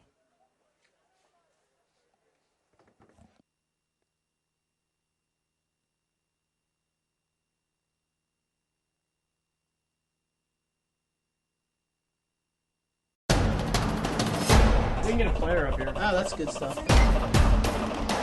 Perfect. Prepare a Wiley Ballard graphic. Do you want me to start the stream? Start the stream. Camera 3. Beautiful. We're coming in on 1.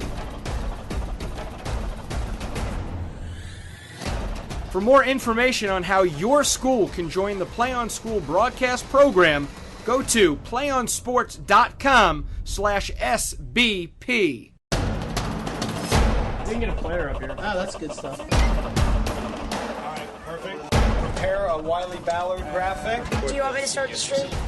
Start the stream. Camera 3. Beautiful. We're coming in on 1. For more information on how your school can join the Play on School broadcast program, go to playonsports.com/SBP. You can get a player up here. Oh, that's good stuff. Perfect. Prepare a Wiley Ballard graphic. Do you want me to start the stream? Start the stream. Camera 3. Beautiful. We're coming in on 1. For more information on how your school can join the Play on School broadcast program, go to playonsports.com/SBP. You can get a player up here. Oh, that's good stuff. Perfect. Prepare a Wiley Ballard graphic. Do you want me to start the stream? Start the stream. Camera 3. Beautiful. We're coming in on 1. For more information on how your school can join the Play on School broadcast program, go to playonsports.com/SBP. You can get a player up here. Oh, that's good stuff. Perfect. Prepare a Wiley Ballard graphic. Do you want me to start the stream? Start the stream. Camera 3. Beautiful. We're coming in on 1. For more information on how your school can join the Play on School broadcast program, go to playonsports.com/SBP. You can get a player up here. Oh, that's good stuff. Perfect. Prepare a Wiley Ballard graphic. Do you want me to start the stream? Start the stream. Camera 3. Beautiful. We're coming in on 1. For more information on how your school can join the Play on School broadcast program, go to playonsports.com/SBP. You can get a player up here. Oh, that's good stuff. Perfect. Prepare a Wiley Ballard graphic. Do you want me to start the stream? Start the stream. Camera 3. Beautiful. We're coming in on 1. For more information on how your school can join the Play on School broadcast program, go to playonsports.com/SBP. You can get a player up here. Oh, that's good stuff. Perfect. Prepare a Wiley Ballard graphic. Do you want me to start the stream? Start the stream. Camera 3. Beautiful. We're coming in on 1. For more information on how your school can join the Play on School broadcast program, go to playonsports.com/SBP. You can get a player up here. Oh, that's good stuff. Perfect. Prepare a Wiley Ballard graphic. Do you want me to start the stream? Start the stream. Camera 3. Beautiful. We're coming in on 1. For more information on how your school can join the Play on School broadcast program, go to playonsports.com/SBP. You can get a player up here. Oh, that's good stuff. Perfect. Prepare a Wiley Ballard graphic. Do you want me to start the stream? Start the stream. Camera 3. Beautiful. We're coming in on 1.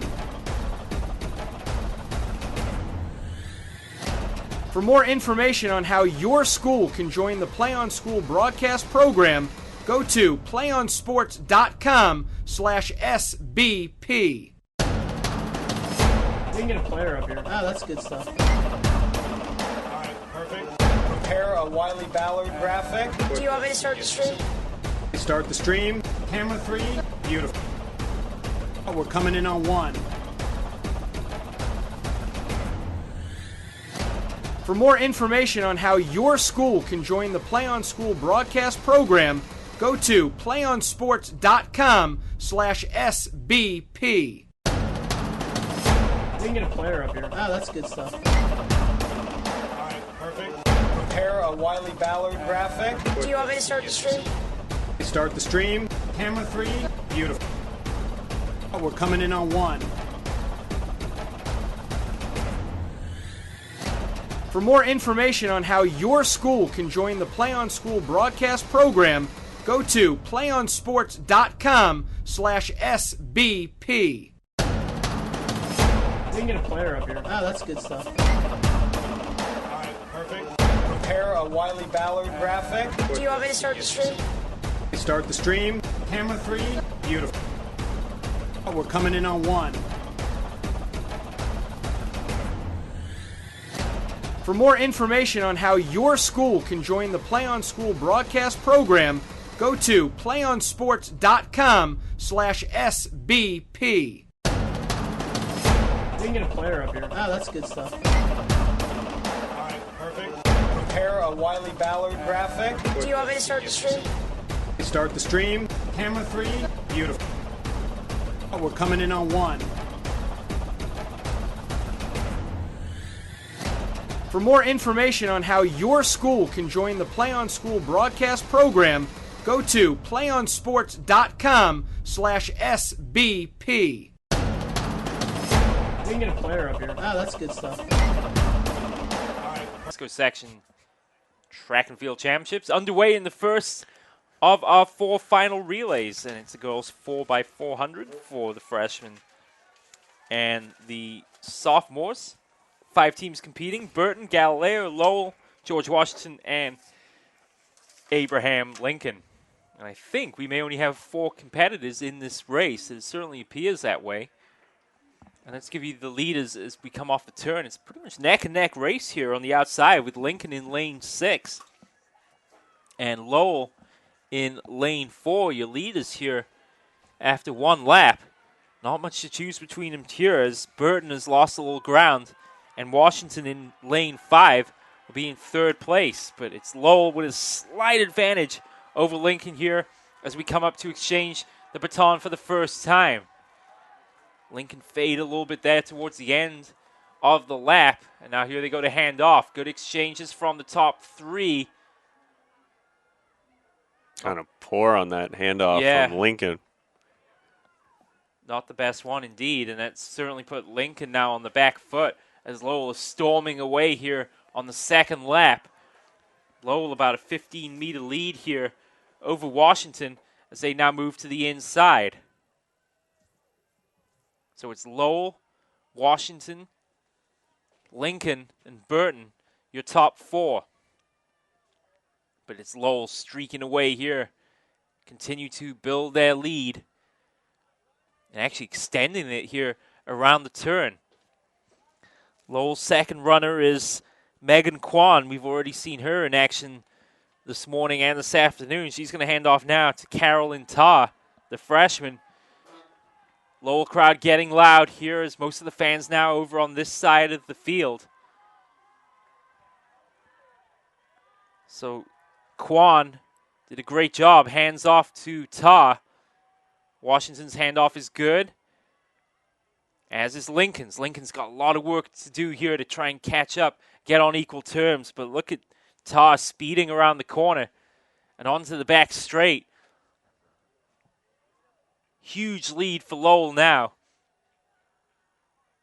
And despite Washington's best efforts, they just can't compete with Lowell here at the moment. Almost about a half straight lead now. As it's interesting to note that Galileo dropped out of it, and then also to note that looks like who was scheduled to race was Coras, who was hurt earlier in the event. Indeed. So maybe she couldn't go, and they couldn't get an alternative there. They usually pool from 6 people. Lowell around to complete another lap.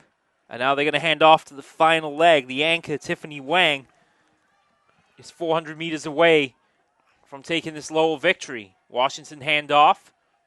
Lincoln's falling behind. Yeah, both teams, Washington and Lincoln, struggled on that first baton pass, and it really has put them on the back foot. But Lowell are just a class ahead at the moment. They've got a huge lead now for Tiffany Wang. She comes into the turn for the final time. The record is 4:17, set by Lowell High School back on the 26th of May, 2007. I don't think this is under serious threat here, but this is a convincing victory for Lowell all the same. Still an impressive display. Absolutely. Actually, it might. Oh, it could be close. Wait a minute here. 6 seconds they need. It's going to be really close. And they've got it by about a second. Washington coming in strong in second place. Yeah, that's a great recovery run there to take second. And in third, there's going to be a challenge here at the line. Lincoln, Burton have really come on. They were really trailing after the first couple laps. Great third and fourth legs run there by Lincoln holds on. They do indeed. They take third, and a great run in fourth place there for Burton. The third meet record of the day is shattered as Lowell High School break their own record. Now we move on to the boys. 4x400. As we have 7 teams scheduled. So, good run, though, from the Lowell Cardinals women's relay team. Yeah, they do indeed shatter their record. And I'll be honest with you, when they came off the turn, I didn't think they had it in them to do it. But full credit to Lowell, shattering their own record by about half a second. Especially that last runner there, Tiffany Wang. She turned it on there because we were looking at she was about the far field goal post, and I didn't think she either had a chance to eclipse that 4:17 mark, and she came on strong and did it. So credit to her and credit to her relay mates who did very well today. Now we move on to the boys' soft Rosh division. Lowell, again, as you can imagine, the favorites, setting a 340.96 in the preliminaries. Kaya Funaki, Jack Hinson, Stephen Guan, and Edwin Ing, will be the men to watch here for the Cardinals. The Lincoln 345 mark set, so this should be a good matchup between the main rivals, but don't also keep an eye on Galileo in lane 3. So should be a good one. We got Galileo, Lincoln, and Lowell, who have been consistently in around, and Washington is also, though Washington's team, well, they're right in the ballpark. So it should be an interesting race between those teams. But we shall see. Team's just going over some quick rules here before getting settled in the blocks. As we got an official times, 4:16 for Lowell, new record. 4:27 for Washington, 4:38 for Lincoln, and 4:40 for Burton. So we are winding down. 3 left. 3 events from this long, long day here at Kezar Stadium in sunny San Francisco. Not often we get to say sunny San Francisco.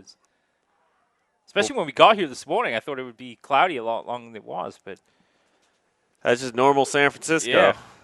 As it's always cloudy and then the fog disappears and then you got blue skies and cold wind, as we've experienced a lot of that so far today. But beautiful facilities here at Kezar. Top of the line. I mean, didn't get a chance to go on the field too much today, but the grass down there, it seems to be pretty well kept up. Yeah, I'd say. So, good facilities here in San Francisco. As always, there's not too many times you ever come to San Francisco and say, oh, man, facilities here were awful, you know? Yeah. Don't hear that too much here in the city. As the boys are getting ready on their blocks. Just getting some last-minute adjustments in. So once again for the boys, Mission in lane 1, George Washington lane 2, Galileo lane 3, Lowell lane 4, Lincoln in lane number 5, Burton in 6, and Balboa in lane number 7.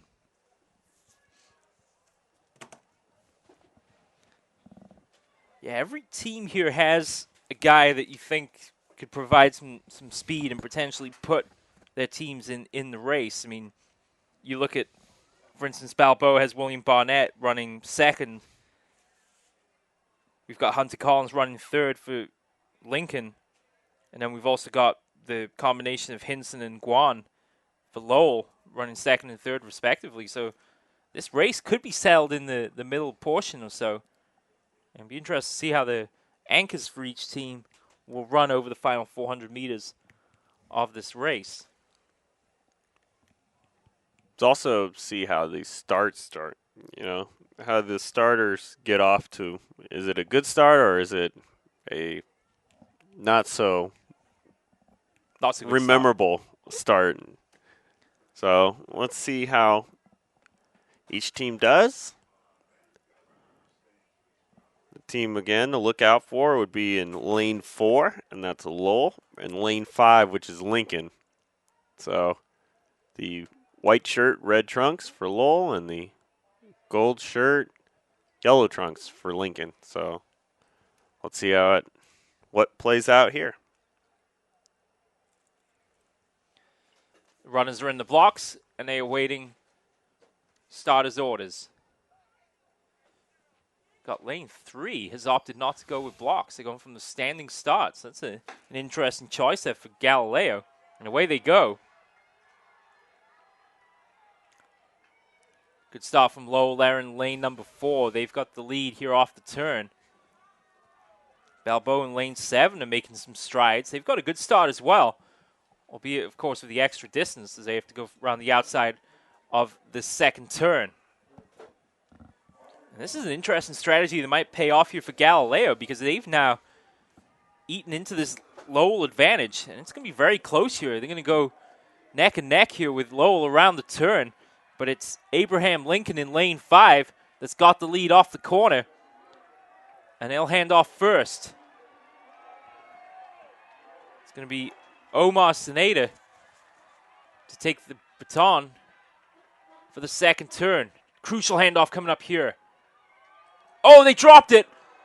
Lincoln dropped the baton. They made a good recovery, but that's put him off the lead. That was big. Big blunder there from Lincoln. But look at the speed from the Lincoln runner. Boy, he's really giving it his all now, and he's made his way back up into fourth, and more importantly, he's gone onto the tail of that lead group. But now he's starting to fail a little bit. Did he burn too much energy trying to get back? Yeah. Galileo lead, Lowell second, Washington third, a fade in Lincoln in fourth, Burton in fifth. It's like mission 6. Big mistake from Lincoln. Big handoff coming up here. The two teams almost tied here as they make their way down the straight. Galileo lead. It's a good handoff for the both leaders. Galileo lead into the first turn on the third lap. Lincoln get their handoff, but they're well behind now. Washington in third. They're starting to make a move. Lowell fading a little bit out of the turn. Washington gaining, and Galileo extending their advantage. It's Galileo, Lincoln, Washington, the top 3 as they cross the midpoint of the back stretch. Lincoln trying to eat into that advantage in 4th place. Balboa have made a good run up into 5th place. Here comes Lowell. And Lowell now have really turned on the jets. They ate up big amount of distance there on the turn, and they've extended a huge lead now. Stephen Guan about to hand off to Edwin Ng.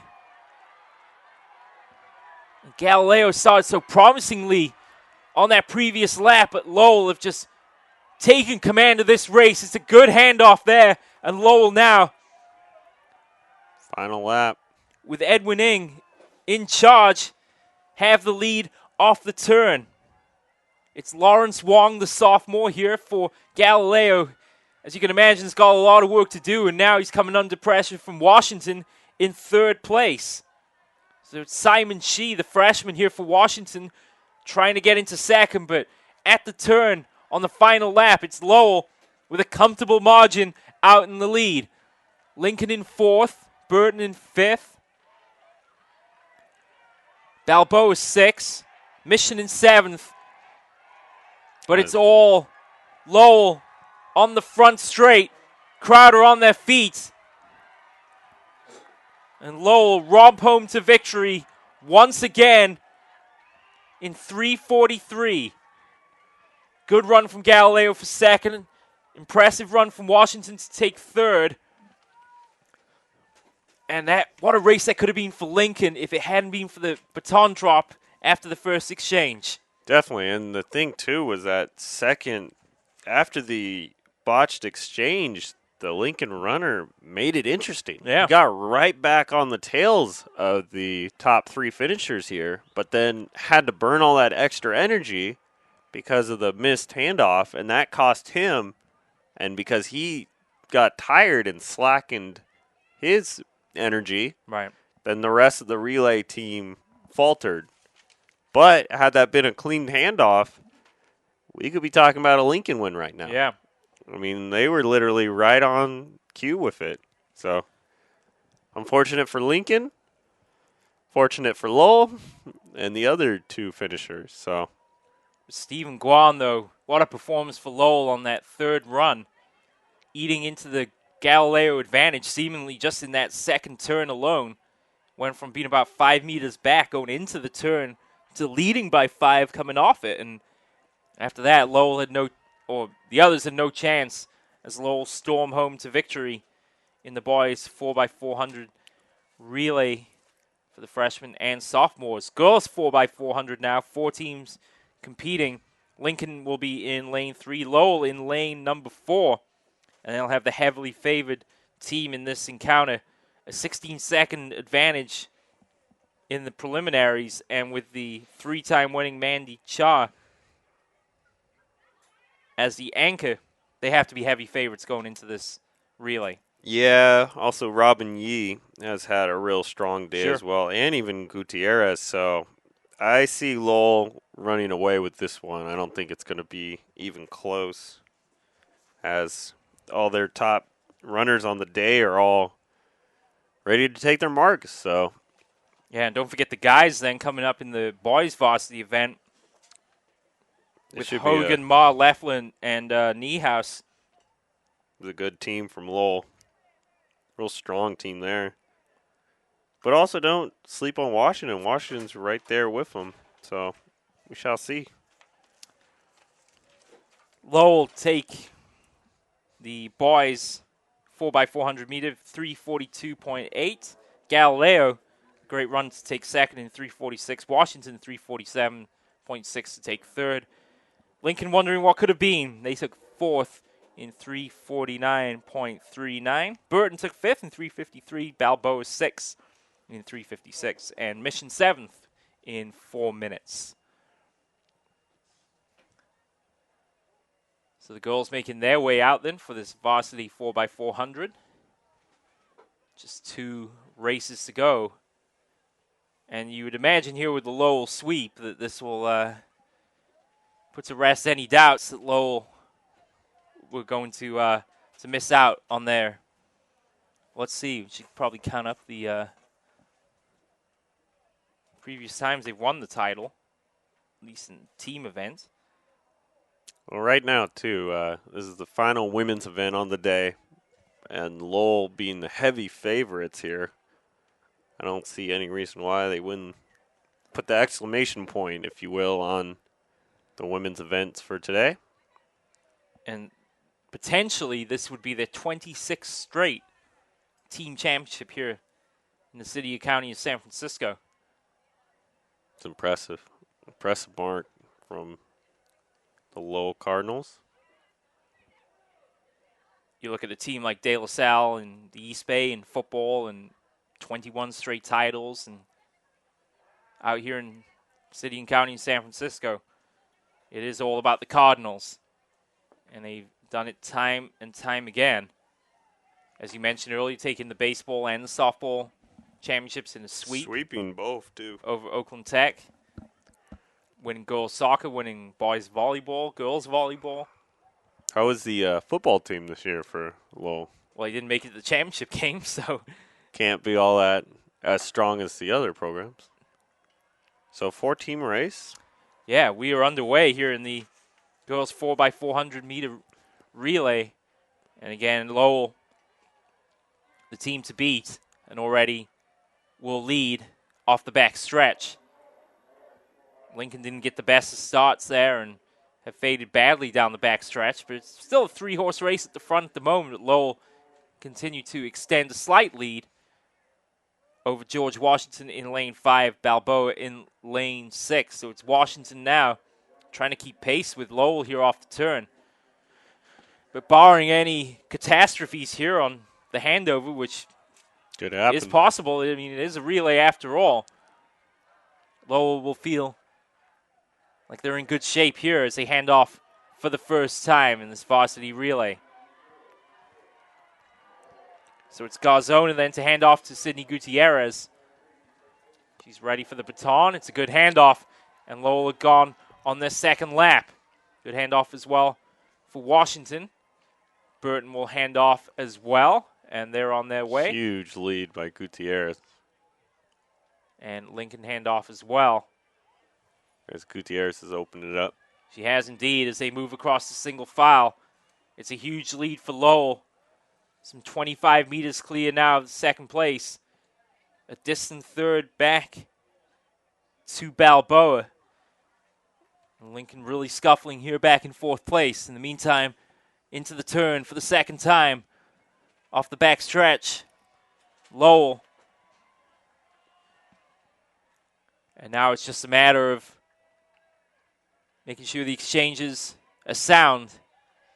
And Lowell will be 3/4 of the way towards the sweep of the 4x400 relay. Gutierrez then to Yee.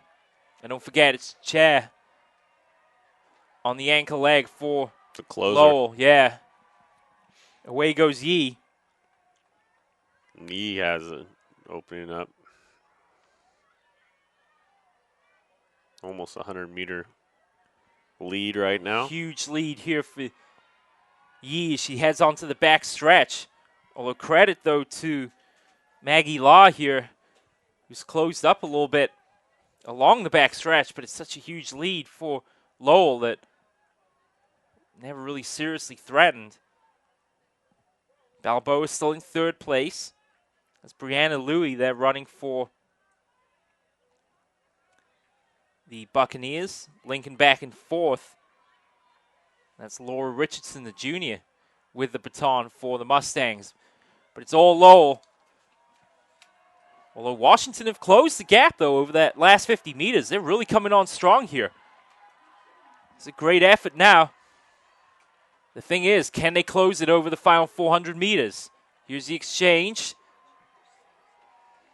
It's Chair. It's not the greatest of exchanges there by Washington, so that leaves them a lot of work to do on this ankle leg. And it's Sikorsky now giving chase to a two-time winner already on the afternoon here for Lowell. And these two are really giving it their all here in this penultimate race of the day. Does Sikorsky have enough in the tank to catch Chair over this final 200 meters?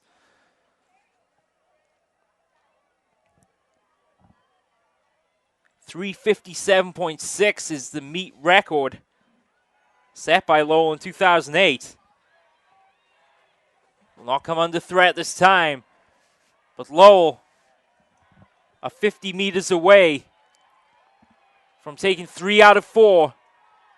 It's chair for Lowell and the Cardinals as they take it in 4 minutes and 11 seconds. Washington will take second. A long road back to third place for Balboa, and Lincoln will take fourth.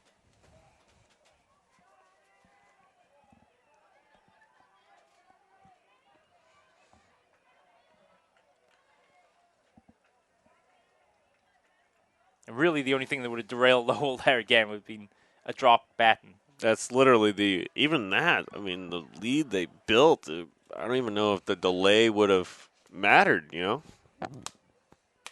way they just built up on that lead. And then Lincoln, not a real strong showing from their women's relay team. They struggled early there and didn't get the greatest handoffs, to be sure, and put them back on the back foot all race long. And it's tough, too, when you have a couple of bad botched handoffs or just one botched handoff. It's trouble, but, a couple and you're in trouble, big-time trouble. So now we come down to our final event. Final relay. Boys 4x400. Again, I feel like it's like Groundhog Day, as Lowell is the favorite yet again. But there are some teams in there that could give them trouble. Washington and Galileo, either side of them, and even Lincoln, for that matter, we'll throw them in, are the teams to look out for. So that is lanes 3, 4, 5, and 6. The other two teams, Balboa and Mission, in 2 and 7, are hoping for maybe pull an upset or two. Well, don't forget, Muhammad and Shoa for Mission have already ran within the last 45 minutes as part of the 3200. So could be good, could be bad. Yeah. It depends on how their legs are feeling. Are they heavy and tight, or are they feeling loose and ready to go? So we'll see momentarily for our final race of the day here.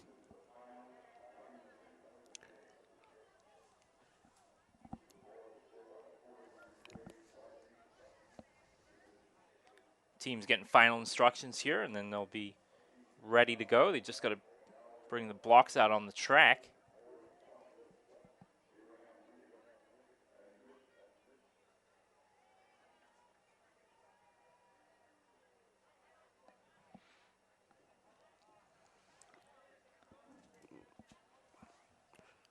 Commissioner Collins holding the last few medals then for the relay teams, and it's been a long day for him.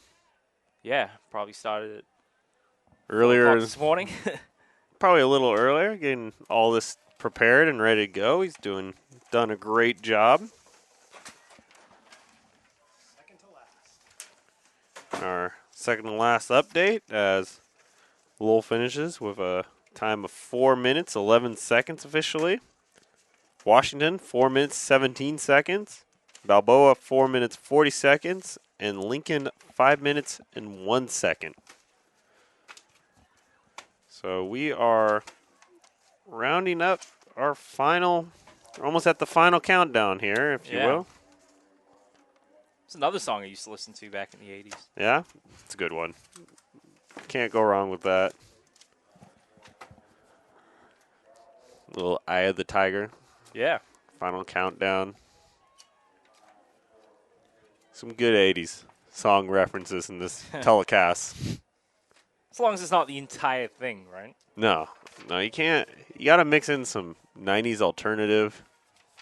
Smash Mouth, who, by the way, Smash Mouth, fun story about them. They now do Alameda County fairs. Yeah. You can catch them at a county fair coming to you. I mean, who doesn't want to hear All-Star? And that's the only one I can really think of from Smash Mouth. Were you in high school in the 90s? I was. Okay, well, all right. No, I wasn't actually. I was going to say, because if you were in high school in the 90s, I was much later. You wouldn't want to. But no, you can see the Temptations and it's not Smash Mouth And Temptation's a good group to see live. Well, you can see Grand Funk Railroad at County Fair. That's a good idea. Check the County Fair hotlines coming. See who's available. The final event of the day, and it's been pretty much a dominant Lowell story, safe to say. I think Lowell has it now wrapped up after the 3/4 of the 4x400 are wins for Lowell in first place. I think Lowell wrapped up the track title. As the Cardinals are. And they're favorites to win again for this one, so. All right, so you can see, this year you can see at the Alameda County Fair, the Spinners, Air Supply, Weird Al Yankovic. Oh, Weird Al is my pal. Weird Al's your pal. That was his catchphrase there for a while. You can always throw on Amish Paradise. Never gets old.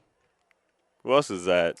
Kix Brooks is there. Why go to Coachella when you can go to the Alameda County Yeah, Fair? I know, right? What a lineup. I see the Spinners. Spinners, they gotta, good. You know, could it be I'm falling in love and I'll be around and all that?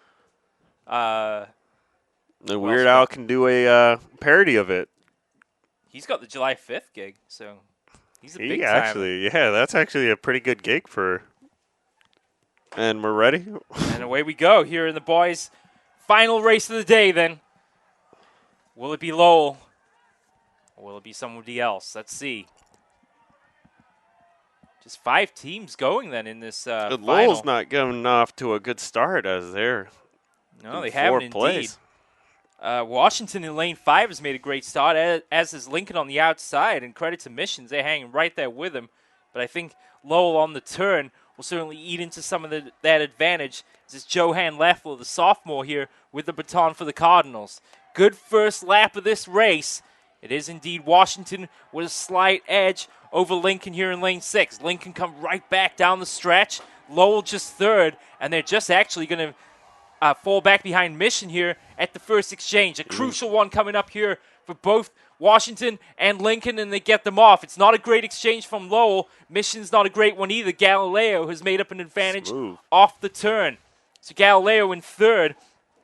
And this is Dontel Jackson here running for Galileo. He's certainly shown some speed today. But now for George Washington, it's Jordan Leong, and he's got an advantage here. Lowell just down in 4th place. Lincoln in 2nd. That's Patrick Warren with the baton here for the Eagles. But it's Leong extending the lead here for Washington as they get ready to start the 3rd lap. Runners are waiting here at the start-finish line. Jackson is coming on. He's gone past Warren now. And he might get both of them here as they get ready for the exchange. 3 clean handoffs in front. Lowell fading badly here on this 3rd lap. Into the turn. Washington lead. Galileo 2nd. Lincoln 3rd. It's as close as that. Washington have extended a slight lead. Here come Lincoln down the back stretch. Lincoln with Dupree now has gone to the lead. Dupree with those long strides has gone past Washington and Balboa, and they lead by 5 meters at the turn. Back stretch now. It's Justin Cheong here on the final leg for Lincoln, excuse me. Balboa and Washington going side by side here to the line. Washington's also got Turks going, who's had a really great day. Turks got it now. Boy, this is going to be quite a finish here. Turks has got the bit between his teeth. Away he goes. He's trying to chase down Cheong. Turks into the turn. Does he have enough left in the tank? Also, can Neilhouse catch him? Going strong and from Lowell there, 4th place. Turks like a gazelle here, striding down the back straight, but he can't cut into Cheong's advantage here as they go into the turn for the final time. Turks is really trying his best to close the gap. Balboa in 3rd. with Lewis Reed trying to close the gap as well. Turks is coming on strong now as they go into the final 100. He's going side by side and he charges right past him, high stepping his way to the line. Turks is going to take it for Washington. Lincoln takes second. Balboa take third. Lowell in fourth. Mission take fifth. And what a finish to the race. Amazing. Turks, his style, it's almost like a Deion Sanders type of high step, but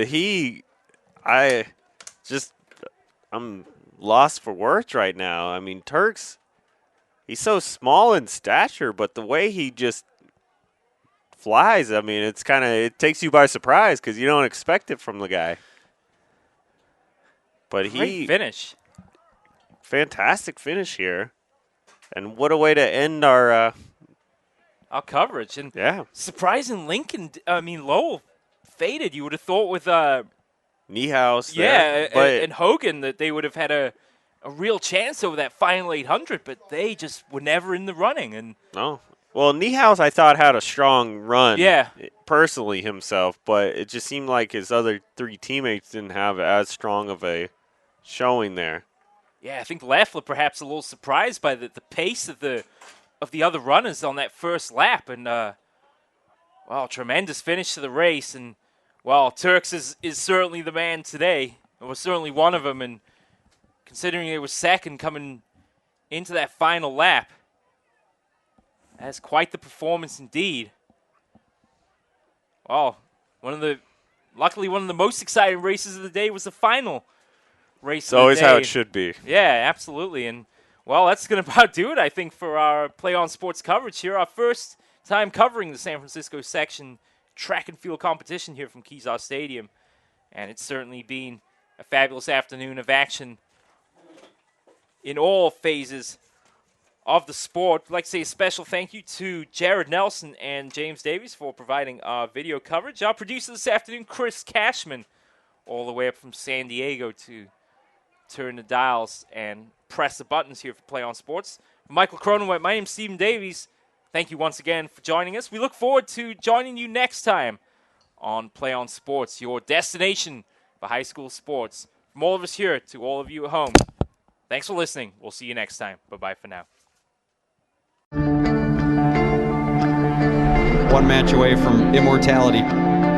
This is a total team effort.